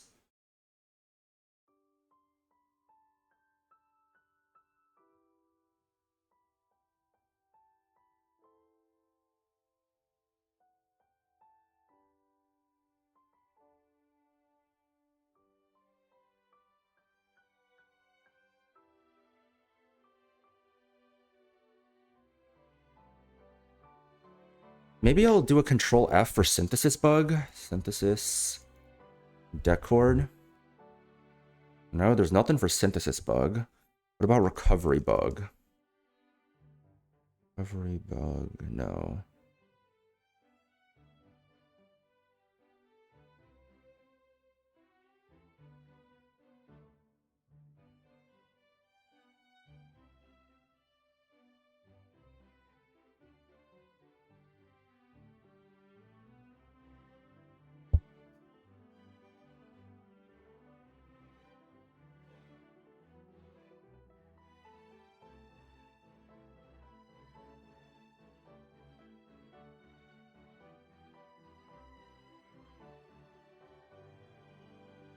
I'm tempted to just run it up and say, you know, like,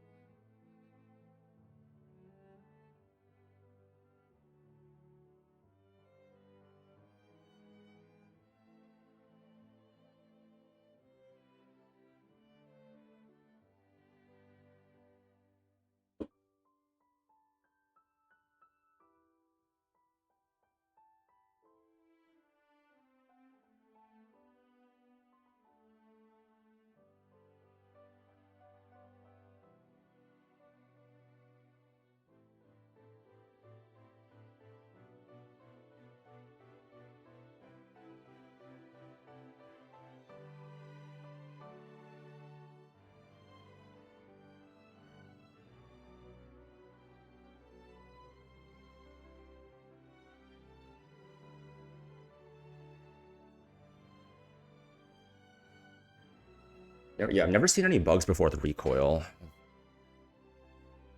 Oh wait, shit, I'm on the wrong screen. Have I been on the wrong screen the entire time? I'm sorry about that. But yeah, the plan is basically stall this guy out of Nature's Madness with Slack Off, Lepa Berry for 10 more, Rock Smash him 3 times while alternating Slack Offs to heal up. Hopefully he doesn't crit enough that I run out of Slack Off PP before I can get 3 Rock Smashes, because I want to switch in on Moonblast instead of Surf. Unless I get triple crit, I kill with Brick Break into Iron Head. If I don't get crit at all, I mean, it always brings in Lucha. If I don't get crit, if I get crit, it could be Acro, and I might need to sack Kaparaja here. But most of the time, it's close combat. Eject to get the defense drop, kill with CB darts. No, that wouldn't do anything. If I'd Sucker Punch, it wouldn't matter. Yeah, potential Kaparaja sack if he gets crit. But if I get crit once and the roll isn't high, I can probably still bait guaranteed CC. So get the eject kill. It's gonna go for slow kill. Doesn't think Gengar dies because it has Sash, but we just chain with darts. Very classic line. Baits out Kyurem now. Because we're max attack, it does not bait Darm. We show it a kill with Phantom Force. So it goes Kyurem. If we get crit by Acro, then we could bait Earth Power, and we might need to sack Kaparaja if he didn't get sacked earlier, or Slow King otherwise. But depending on how high HP they have, if Pult gets crit, I might still be able to save them.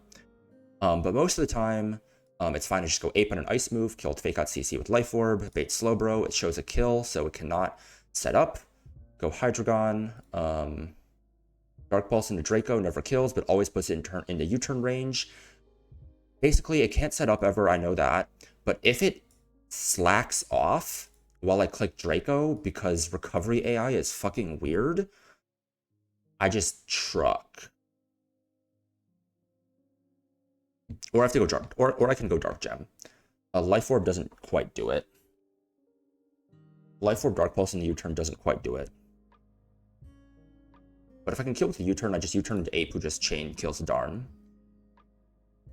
Fuck, dude.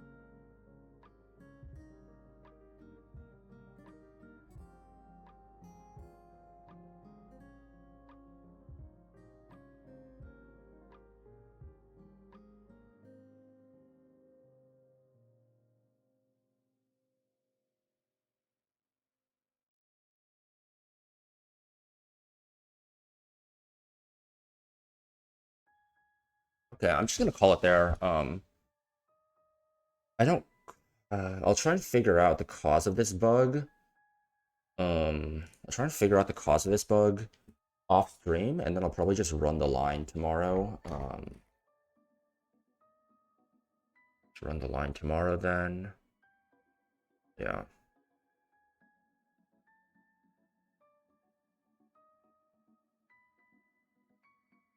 Once I figure out why the bug is the case, I'm sure someone knows why. I tried to do Control F in the bugs channel, and I couldn't quite figure out why. So yeah. Go find someone to raid.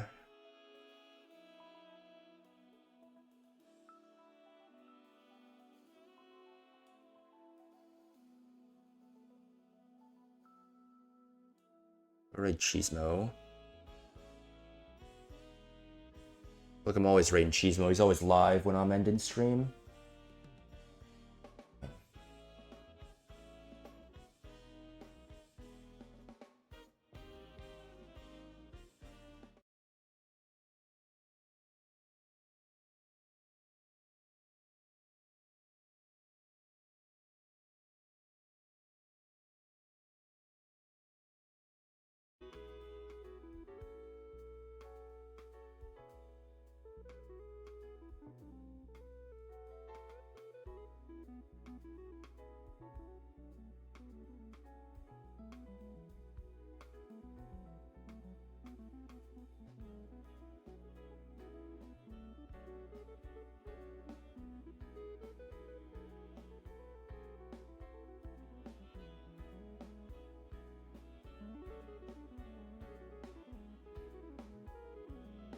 Okay.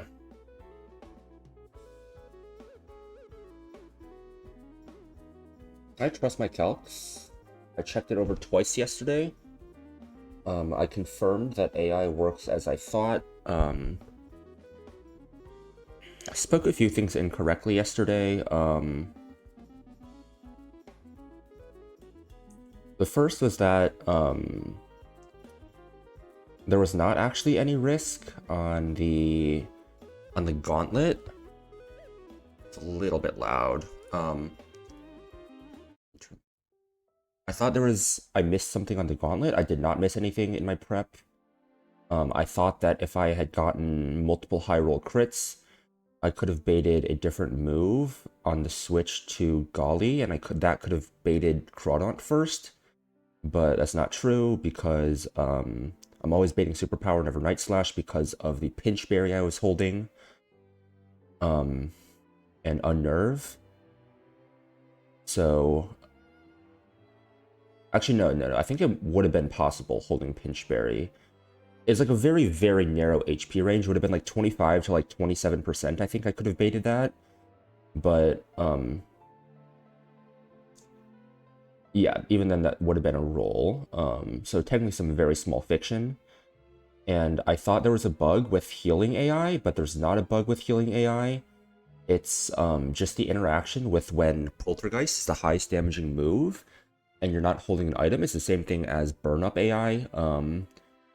It will basically, that will be an ineffective move, so other moves that are at +0 or below +6 can get clicked. So Slowbro cannot slack off on Hydreigon's Draco, meaning that my line for the endgame with Hydreigon is safe as long as Hydreigon does not get triple crit. So yeah. Just need to do my pre-damages now, and we should be good to go. Pull up my notes for Shelly. Okay. So we need to pre-damage Golly and Hydreigon. So first we can do Hydreigon, who wants to be at 254. Two more. 1, 2. And then Golly needs to eject to a close combat, which happens at 164. Let me just check that again.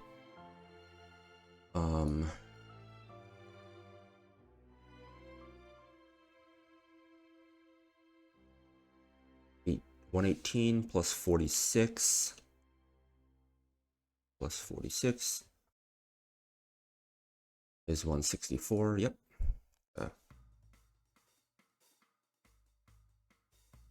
It's 4.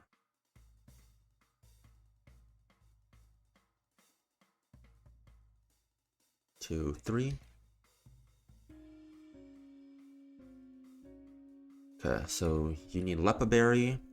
We've taught you Rock Smash. Slack off has 10 PP. You have an Assault Vest, you have Brick Break and Iron Head. You're clicking Rock Smash and Slack off, and that's it. Golly, yep. Choice Band Pulse. Dragon Darts, Phantom Force.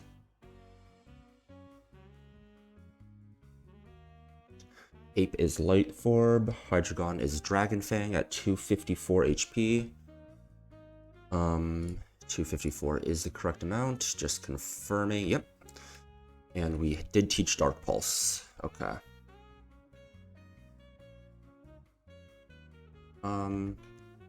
I will put Pulse in case I run into an optional.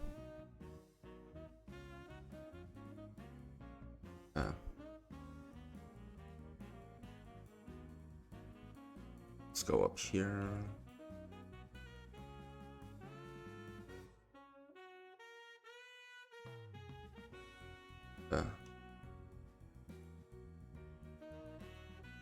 And we are leading Slowking.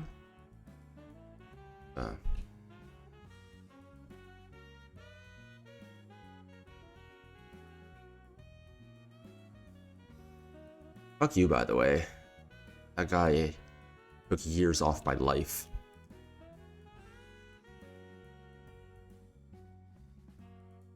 Is it up here? I think so, yeah.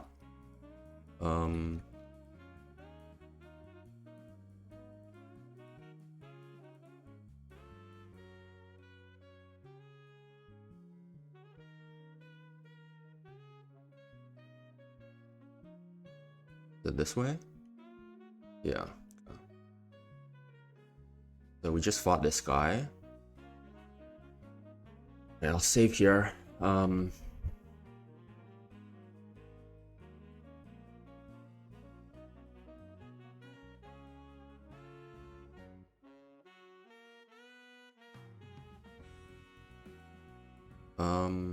think I pushed this one up.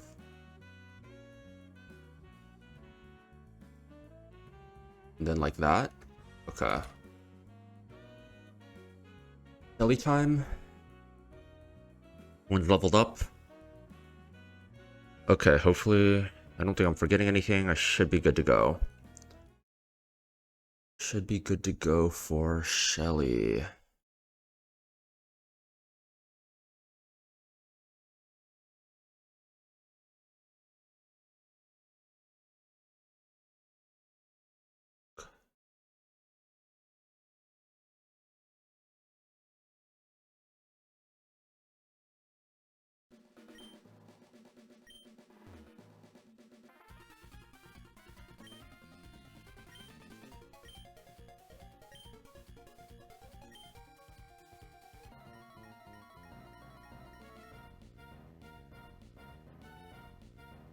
You didn't kill anyone in Institute? I'm not gonna let you kill anyone here either. Well, I might. There's potential for... There's 2 places I can wipe that are roughly about 1 in 10,000 each. And 2 places where if I get crit, I can lose them on. So hopefully that doesn't happen. This Tapu Fini is really annoying. It kind of prevents you from getting screens off.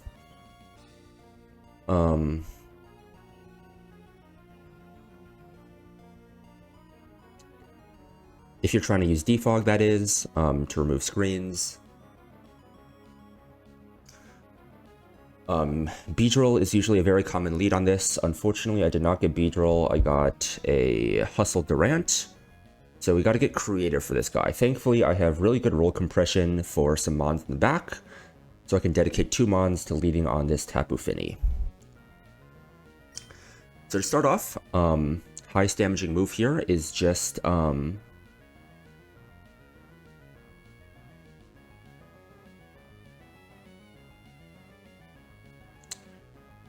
yeah, so it's always clicking Nature's Madness here. It's 10 PP. I have 10 PP as slack off. I'm just going to waste all of its PP just by spamming slack off here.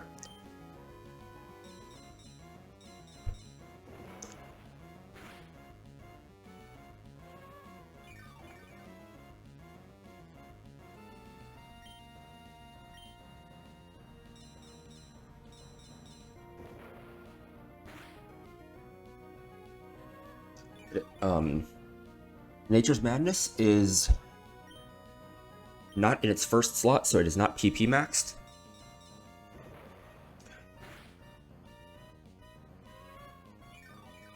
Getting rid of these Nature Madnesses are important for later, as well as putting me out of crit range after this.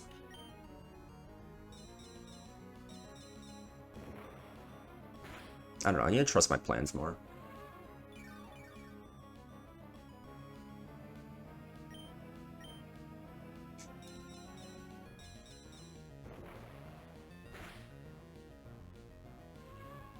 Potentially 0 deaths, up to 2 deaths on this.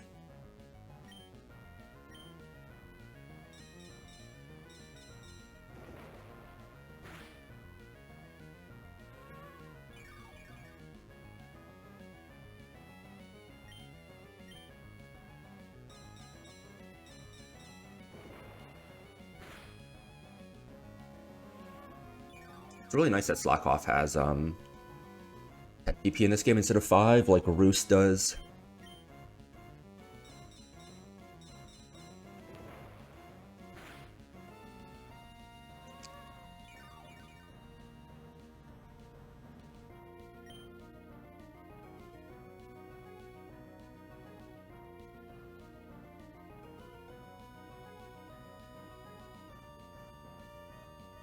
Oh, PP. It didn't come up because I didn't really use them on the gauntlet, but I need to remember PP for any future gauntlets at E4. So this is his last Nature Madness, and this is our last lock off, but we have Lepaberry to recover more. So basically, this next phase of the fight, it will be clicking Moonblast. Moonblast does 33%, max roll on non-crit, 50% on crit. We need to get off 3 Rock Smashes, and we need to make sure that our slack off PP lasts for that much. And ideally, if we can get full health, if we can be full health, that would be good for potential pivots later down the line. It can never run out. Well, how much? It has 15. Moonblast has 15 PP, right? I checked this yesterday. I'm pretty sure it's 15, but I will confirm it. Moonblast has indeed 15 PP. Yes, okay. So let's start off with a Rock Smash. He's at -1 now. Special attack drops are totally fine. After each Rock Smash, we just want to heal up to full. We want to get him to -3 defense. Leftovers is fine. We're going to kill it once it's at -3 defense with a single hit. If 2 slack-offs can get me up to full, that would be great. Okay.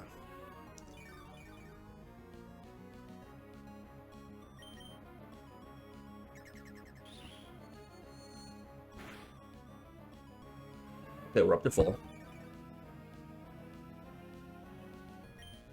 Into -2 now. Initially, I was going to have Slowking drop his speed too, but it doesn't move the needle too much either way. You need so many speed drops that it becomes unreliable. And then equipping just an Assault Vest fixes a lot of the issues. Okay. Yeah, fixed a lot of the issues with needing speed drop, so yeah.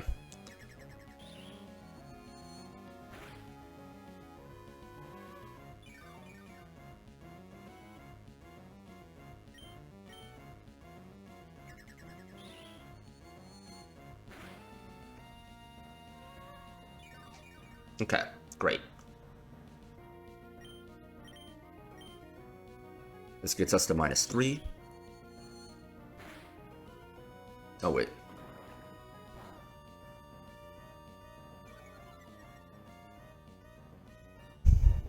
That's all we need. Let's heal up to full if we can now.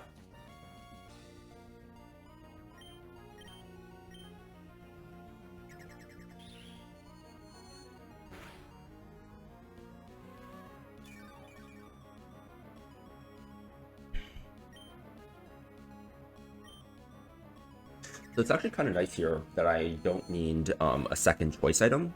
A crit is fine. Because it allows me to go AV on Kaparaja. Otherwise, I would be risking more crits by going Misty Seed. Boost SpDef instead of AV, because you can crit through Misty Seed because it is a stat boost, whereas AV just always works because it just increases your SpDef. It's not a stat change. So this is Moonblast. We're going to go to Kaparaja on the Moonblast. If we don't see crit here, that'd be great. It means that we're guaranteed get the... Okay, the wipe risk is now gone.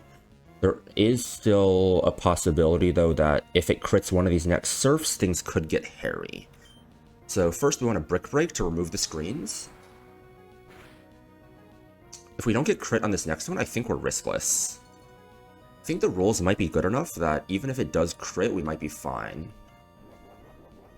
Okay. So we broke screens there. Let's see, 141 puts us at 63. I think 63 might not be good enough. Yeah, so we still kind of need to dodge crit here. Ironhead kills now that we've broken screens. Well, it depends on the crit roll. Okay, good. Very good. Very, very, very, very good. Okay. Now this baits in Halucha for guaranteed close combat.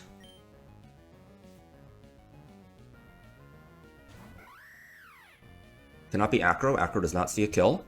And because it sees a kill on us, it cannot go for Sword Stance.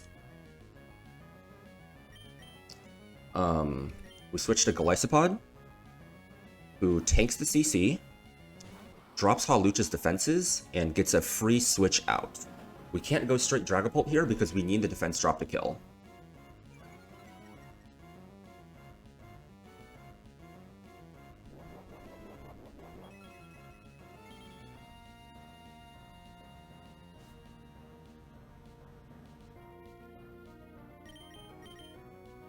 So Max Bolt Dragapult always takes a crit acro. We would prefer not to see crit though.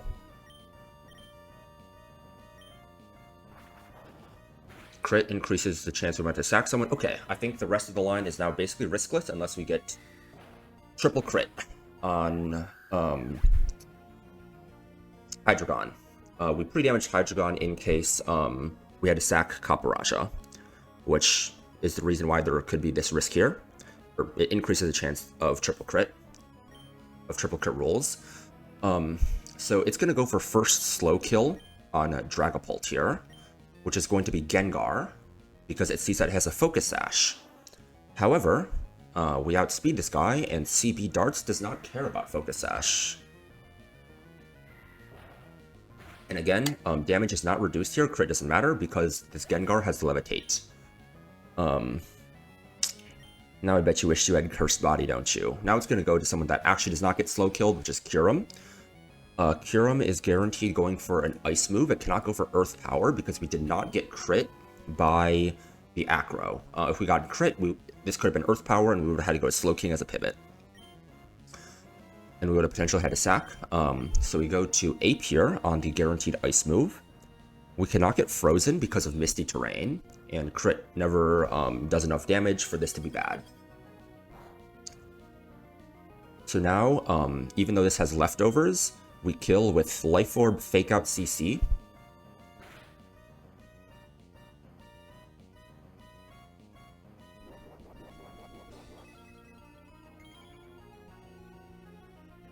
The reason it does not go Darmanitan on the Dragapult is because Choice Band Phantom Force actually kills it. Shows it a kill, sorry. And it doesn't see, it just sees that we have Choice Band. It doesn't see what move we're locked into, so it cannot go Darmanitan. Which is pretty good for us, I would say.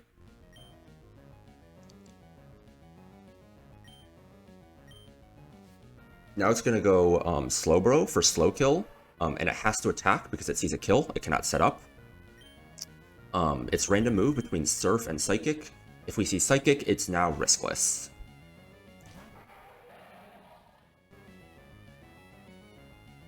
It's actually good that it Megas here because it gets the Shell Armor ability.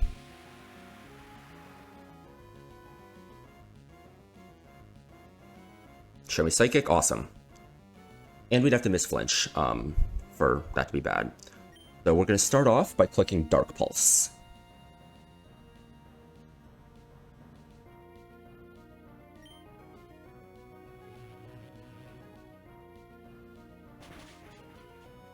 Okay.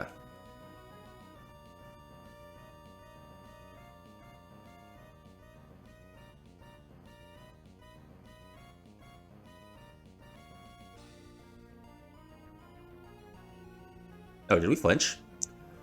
So now we're going to click Draco. I was confused by something in the calc for a sec, but it didn't have Misty Terrain up. So now we're going to click Draco. So the cool thing here is that because Dark Pulse out damages Slack Off, it cannot go for Slack Off. Draco Meteor, Max Roll plus Dark Pulse, Max Roll never kills. And it can't crit because of Shell Armor. Wing, thank you for the follow, my friend. We are finishing up Shelly right here. It is basically riskless, just explaining kind of this last part. And then Mineral Dark Pulse, Mineral Draco, and Mineral U-Turn guarantee kills the Slowbro, giving us a free switch to outspeed and kill the Darm in the back. So, yeah, Deathless Shelly. Never killed. can go for whatever it wants. It can't slack off because we showed it out damage with Dark Pulse. Now we kill with U-turn here.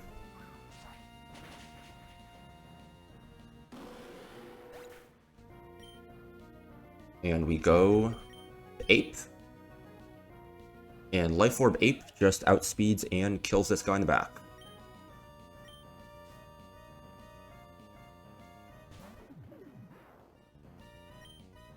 We can click basically any of its moves here. Let's go for a close combat.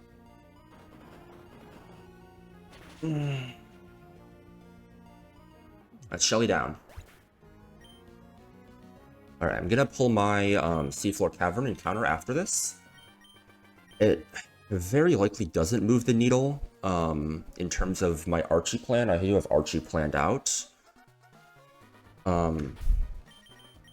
Maybe Hudra could. I think Hisui and Gudra might be the only one that might change what I want to do on Archie. But even then, I'm not sure. I'd have to look at the calcs.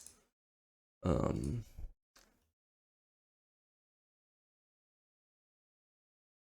almost soft... No, I didn't soft lock myself. I could always walk out and then back in. So how the fuck do you get out of here again? Archie will be much bloodier. Archie is... Just lead CB Pulse.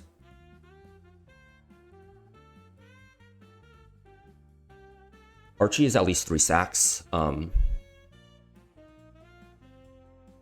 Potentially 4 if I miss a 77% range.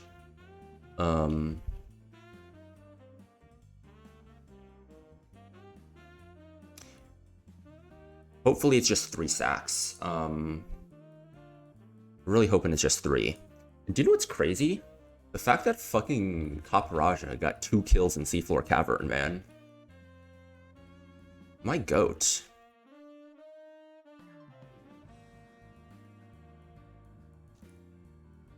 Okay, let's build a team to catch this guy. So, Seafloor Cavern, room 8. These guys are going to be level 75. So, Absol is going to have Dark and Fairy moves. Got it. Do we have anyone that tanks that? I mean, Corviknight we're always bringing to, like, every catch, basically. It's kind of just the GOAT. Weavile is Dark and Ice moves. AV Jaw does do work, man. AV Jaw. Dark and Ice. Azu. Azu tanks that, obviously. As does Prim and Ape. I might not bring both, but I have the option. Oh, Urshifu, of course. Is a very bulky boy. Grimmsnarl has Fairy, Dark, and Fighting. Dark and Fighting. Fairy, Dark, and Fighting. Maybe Corviknight, but my Corviknight has really bad Fizz Bulk. Or Talonflame, sorry. Corviknight is honestly probably better. And I can probably pair that with the Water Fairies. Okay.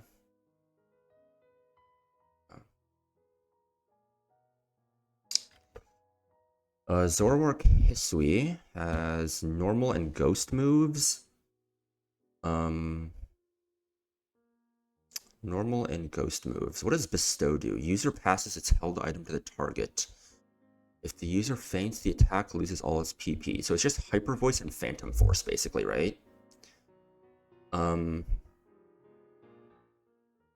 maybe we bring a ghost type. Because if it clicks Phantom Force, we can then just switch to, like, a normal type, right? So that could be a possibility. Maybe we're not bringing Ape here. Maybe I'll throw in, like, I don't know, like an Ursaluna and, you get Synth, you don't get Synth, right? Could be good, I don't know, we'll see. Samurott Hisui has Water and Dark moves. All 3 of these guys tank that just fine. Avalug Hisui has Rock, Ice, and Steel moves. You can basically just tank that with Corviknight forever. Gudra Hisui is gonna have Dragon, Grass, and Steel. Dragon, Grass, and Steel. Corviknight tanks that forever. Sneasler's a dupe. Can lead Corviknight, I think. Regular Zoroark has just Dark-type moves. It has knockoffs, so we want to make sure we're not losing anything to that. Dark-type moves, we have plenty guys that can take that. And then Starmie has Pump, Psychic, Ice Beam. Who tanks Starmie?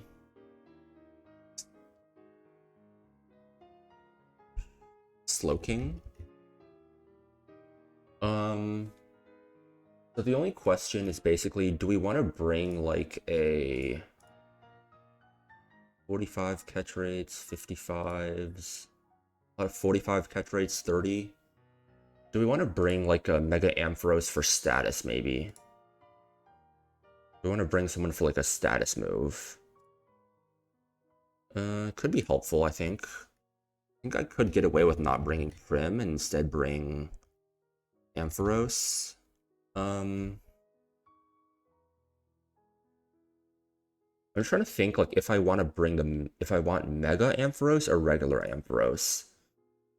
How much does its bulk increase by? It gets 20 defense.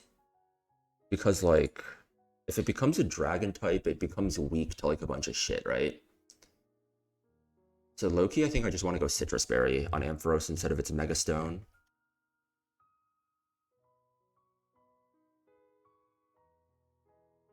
Or maybe I don't want to go an item at all for knockoff guys. Yeah. I think that's probably what I want to go for.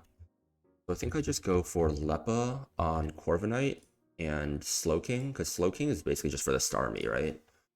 And then Citrus on the other guys.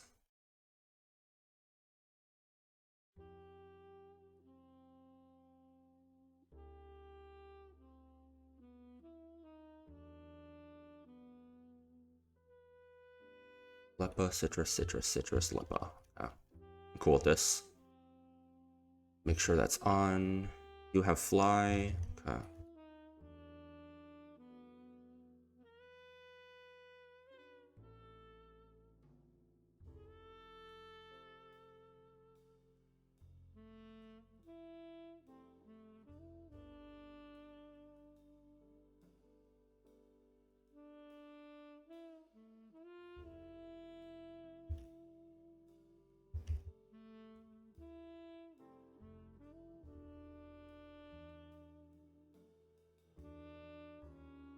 Okay.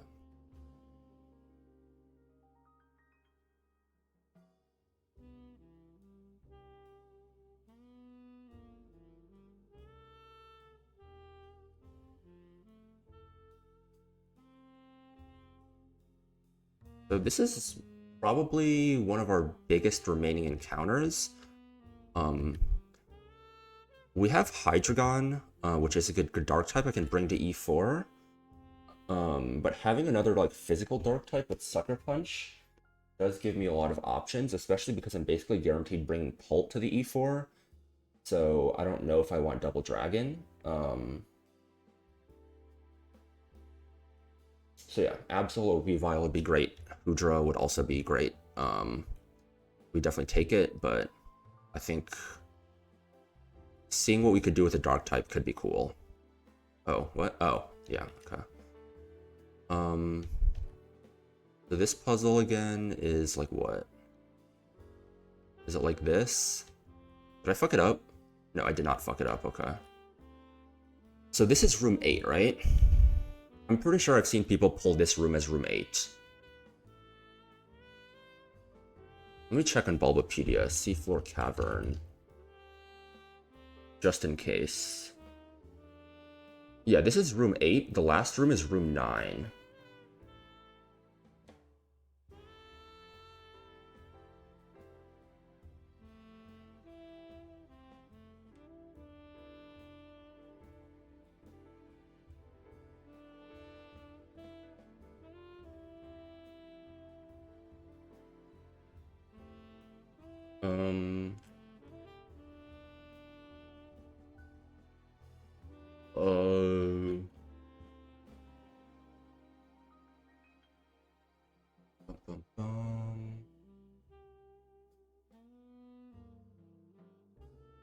Yeah, room 9 is the last one.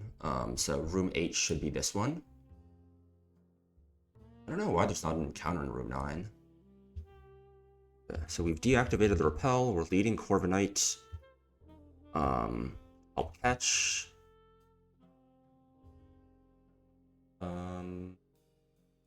Yeah, should be prepped for just about anything can come my way.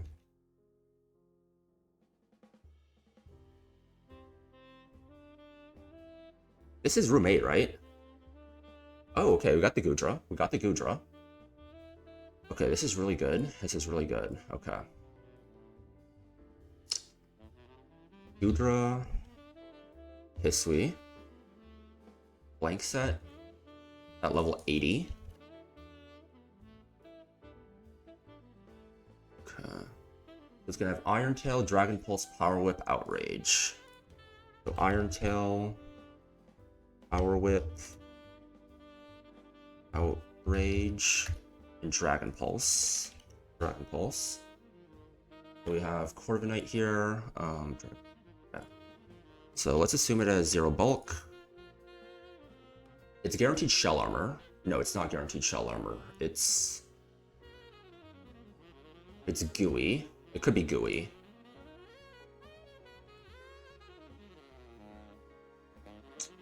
Let's just fire off a quick ball first. Okay, broke out, it's fine. Outrage did how much damage? That was 50 damage.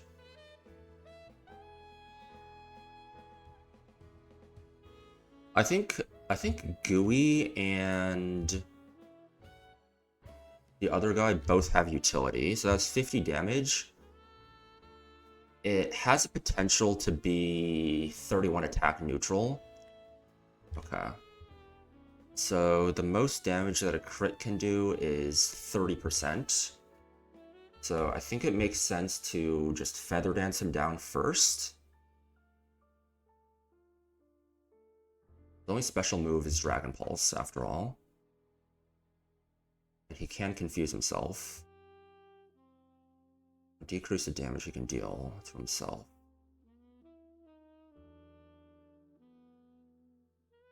Okay, it's a defense drop. Get one more.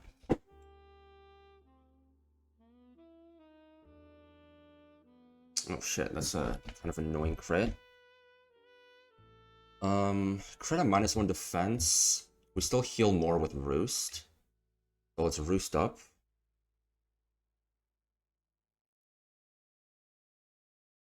That's a second defense drop. Let's go Ampharos here.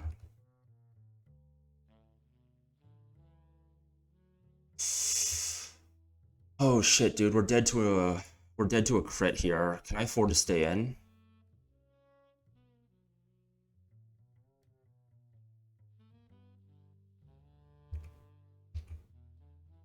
It's not max special attack.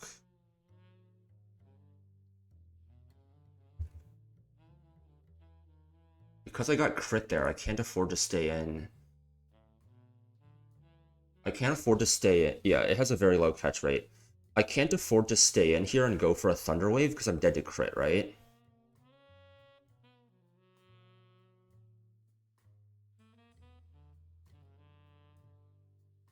Let me look up a catch rate calculator. Calculator. Okay.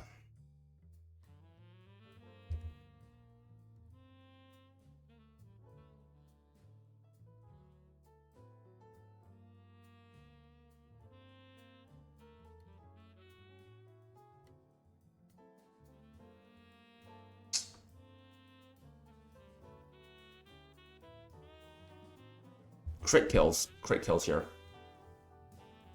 Crit always kills here. This is room 8, correct.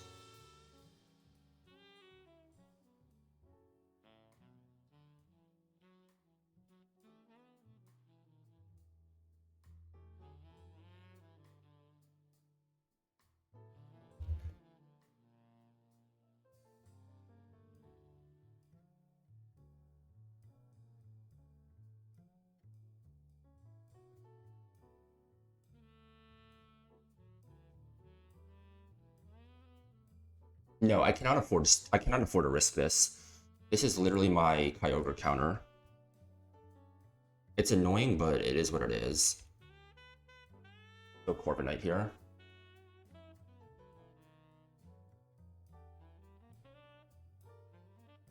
Okay. Let's defog once. Because even if this guy's min bulk, I should be able to Brave Bird once at least. Without risking killing itself to confusion.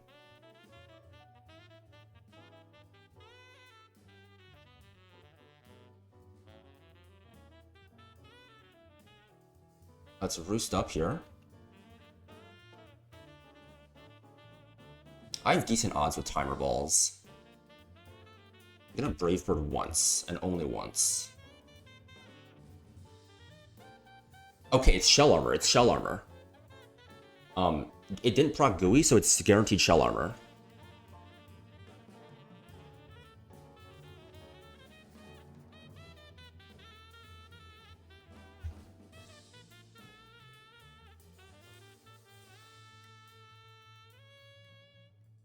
Okay, got it. So yeah, there's probably a couple of fights where GUI is really nice, but I think Shell Armor on a guy this bulky has surely got to just be very, very good. You know?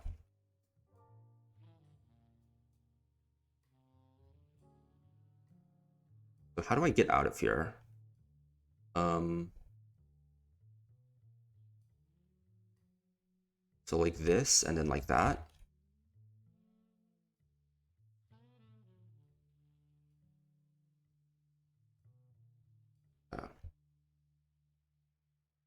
Oh shit. I surely always run away from this, right? Yeah, Urshifu is definitely faster. Make sure to turn the repel on. Let's make sure we go somewhere where there's no optionals.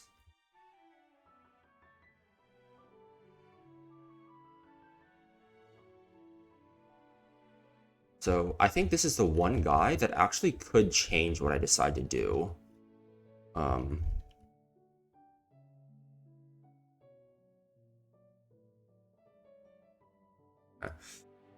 No dark type.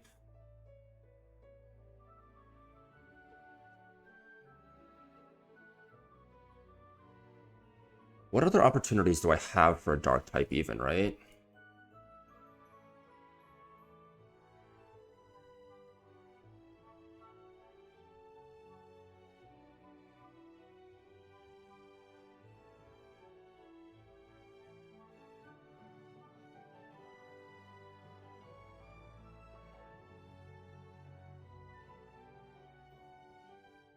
Oh, I need to add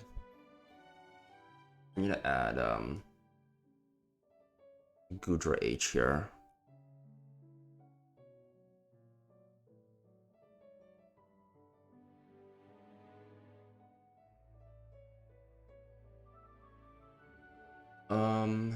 So 124, there's nothing unless we're running Quillfish or Overquill E4.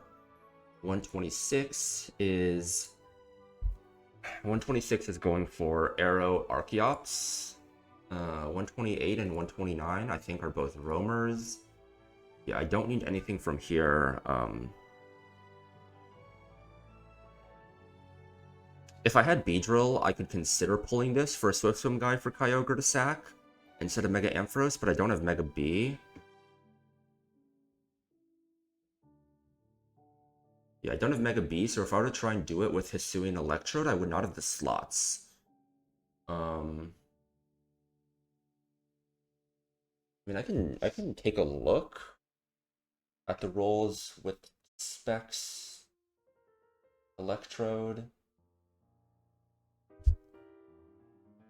If we're choice Specs and we're Thunder, Volt Switch into Thunder. I guess Volt Switch into Thunder does kill.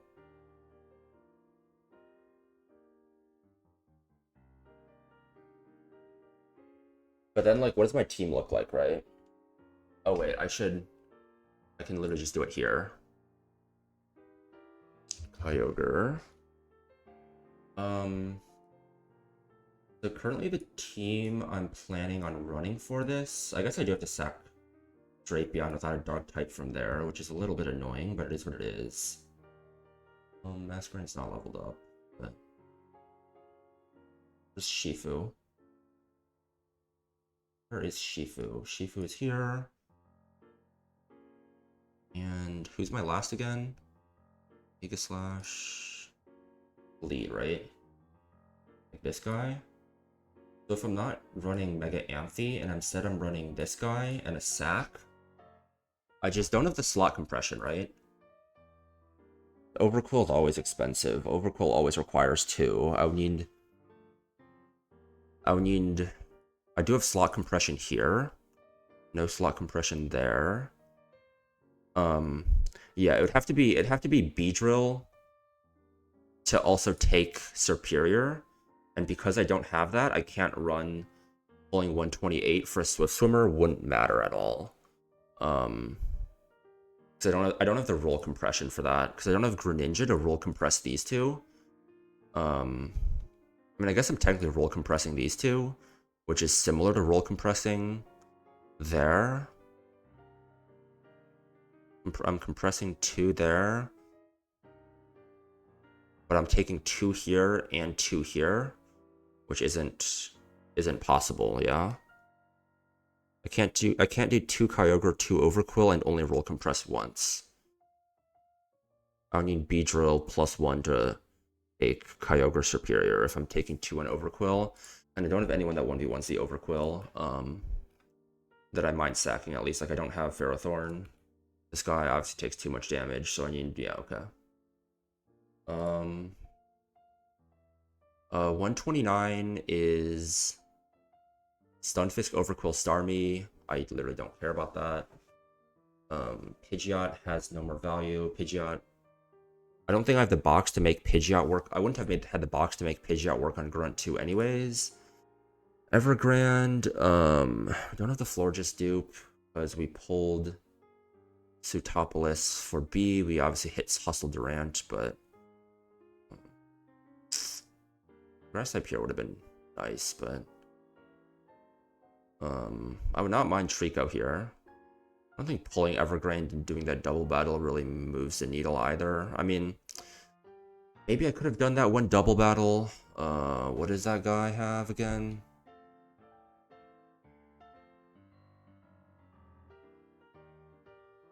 One split. I'm just fucking just chatting, waffling around. This fight seems giga annoying to do at a level 89 level cap. Because, like, you usually do it at 95, right? Before VR.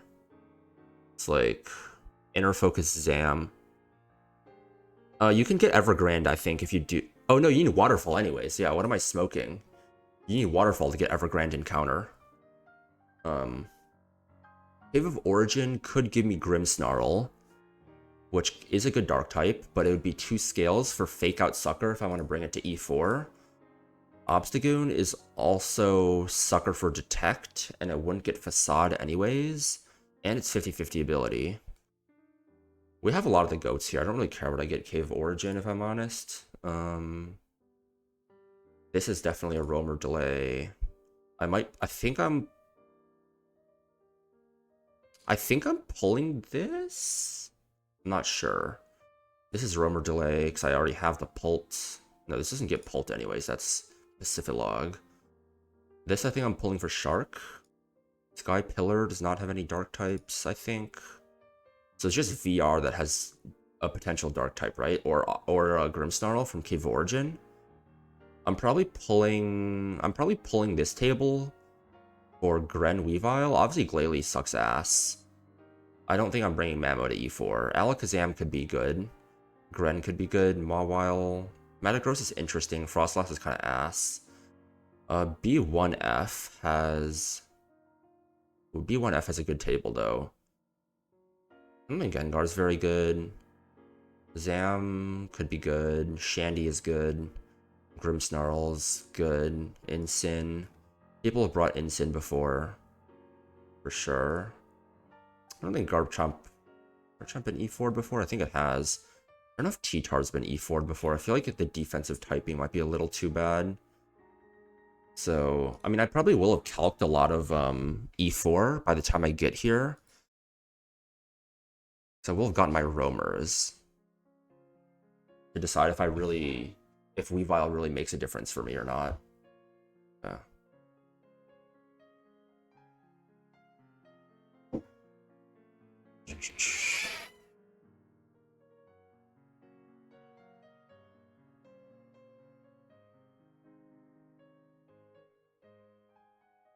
Okay. Oh, I haven't looked at my Gudra's IVs yet. I could also look at if Gudra does anything for me. Jolly Shell Armor. Jolly's probably pretty good, right? I mean, it's a mixed attacker. I mean, it's probably not what you want.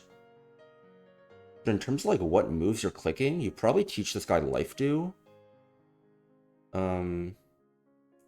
He probably kind of just like clicks a lot of utility moves, right? Like you can teach him Life Dew TM is probably going on this guy. Yeah, Heavy Slam.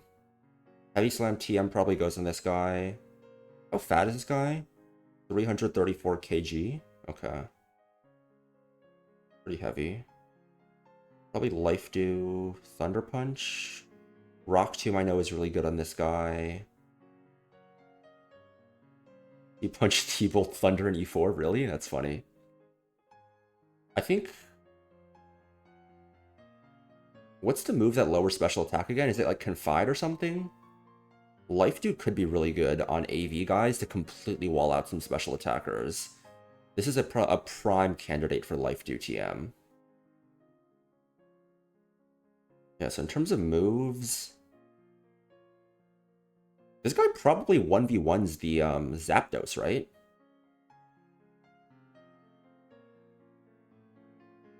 Yeah, very good IVs. This guy probably 1v1s the Zapdos on Archie here. Any interesting... I mean, you can scale for Draco, but I don't think we're doing that when we're Jolly and we have Bolt and Hydreigon. Life Dew is the only move you'd... So basically, it beats Suicune and Manaphy. Really? Can't they set up on you though? Because you don't show... Because you're slower, so you don't show a fast 2-hit KO. So they can set up on you, right? You'd have to like drop the speed earlier to outspeed, and then you can show kill with Thunder. Wait, what am I doing? Suicune can? Yeah. Yeah. I know this guy has been brought to E4 a lot before, so...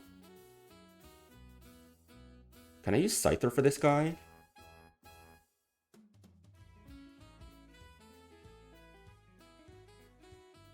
But you have to dodge double freeze.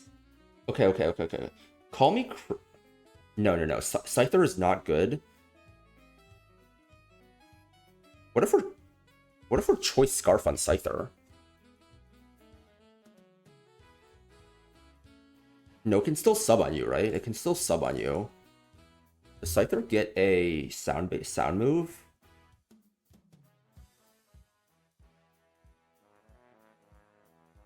Is Struggle Bug a sound-based move? It's not. So initially my plan was to sack Masquerain on Superior.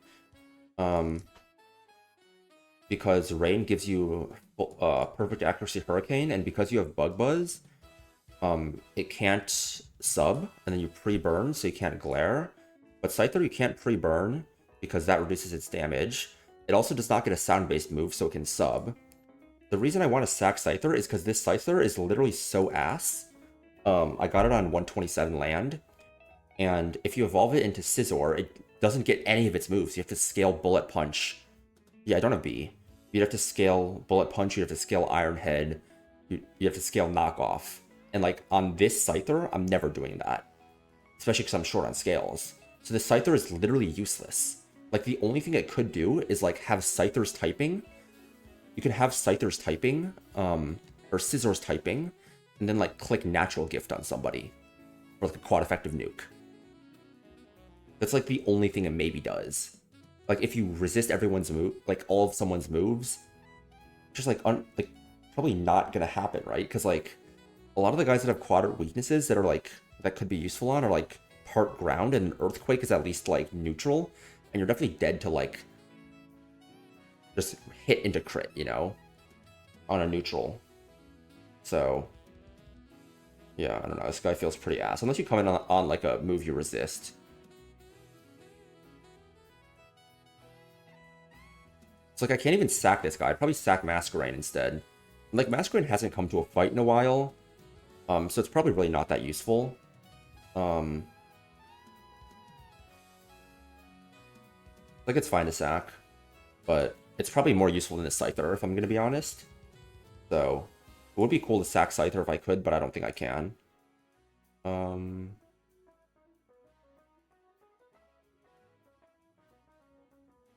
Pertinator. I might as well level those guys up, right? And where's my Urshifu? Urshifu, okay.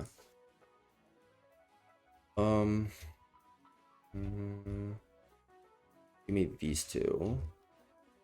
My party full? My party is full.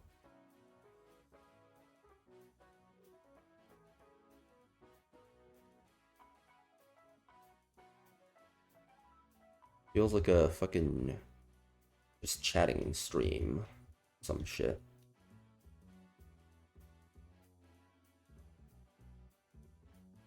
Yeah, I've had a lot of misses recently. Like, look at this guy. Hustle Mild. This was Sutopolis. This guy's not the worst thing in the world. Obviously, Thick Fat's better than Oblivious, but plus defense is pretty solid. It has good Fizz Bulk. Minus special attack's not great, but it is what it is. I'm not going to scale Encore on this guy. And then, like, this, like, these three in a row is kind of ass. Yeah. It's a good Goodra, though. I very much take this Goodra.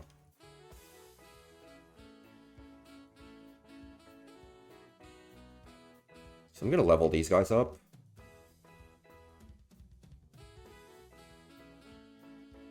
Was really hoping for like a good Weavile or a Absol, balance out the luck.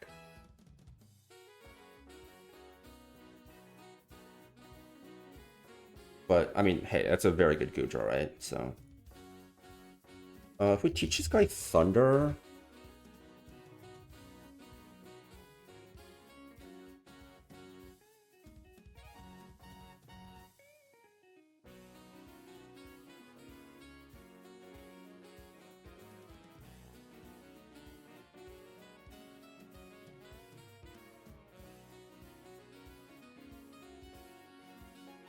We just don't do enough damage to this guy is the thing.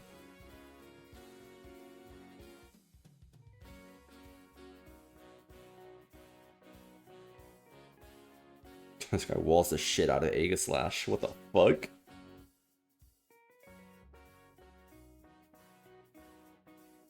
No, it does not 1v1 the Zapdos. Because Zapdos just roosts on us infinitely. I think it's good on Shelly, potentially, right? It kind of just sits on the Gengar, I think, and it can, like... I know I saw someone, like, Rock Tomb this Gengar and 1v1 with that. Obviously, we have Pulp to chain, so we don't need to do that, but... Yeah, I don't think it makes much sense to bring Goodra to this fight. Choice Banded it can. Choice Band.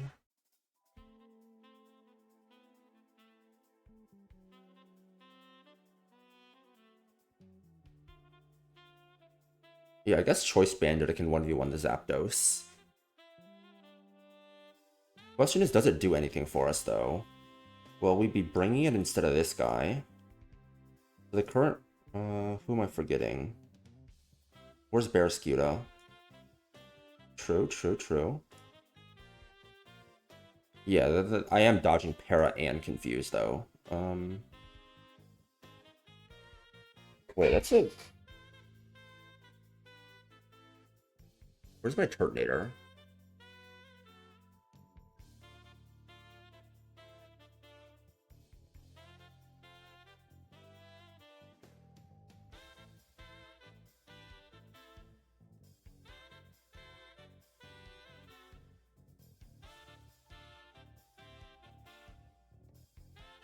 Fuck, dude. Oh, this is so ass. Oh my god. Nope, nope, nope. This line does not work. This line does not work. I can't go Prism.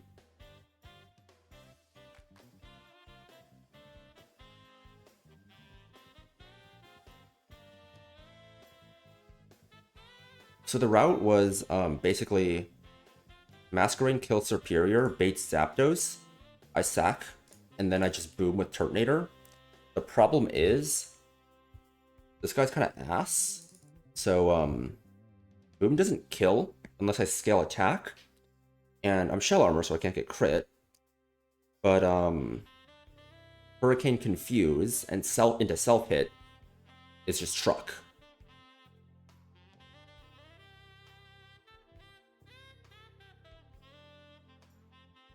Oh my god. Let me import all these guys at the current level.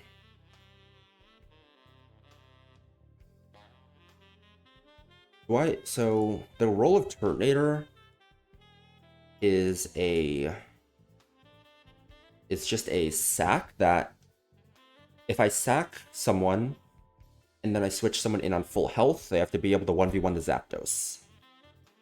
That is what I need someone to be able to do. So someone I don't mind sacking and can 1v1 the Zapdos. You're obviously dead to Hurricane, you're obviously dead to Thunder.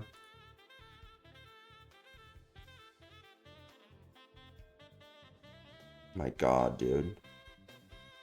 I'd have to scale attack on Turtonator for this shit.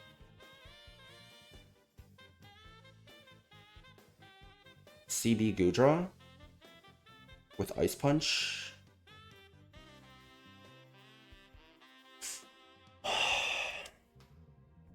So I two-shot, but I also can't sack you. Or I could have someone that 1v1s the Zapdos, and then I can sack Drapion.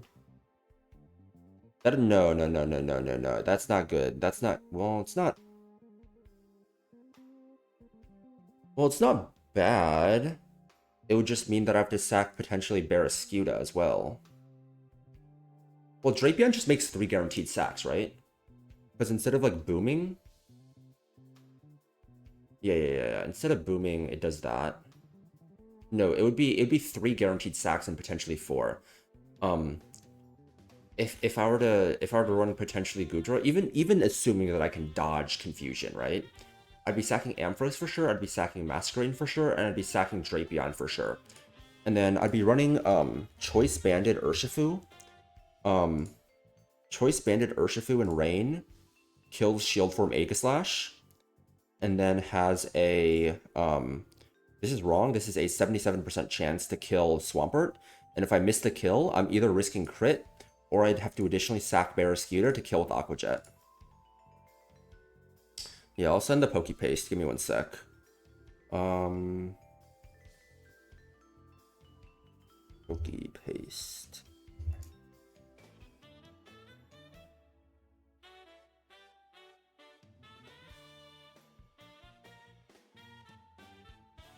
Okay.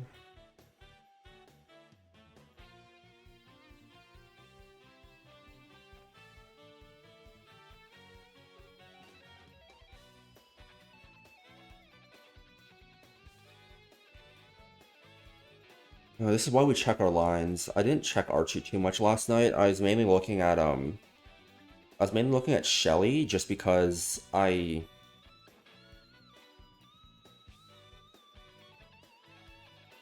was unsure how recovery AI might be bugged, but I was just misunderstanding the AI on another fight that was making me think there was a bug.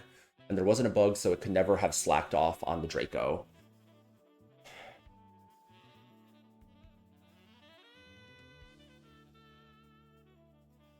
Choice Scarf Guy doesn't work. CB guy dies to crit. Hydreigon. Slower doesn't two-shot.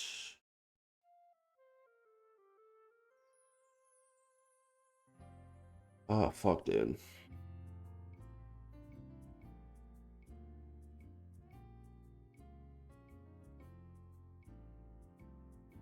What about Lantern? Lantern baits Hurricane and does like negative damage in return. And it's not like I can go Turtonator and just miss the range, because then he's gonna eat his eye Papa Berry, and I could kill with Shifu Surging Strikes, but static. And you need Choice Band, you can't be Punching Gloves.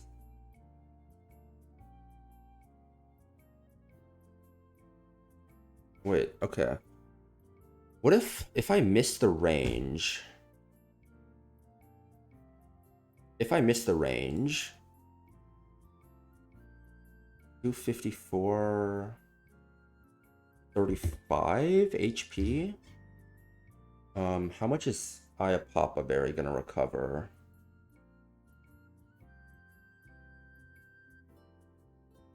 I think it rounds down, but I do this. Do I? Yeah, I go Mystic Water here. Did I go CB? I guess I could go CB. But I think Mystic Water kills. If I go Choice Band, does Flip Turn kill? No, if I go Choice Band, Flip Turn doesn't kill. So it makes, makes sense to just go Mystic Water and then just kill with Liquidation. I mean, I guess I could go Choice Band. And if I get a good roll, then I can kill with Flip Turn, right? Is that 179? How much does Flip Turn do? I'd have to deal 7 more.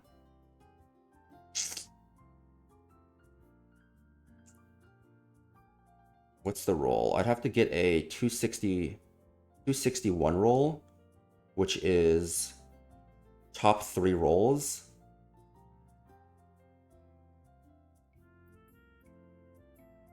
No, I already used my Custap on Pyre. Otherwise, yeah, you could go Custap Ursaluna to fucking kill that guy. No Custap Berry.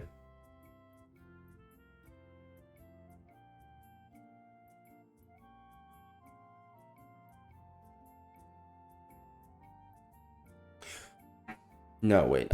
Never mind. I was thinking, like, what if I went, I don't remember if it's Roap or Jaboka Berry, but I'm pretty sure that is not proc if the mon that's holding it dies, right?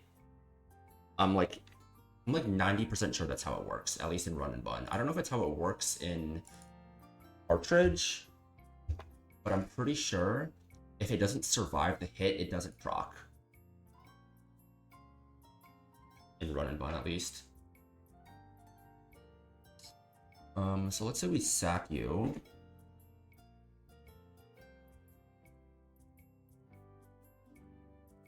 If Flip Turn doesn't kill,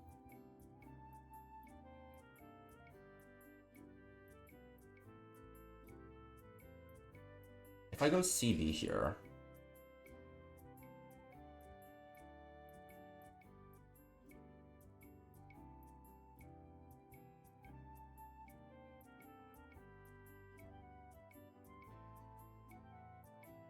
isn't there no difference between hard switch and flip turn there? I mean, I could flip. No, I can't flip turn because I need a bait in. I'm killing it either way. I should kill either way.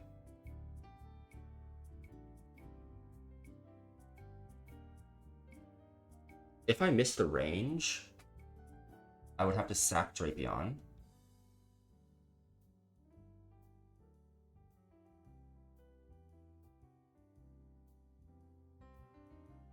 If I miss the range and get staticked, I'm fucked. I mean, I can pull up the ruler too and take a look at how much how much it deals. I can't pre-poison you.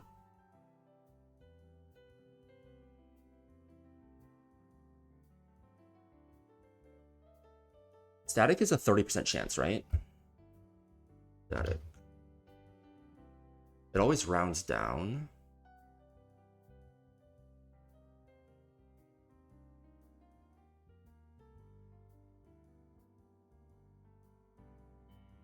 Oh, dude. Yes, I'm sacking the Ampharos. I have no other lead for the Kyogre. Like, theoretically, Lantern would be better to sack. But the problem with Lantern is he doesn't deal enough damage consistently to the Kyogre for someone else to kill. Like, I could do it if I use, like, maybe both choice items. Well, actually, let me take a look. Let me look at Specs Lantern. Item, choice specs. Choice specs. Never dead, so he's always going to cost up.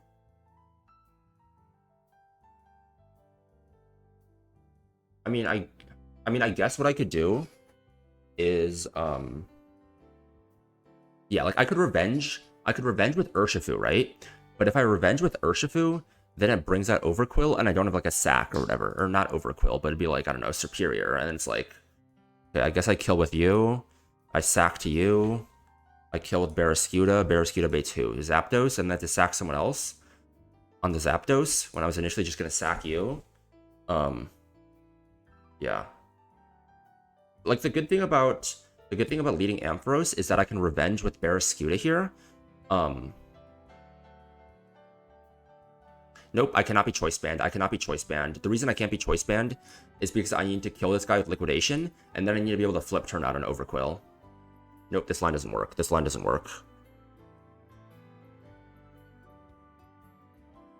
Zoom Lens Gudra? What are we clicking with Zoom Lens? Are we clicking Power Whip? Power Whip is 90 AC. I mean, it's a 2-shot with Power Whip. And then, like, you're not only baiting Overquill, you're baiting, like, kind of... It could be either Throat Chop or Waterfall, you know, depending on Origin Pulse rolls crits. Mega Ampharos is by far my best lead. And he's Jolly, minus special attack, so he's not that crazy. I had a plus special attack Ampharos on my attempt 98, which is my PB before this. And that guy did damage. This guy misses so many ranges that guy would have hit. And plus he doesn't get Draco anyways. Like obviously he hits like fatty thunders, but which I might miss on erratic weather, but I don't know, is he good on erratic weather?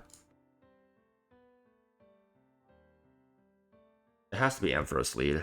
I looked at all the leads, it has to be Ampharos, I think.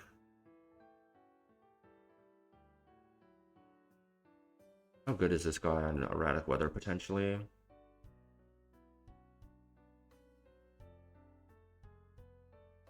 I don't think he's good on doubles. I think he's only good on singles.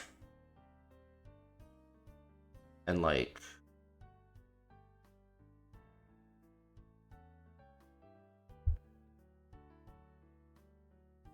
I don't know, maybe he hits a fatty thunder on this Vaporeon. He probably actually does. No, but it has insane special bulk. There's no way it kills. I mean, you don't take very much damage, but...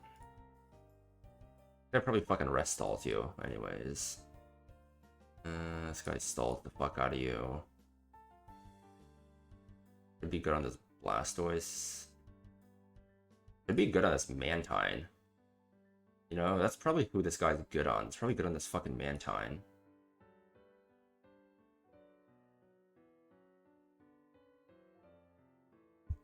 But also, like...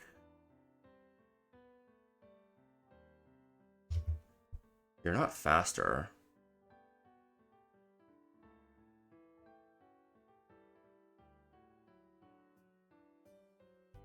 Yeah, that's the one guy this guy's good on. It's a fucking fatty thunder on this Mantine.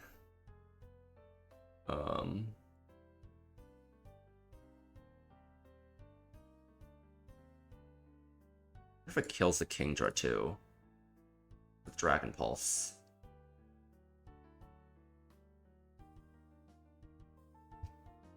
See, if this guy was not minus special attack, it would kill the Kingdra.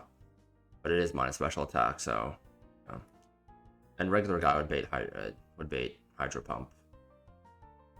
But also, like, I'm pretty sure I can just go, like, Scarf Pult. Yeah, I can just go Scarf Pult on this guy. And frag out. And, like, also on this Mantine, I'm, like, pretty sure I can probably go just Thunder Hudra. It's not Thunder Fang, Thunder. Actually, Thunder Punch might do more. Yeah, Thunder Punch does do more. And it baits guaranteed Hydro Pump. So, like... Yeah. I'm kind of just chilling on these guys. Mega Amphi does not really do anything for me. Brilliant Ian, Boba Berry. That's insane. Spadef, Araquanid, right? It's like 154, 132. Spadef, yeah. So like, you're definitely rather hitting it with just a Fizz move to deny webs. Boba Berry, physical electric type. I don't know. I'll find someone. What else is super effective in this fucker? Is it just grass and electric?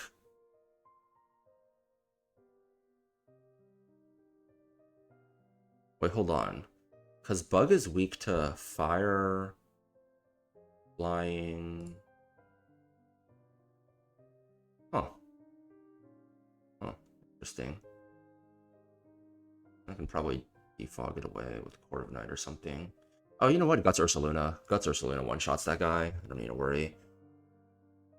But yeah, there's not going to be too much more utility for Mega Ampharos. Are there rain fights in Wallace's gym? We got the Politoad, I guess.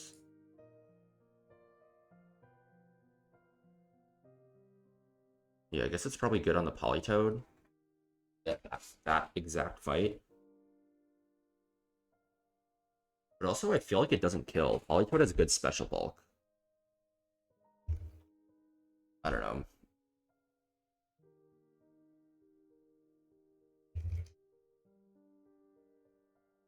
Oh, it most definitely does kill. Nope, this is not a viable lead. It has fucking Hypnosis, and you can't pre-status in Gym. And we can't give it a Chesto because it's a Mega.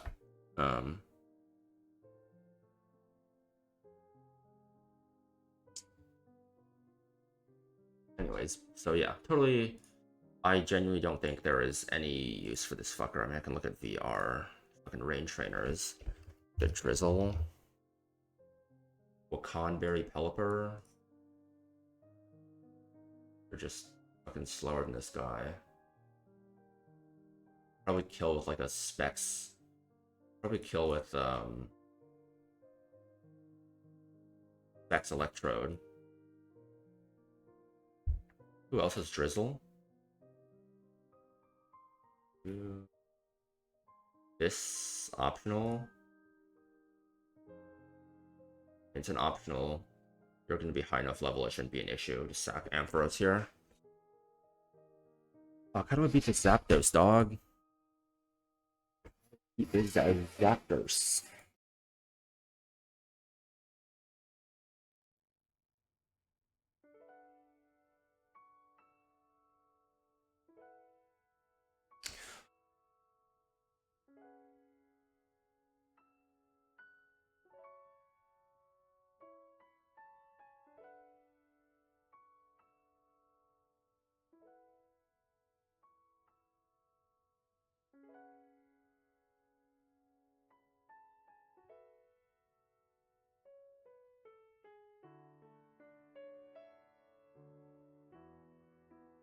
Mystic Water always kills this guy after a boom. Question is, who does this bait in, right?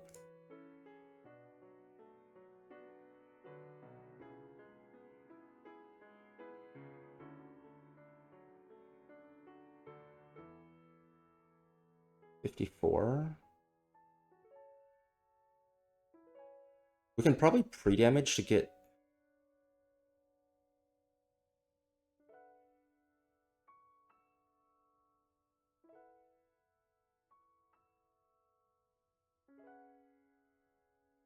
37? What's the spread on this? What's 37 plus 46? 83? So we could pre-damage to guarantee an attack.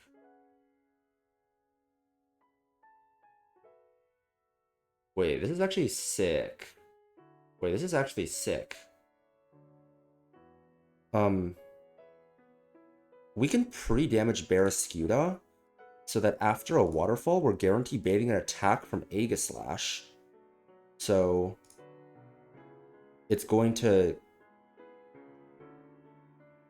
Oh wait, never mind. Wait, this is the dive angle. This is the dive angle. This is dive. This is dive angle. Right? Yeah. This is a dive angle. This is a dive angle. You kill this guy with dive. Bait's pert.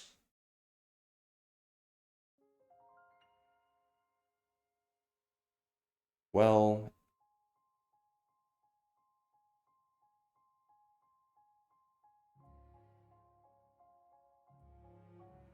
Well, not really, right? Because...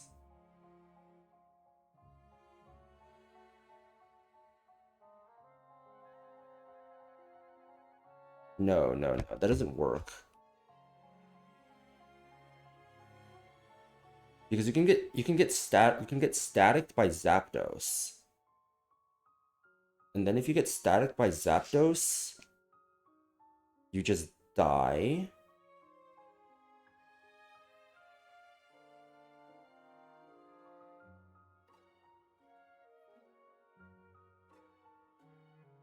And then Swampert can power up punch you. Swampert can power up punch. And if Swampert is at +1, a +1 crit Earthquake kills if it chooses to power up punch here.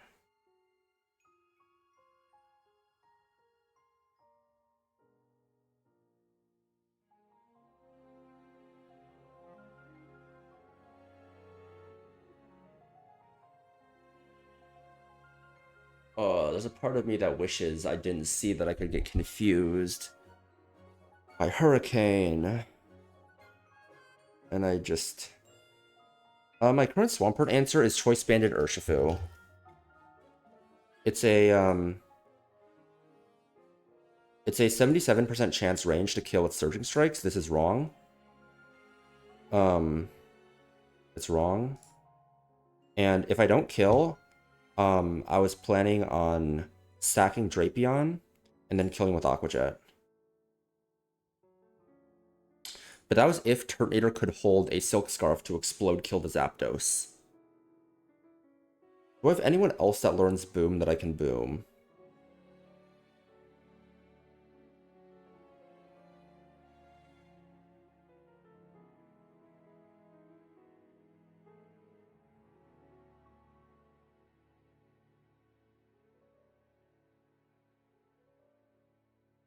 And it has to also survive a hit.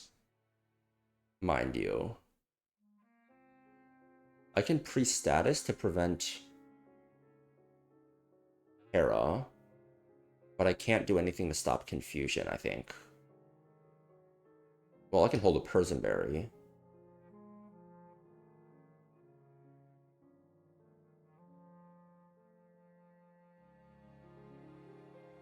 I know Magnemites can do it. If it's someone that's fast enough, like an Overquill, I could theoretically hold Choice Scarf Boom.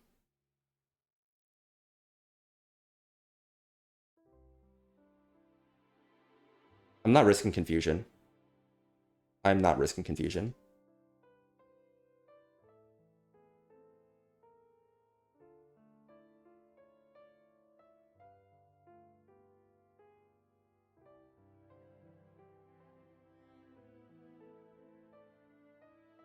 I refuse to risk confusion. It's way too high of a risk. Ferrothorn can do it.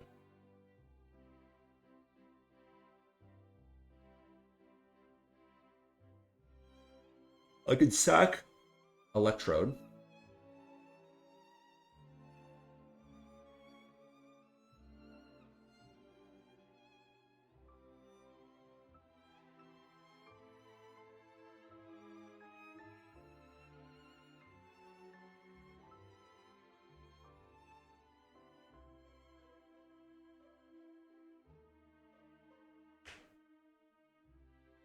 And if this misses the range, I...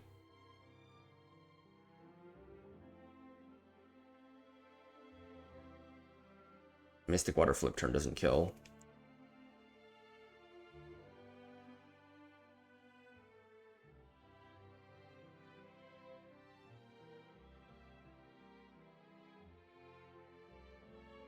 What about Misty Explosion? Does it learn Misty Explosion?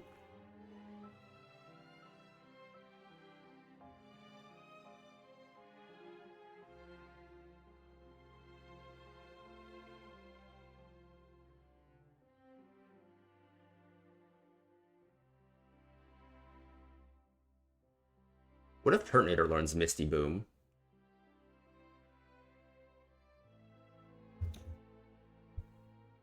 Oh, the damage is even worse because I'm fucking minus special attack. I could do Misty Explosion, Electrode, Hisui.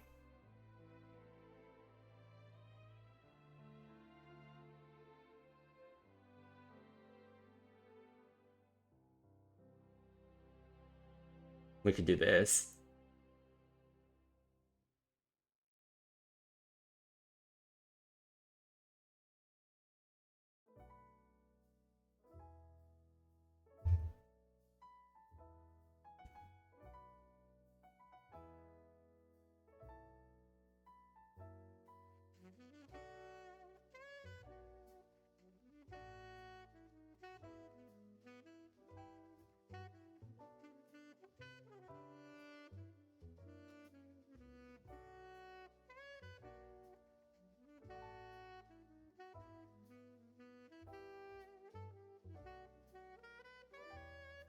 $60, $65.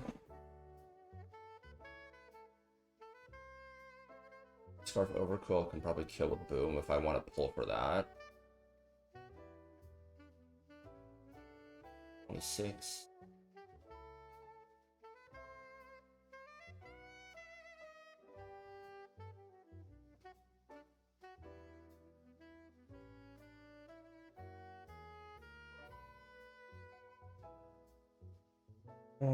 Really?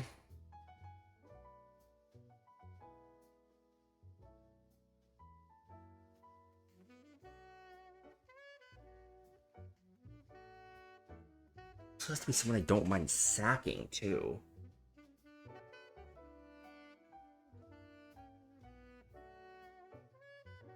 Ursaluna's not fast enough. Like, if Ursaluna was...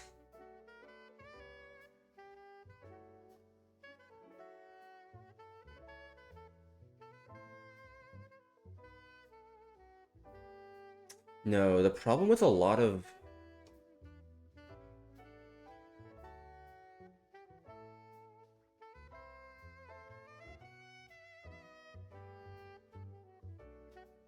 If I pre...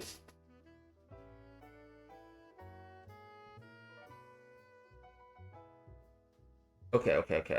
I have an idea. So, if I have someone... If I have someone that 1v1s the Zapdos...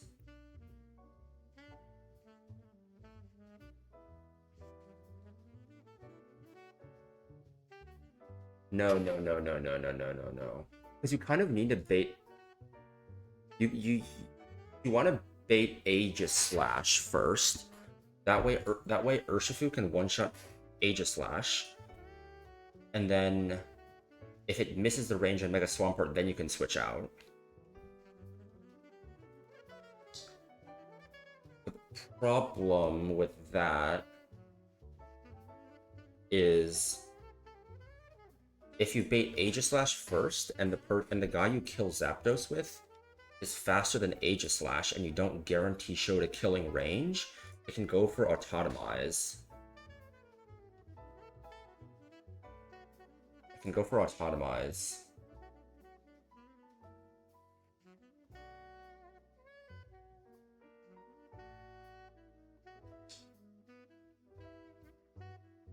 shit, I'm stumped. Dude, there's no way I'm scaling fucking attack on this guy, right? No, I'm definitely not. I'd rather sack the Hisuian Electrode. But then I'm sacking both of my remaining electric types. I have literally no more electric types left after this. Well, I have Lantern, I guess, but it's a Lantern. And Electrode is so good for just being like giga fast and like volt switching on bitches, you know? Like it's really good for doubles.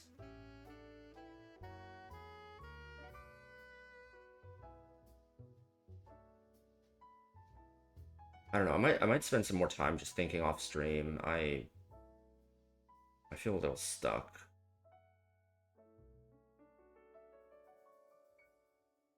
Not sure what the play is. Barf Prim is not faster.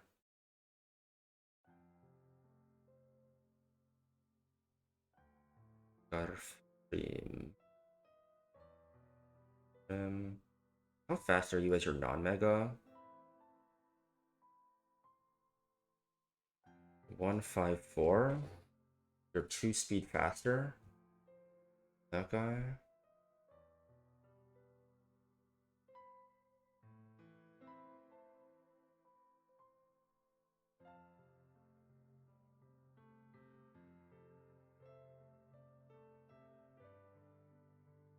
You can definitely be in range of power up punch from non-mega perks.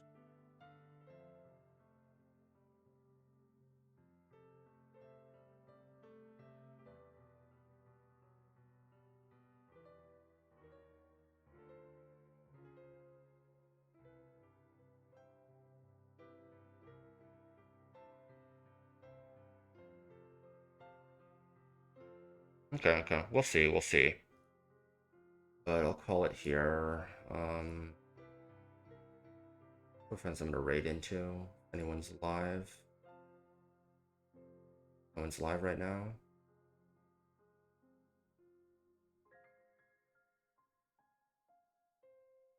Alright. You have a line if you want to take a look at it? Yeah. If you got anything, send it over. I'll take a look at it.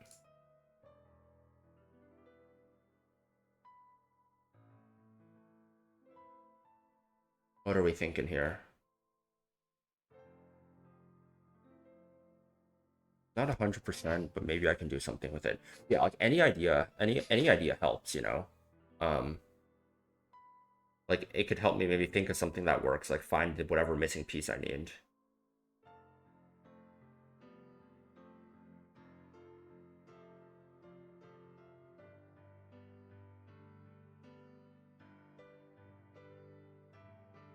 I could.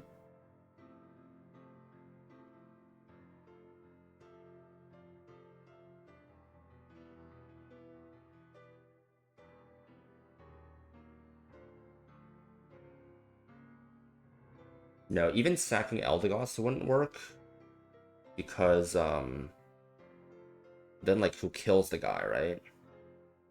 Like I can drop his speed, but how do I kill the guy? So booming is still kind of what I'm leaning towards on the Zapdos.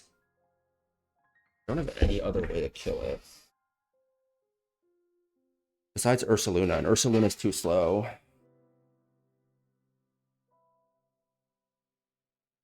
It's like 200, right? Yeah. So I need to drop his speed.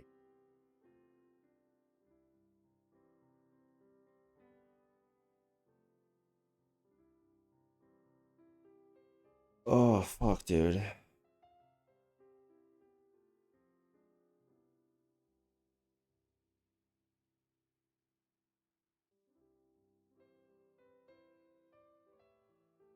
Who did a hurricane?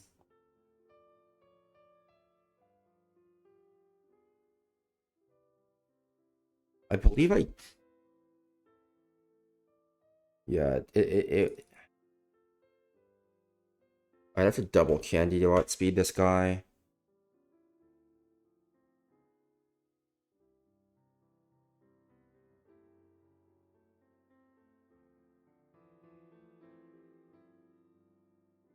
You can't equip both a scarf and a band, obviously.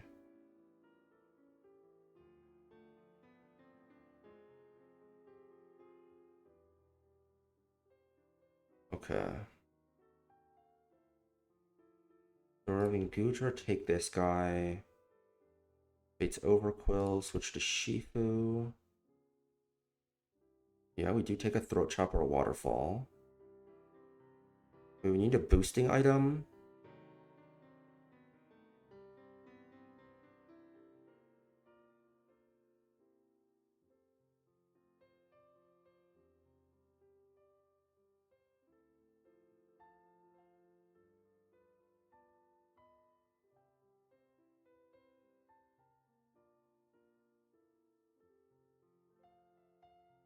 You're dead to 1 in 128. Could also SD on you though. Stand 35. That does kill. Superior Mask, that does work. Sack.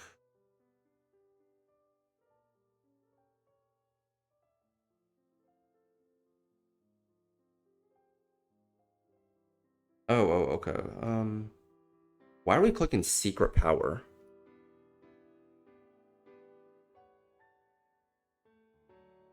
No. The problem, like, no, the problem with that is the Eye of Papa Berry here. If I don't kill, it heals 50% HP.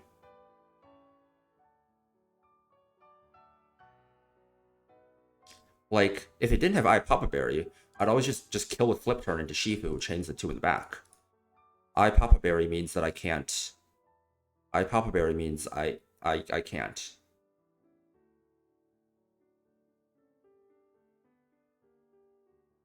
Like, I can kill with Liquidation after the Eye Papa Berry, but then that probably baits in Swampert instead of Aegislash.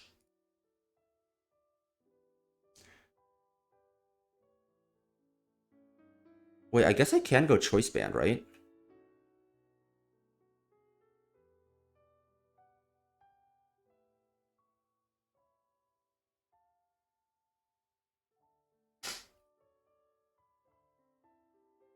Well, Choice Band Liquidation kills. Does it show kill the regular Swampert? It does not. So it would go for just whoever sees a kill. It's probably Aegislash, depending on rolls. I think it's depending on crit, depending on pre-damage, but if you're guaranteeing it's going for an attack. Oh, let me think.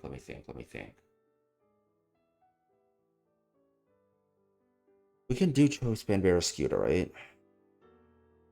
No, we can't do Choice Band Barraskewda. We can do Mystic Water, though. Mystic Water still kills with Liquidation.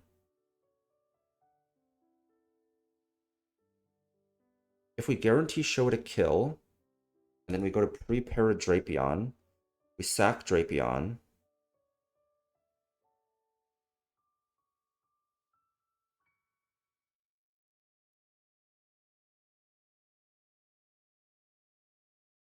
We sack Drapion. If we guarantee show this guy a kill,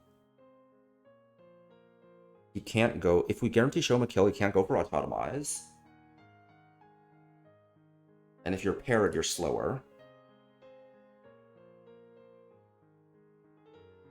And then once you're sacked, we chain with Shifu, and we potentially have to sack Barraskewda.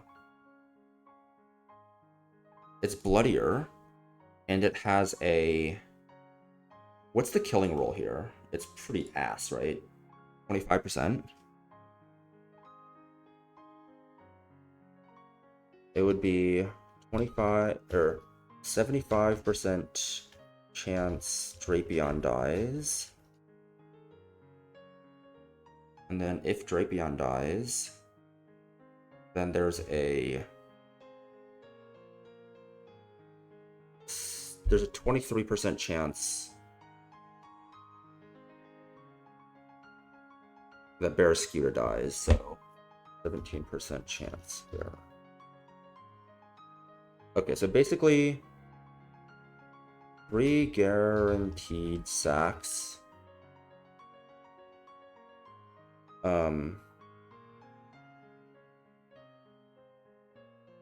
Wait, okay, so there's a 25% chance.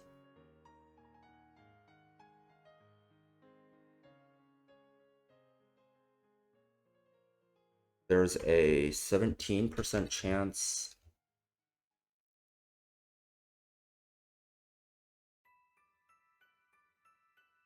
And then what's the difference? 58% chance.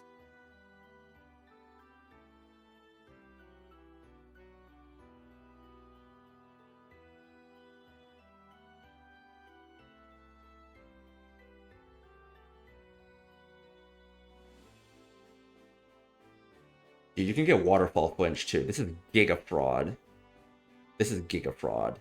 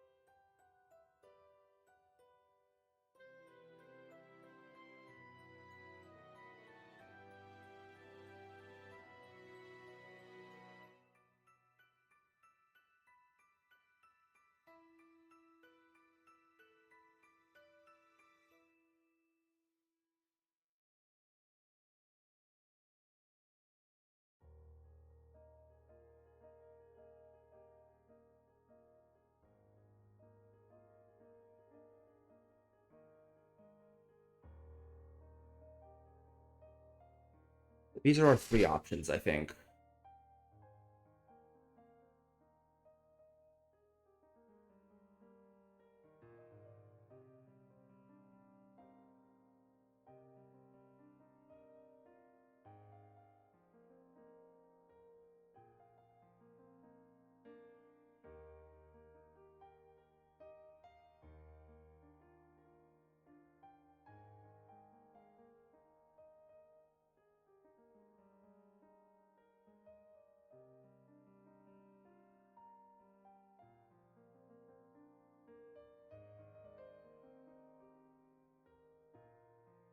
Yeah. So Route A is the most similar to my initial route. I'd basically just be giving Turtonator Persenberry. Who am I forgetting? Where's the mask? Okay. So A is basically Ampharos battles the Kyogre. If it wins, it wins. If it doesn't win, it doesn't win. Um, we're able to revenge kill with after Thunder, Mystic Water Liquidation always kills. If Ampharos somehow wins the 1v1 with Para hacks, we still bait Overquill because Origin Pulse, its highest damaging move. And regular Ampharos, or it sees kill on regular Ampharos, so it has to go for it. Always baits Overquill. And Barraskewda also baits Overquill for slow kill. Everyone is slower, so it goes for first slow kill. Now, Barraskewda is going to flip turn on either Gunk Shot or Throat Chop into Drapion. Drapion baits Waterfall. I'm gonna technically bait SD. I guess technically it could, but it's fine. Oh wait, baiting SD is bad, isn't it?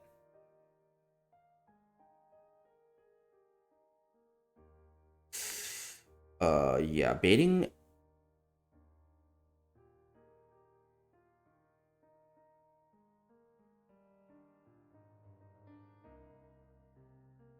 Baiting.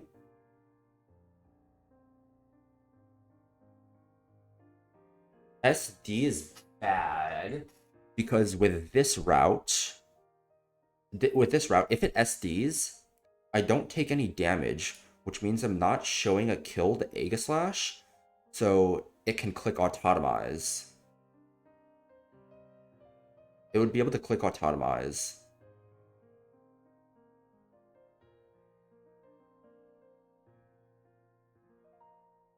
Fuck, fuck, fuck, fuck, fuck. Can't flip turn. I need a liquidation to get the kill. It doesn't have to be Drapion. It could be like Ursaluna. It could be Donphan, but Drapion I think is the most sackable. Um, it basically just needs to be able to tank a Throat Chop and a Gunk Shot, and then be able to bait Waterfall back into Barraskewda, because Barraskewda can take a Waterfall. And then kill.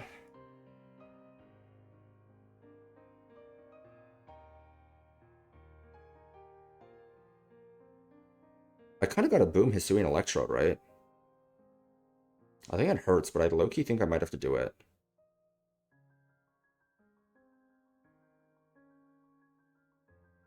Okay, we can go Donphan, but it doesn't do anything for us because it just dies to Waterfall, so we have to switch back to you to get the kill.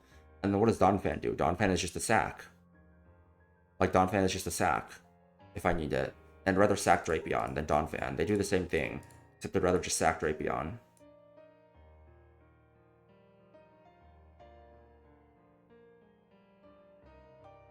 Can I... No. Because Gunk Shot can miss, I can't pre-damage to guarantee Waterfall. I think I either need to scale attack, or I need to Boom Electrode. I think that's the consideration. I don't see any other way around it. Yeah, it means -2 electric types, and my only ones are going to be Lantern. Like, I can teach electric moves to Goodra, and it'll be pretty good with them, but I do think I want to keep the scale. I think I'm booming Hisuian Electrode, but I'm going to spend some time just sitting on this. Yeah, I'm not going to make the decision right now.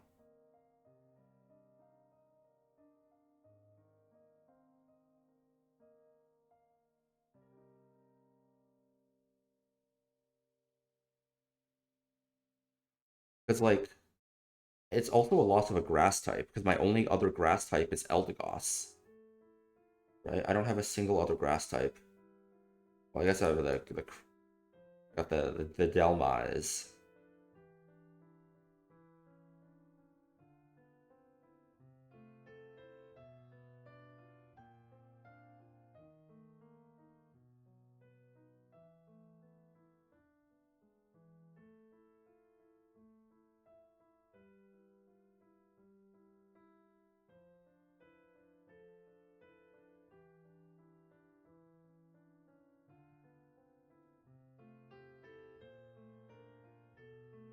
Electrode seems fantastic for this fight.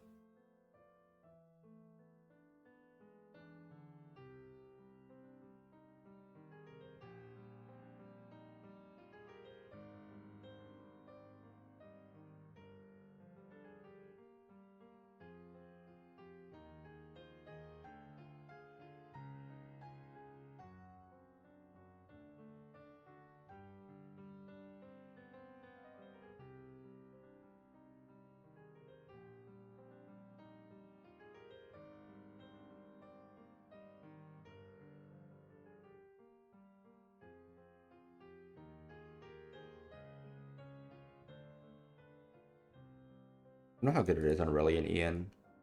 I feel like it might not be that crazy on Aurelian Ian.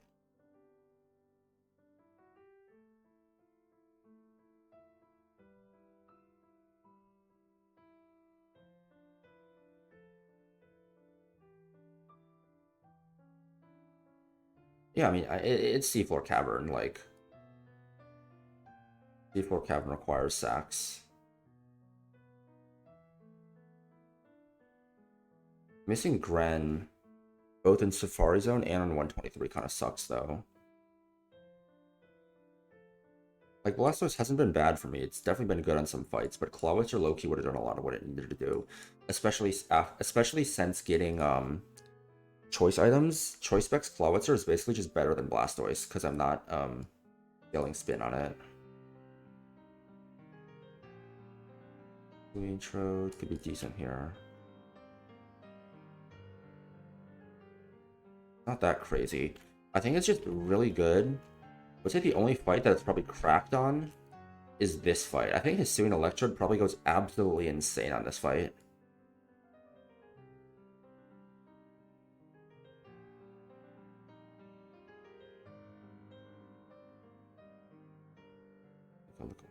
Okay.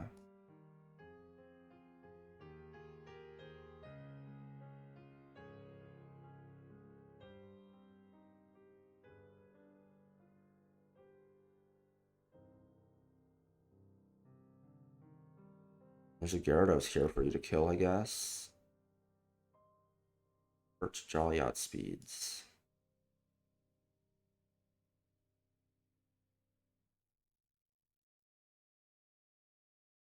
Nothing too crazy. Dash.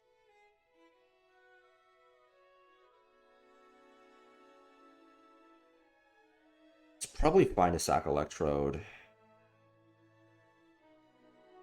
Not gonna feel great, but I'll ask some other people what they think.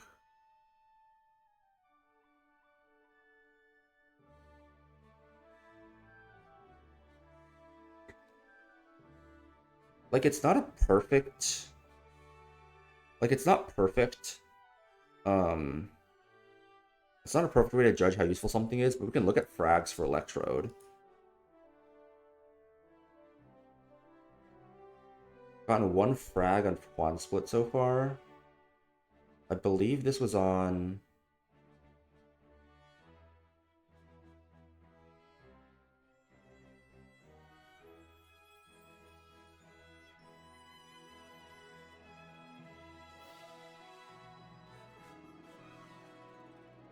Who did Electrode kill? Was it on this fight? Yeah. It got a Volt Switch kill on this fight. I believe it was the... Yeah, Scarf Hydreigon U-turn into Spec Electrode Volt Switch. Losing a pivot guy hurts, especially because I don't have B to make up for it. Still have Scuda. I believe you guarantee keep Scuda.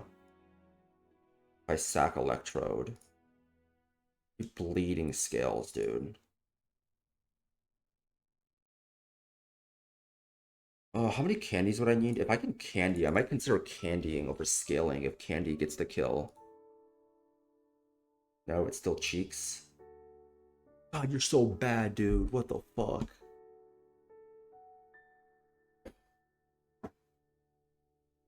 What if I kept quick attack on Masquerade?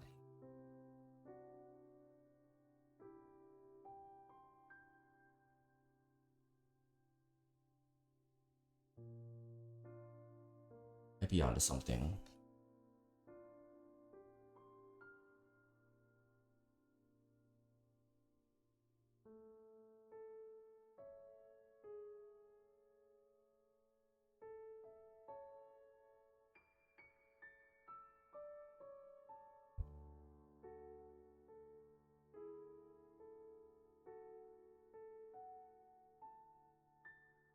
Scarf is still slower than this guy. Damn. Slow as fuck. So I'm taking how many burn chips? I'm taking the turn I switch in and the turn I kill, right? So that's 2 burn ticks, 2 leaf storms. I feel like if it crits, it's enough to... 4, 12, 36, 64, plus 2 is going to be 48.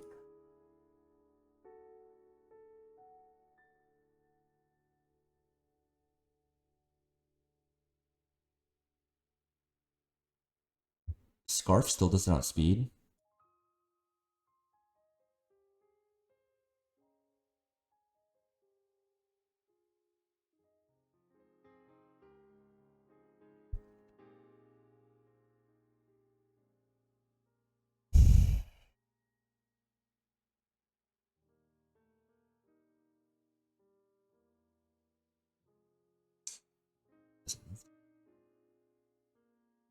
What if I have...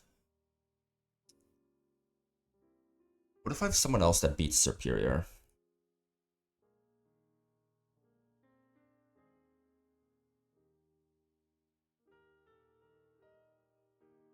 I'm not sacking Viv.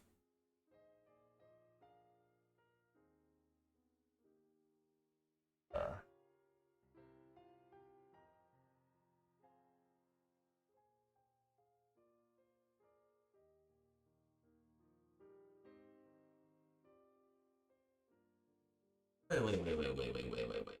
Let me cook. I think I can do Choice Scarf Scyther. Because after a flip turn, we kill with X's or we outspeed. We're pre-toxic. Let me cook. And I think I can get chip off with this. I think this might work.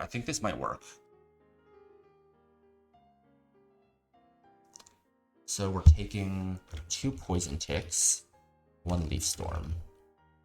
Not Poison Ticks, we're taking Toxic Ticks. It's the turn we switch in, the turn we kill. 223 over 16. Let's say we take 13 and 27, which is 40. And then we take a crit Leaf Storm. So 223 minus 40 minus 60 is 123. I think Aegislash does not see kill. Aegislash does not see kill. Zapdos sees kill.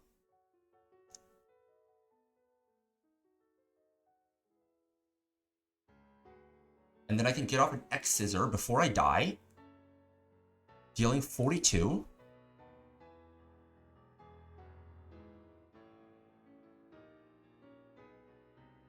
Which is enough for Terminator to kill. I found it. I found it, that chest. I found the line. I found the fucking line.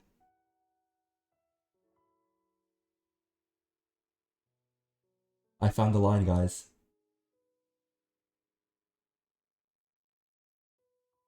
Wait, this is the line. This is just the line.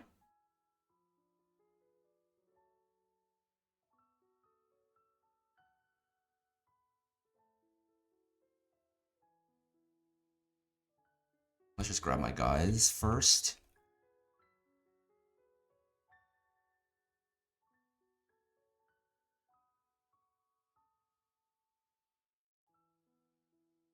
Holy shit, dude. Fucking did it. Found a use for Scyther. Dude, actual fucking Scyther diff here, man. Let's go.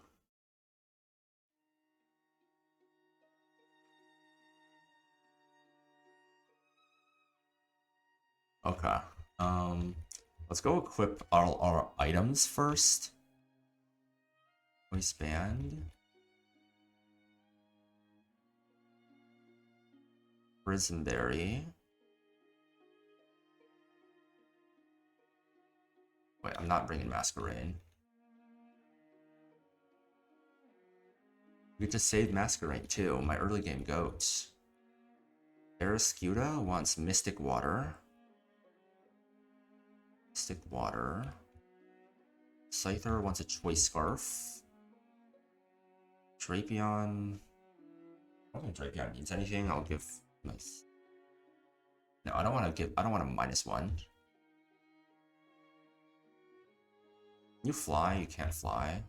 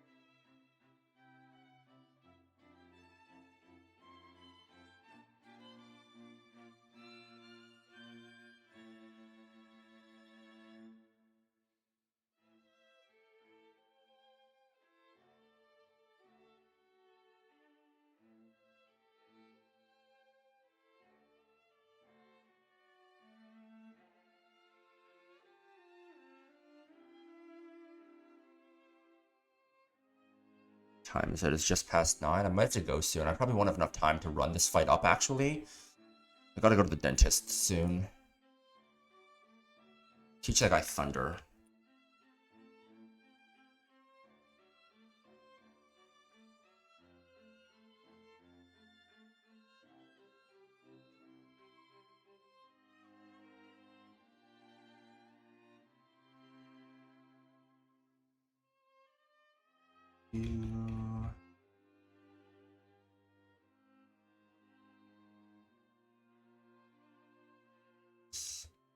Teaching it over Shockwave.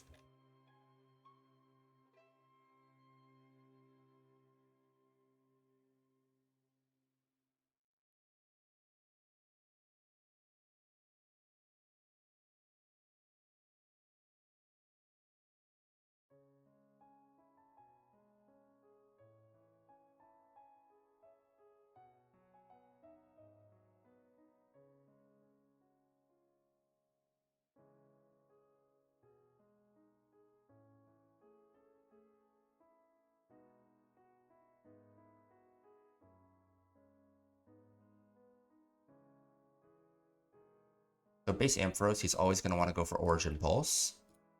We Mega.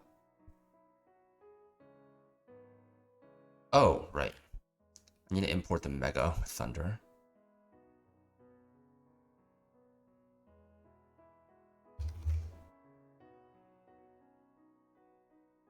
Put Thunder on this guy. Origin Pulse crit never kills us. If we bring him in Custap range, he's going to use his Custap, killing Ampharos with Ice Beam, or whatever he wants to click. And this Thunder always does enough damage so that Liquidation kills Kyogre.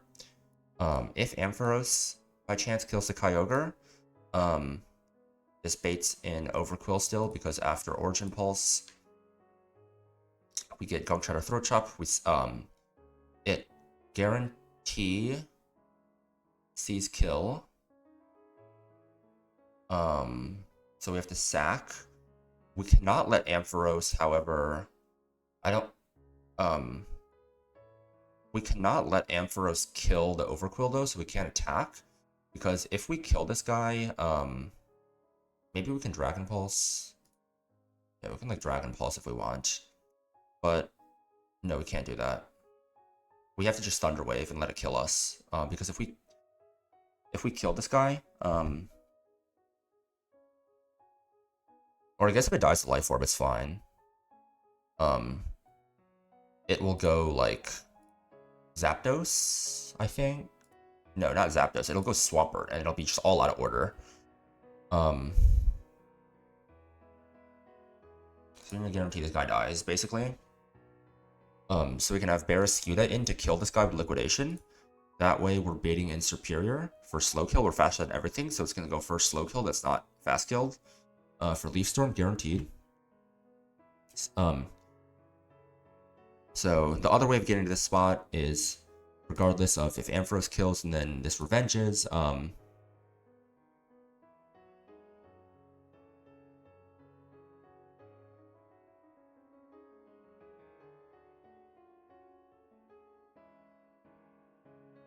No.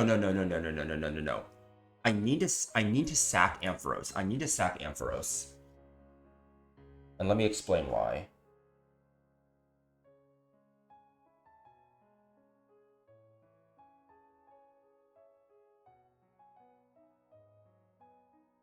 Because,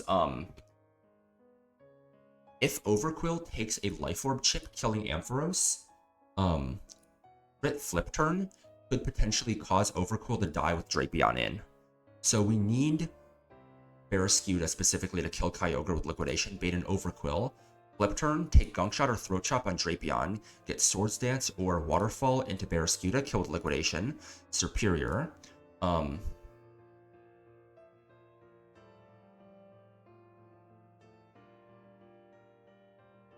Oh, we need to be in Swarm. We need to be in Swarm. That's why we had the damage boost. Okay.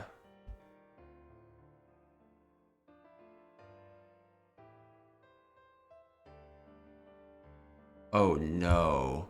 If we're in Swarm, we bait Aegislash.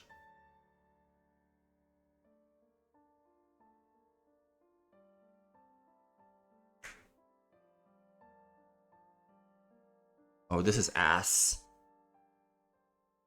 I was like, oh.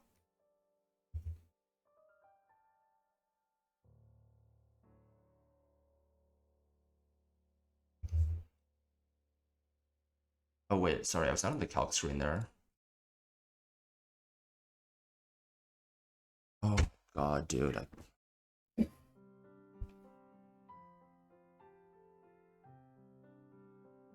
If you're in Swarm, you bait Aegislash.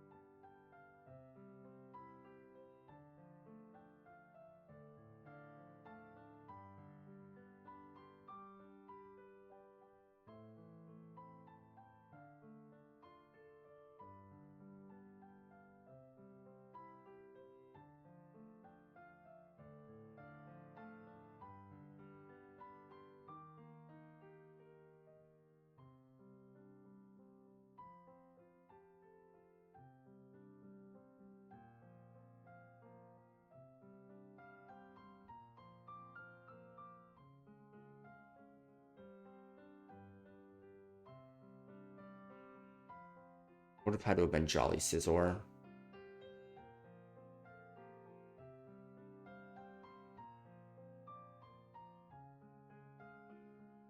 This card takes a lot from Leaf Storm. It also baits an Aegislash.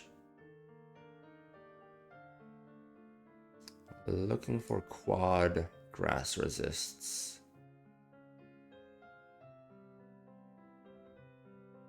Talonflame baits Aegislash. No, Talonflame does not bait Aegislash. If we go specifically Choice Band. Choice Band.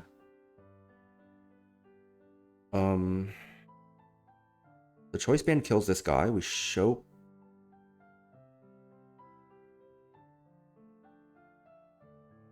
Right.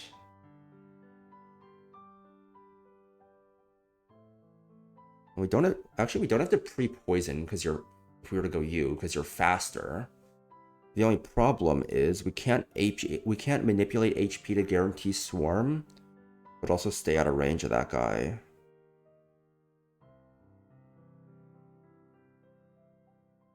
We could sack Talonflame.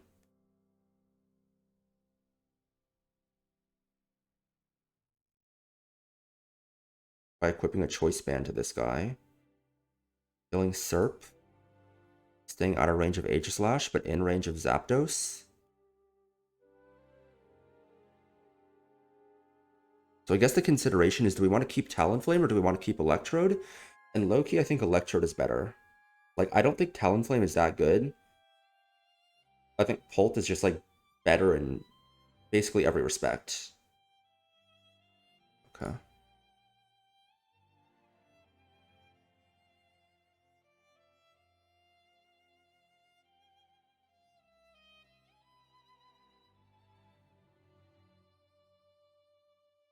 You are not sacking. You don't do enough damage. Do you know what's even more fucking tragic? Do you know what's even more tragic, dude? If Durant was just not Hustle, Durant would be perfect for this. For most people, Durant is so good here. But we're Hustle, so we can just miss our first impression.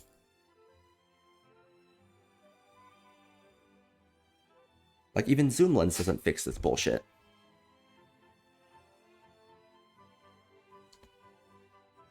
Oh my god.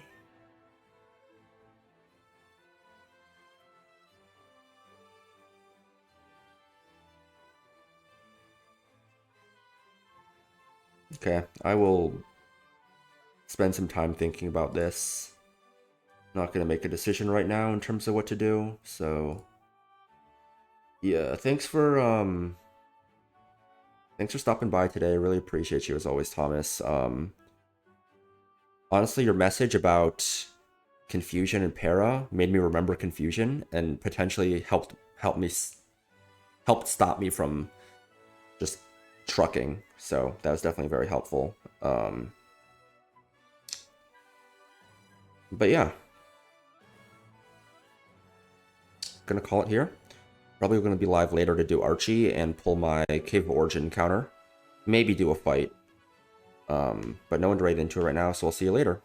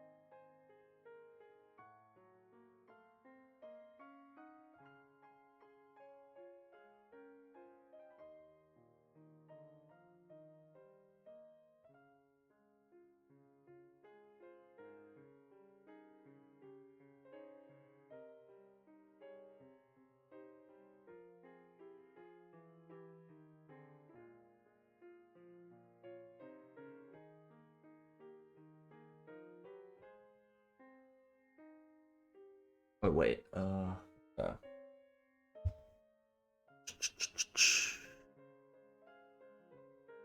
So I did correct the line and find one that worked.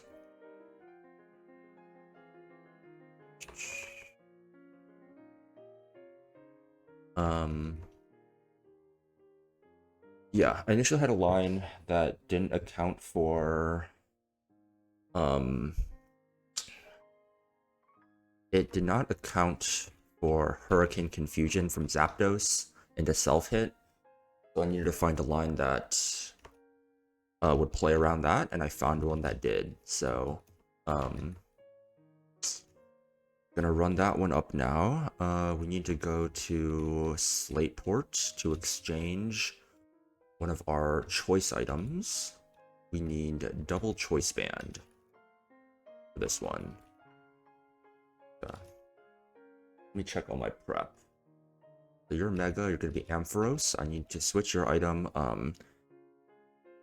So basically, I need to switch this from Mystic Water to Muscle Band because basically there's a possibility where if I double crit and my second crit is a high roll, I can fuck up my line and wipe.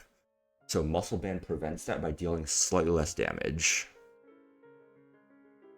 You have Close Combat and Liquidation.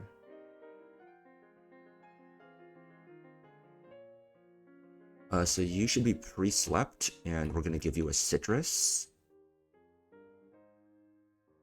Just in case that shouldn't be possible, but doing that just in case. What's that berry? Yes, okay. Citrus. Okay. So you need to be choice band. You need to be Persianberry. And you need to be choice banded. Okay, let's import everyone into the calc real quick. With the updated items.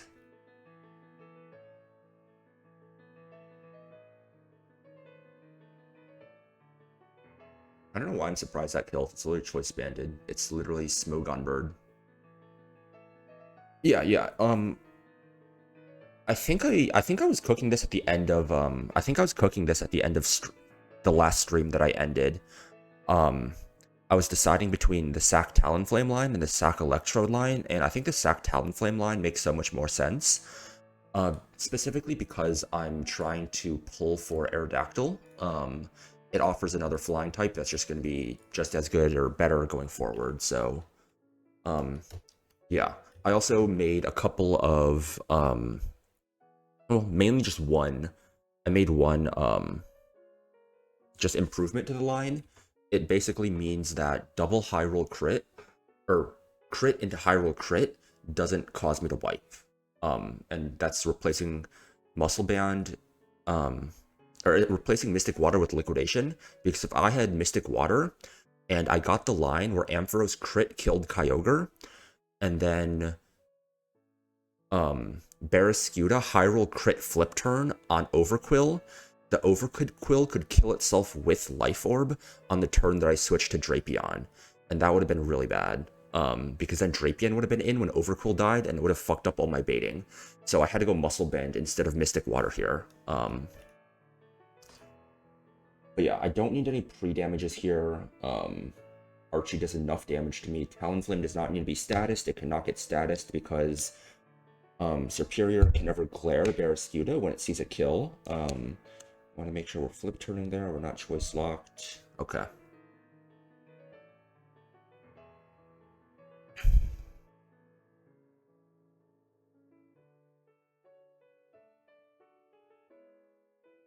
All right.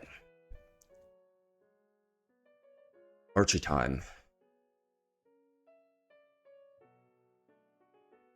Team order is correct. There's in lead. Yep.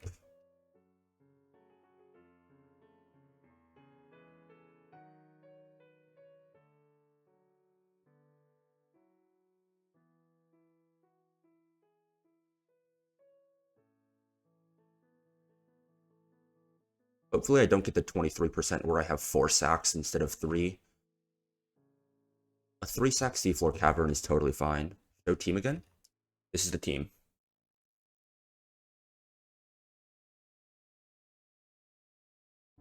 Got any questions about it?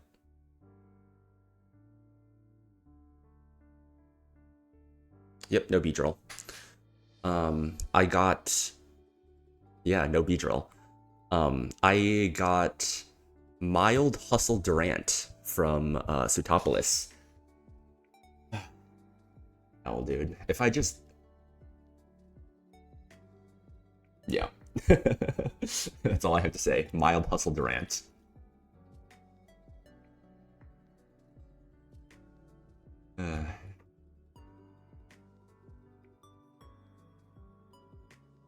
I also had Deathless Shelly without Beedrill too. But I did have some Mickeys. I have the Pult, I have Hydreigon, so Golly for the eject. It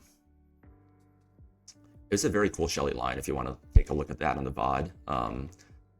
I used Slowking and Copperajah to set up the lead.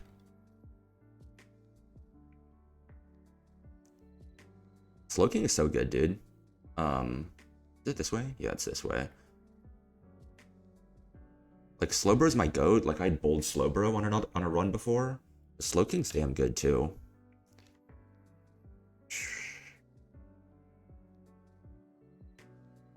Muscle man.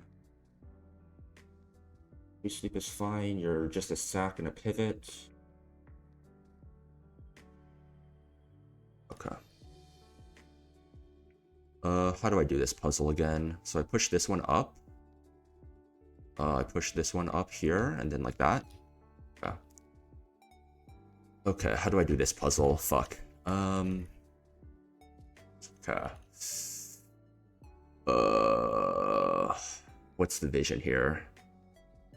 So if I push this one up, and then I push that one up, that one over. Wait. Do I need to push... I think it's like I need to push this one up, right? And then like these ones to the side, I think. And then this one here, and then like that. Then like that and that. And then that and that and that. Oh shit, dude. This is some high-level gaming. Okay. So Fairy Gem, let me add that to my tracker. Consumables. Second to last gem besides Dragon Gem. Cool. This is gonna be Archie over here, so. And I don't know why I have an obsession with saving the game.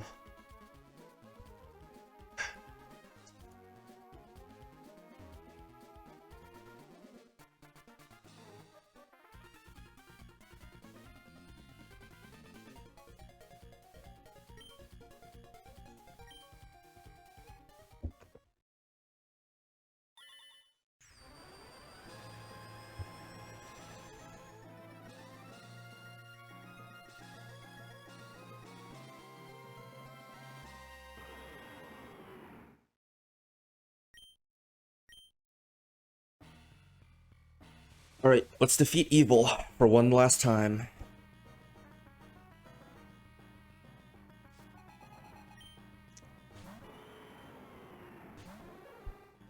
Alright. Base Ampharos is always dead to exactly Origin Pulse and only Origin Pulse. But once we Mega, even a crit never kills us. We fire off a Thunder. If this crit kills, it's fine. I made an adjustment to the line that accounts for it. But ideally, there's no crit, no para. But everything should be accounted for. So we're going to Mega and Thunder. Right? Mega, Thunder. This always does enough damage to Revenge Kill next. Sacking Ampharos here doesn't feel the greatest, but I don't think Ampharos is nearly as good at this point in the game, especially because my guy is minus special attack.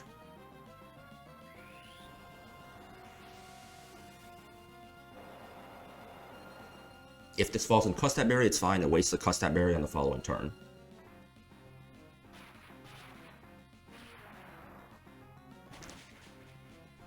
Okay, this is going to be in Constab range. It's fine. He's just going to kill me with Ice Beam. Just in case it doesn't, I'm going to click Thunder Wave. 07's Amphi. You're pretty nice. You gave me such a sick Bridge Rival line. Bridge Rival in this run has been probably my favorite cook that I've ever done. But your sacrifice was not in vain. I'm gonna go Barraskewda here. Because I procced Custap, Liquidation kills here, so I might as well click Liquidation, I think. Custap means it's below 25%. That looks like it's obviously below 25. Liquidation does 31. Might as well click it. Still kills. Alright, now it's the Overquill. Overquill is always really, really hard to deal with. Like, literally nothing 1v1s it, except, like, trading, like, a Ferrothorn or something for it. But obviously I don't have those, so we need 2 mons for it. Gonna start off with Barraskewda. We outspeed, because even though it has Swift Swim, we have Swift Swim as well. We're gonna flip turn out. Into Drapion here, who tanks both Gunk Shot and Throat Chop. Okay, Throat Chop. We're pre-slept to... I mean, it doesn't really matter. Like, maybe there's a line where if certain... Like, technically there's a line where we're pre-slept, so Barraskewda can take less damage because this kid set up Swords Dance. And that's relevant if Urshifu misses a range, gets crit, and then Barraskewda might be able to survive. So that's why we're pre-slept here, to increase the chance of SD. And I think it should be guaranteed SD here, because I don't think it sees kill. It sees kill with some ranges. But if it goes for Waterfall here, it never kills even with a crit, which is good. So now we kill with Liquidation, even if it went for Gunk Shot and missed. Muscle Band, Rain Boosted Flip Turn into Liquidation always kills. We're faster than everything, so it's going to bait out first slow kill that is not fast killed, which is superior.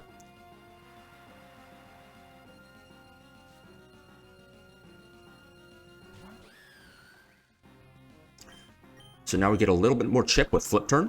It has to go for the kill with Leaf Storm. It cannot ever click anything else. This chip doesn't really matter, but might as well click it. So this is Choice Banded Talonflame.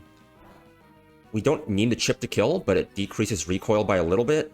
Even if we got Min Roll plus Max Roll crit Leaf Storm, the recoil would still bait correctly, but I'm doing this just cause. So we kill with Choice Banded Brave Bird here.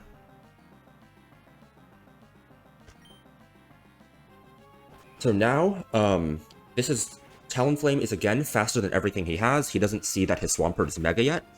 So he's going to go for first slow kill. Aegislash should not come in because it calcs as shield form. And even if it calced as sword form, it would see that we kill it in sword form with Choice Banded Flare Blitz.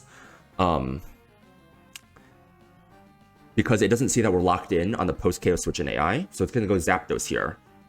We unfortunately had to use Talonflame for this instead of anyone else because we need a little bit of chip here on the Zapdos. So we're saying goodbye to our good friend Talonflame. Early game GOAT. Yeah, good, like, did so many things for us. Killed Courtney's Buzzwole most recently. Vito's Aggron clutched up on that. Brawly GOAT. But we need a little bit of chip here. So one last Brave Bird for the boys.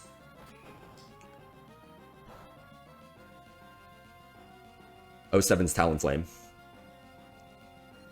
The Zapdos is a demon. The most common answer to this is Greninja. I did not get Greninja in Petalburg. I did not get it in Safari Zone. I did not get it on 123. The only other reliable way I have to deal with this, Turtonator. Now you might be wondering, how does Turtonator kill this guy? Okay, went for Weather Ball over Hurricane. We needed to go Persimberry in case this went for Hurricane and Confused. Turtonator has such bad attack. We got the crit anyways, okay. Turtonator has such bad attack that we needed that chip from Zapdos to kill, and we can't go Silk Scarf because otherwise we can get confused and we can just truck. So we set up the end game where we always win. 3 deaths. But it's time for the bear. Choice Banded, Rain Boosted, Surging Strikes Urshifu, shows fast kill to both in the back. This straight up just kills Shield Form Aegislash. It didn't matter if I went for King Shield. This always crits, so it ignores the attack drop from King Shield, and Unseen Fist goes through Protect. Now Urshifu, here's where you have a chance to save Drapion's life. Wait, why was I saying Barraskewda? This is to save Drapion. Surging Strikes here, once he Megas, is a 77% range to kill. If this doesn't kill, we have to switch out, come back in, and kill with Aqua Jet because we're locked in with Choice Band. I needed to go Choice Band or the Aegislash, so I couldn't tip on Mystic Water, which would have guaranteed the kill. So please, Urshifu, clutch up and save Drapion's life.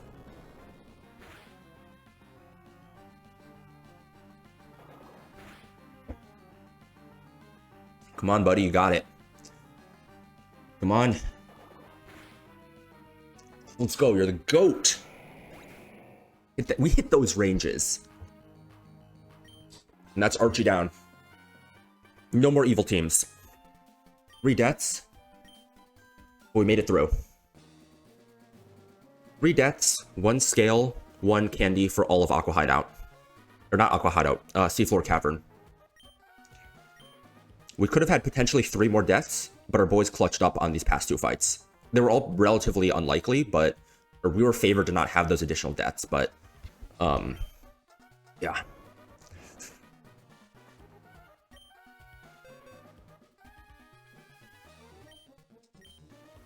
Alright, time for Erratic Weather. Probably gonna pull the Cave of Origin encounter before that, but it's not relevant. We got all the goats there already. We already have Dragapult and Ursaluna. So I think Grimmsnarl is probably the best guy there. but it's not a huge deal whatever we get there. We just want good roamers and hopefully get arrow. Because now we don't really have a good flying type.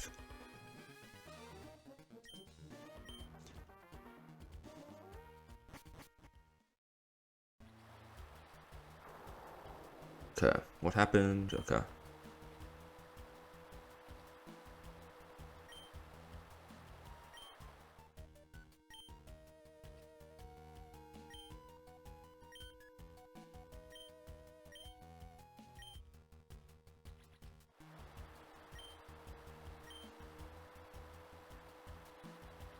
Alright. Are we in Sootopolis right now, or are we just in the middle of the ocean? Oh, Steven's here.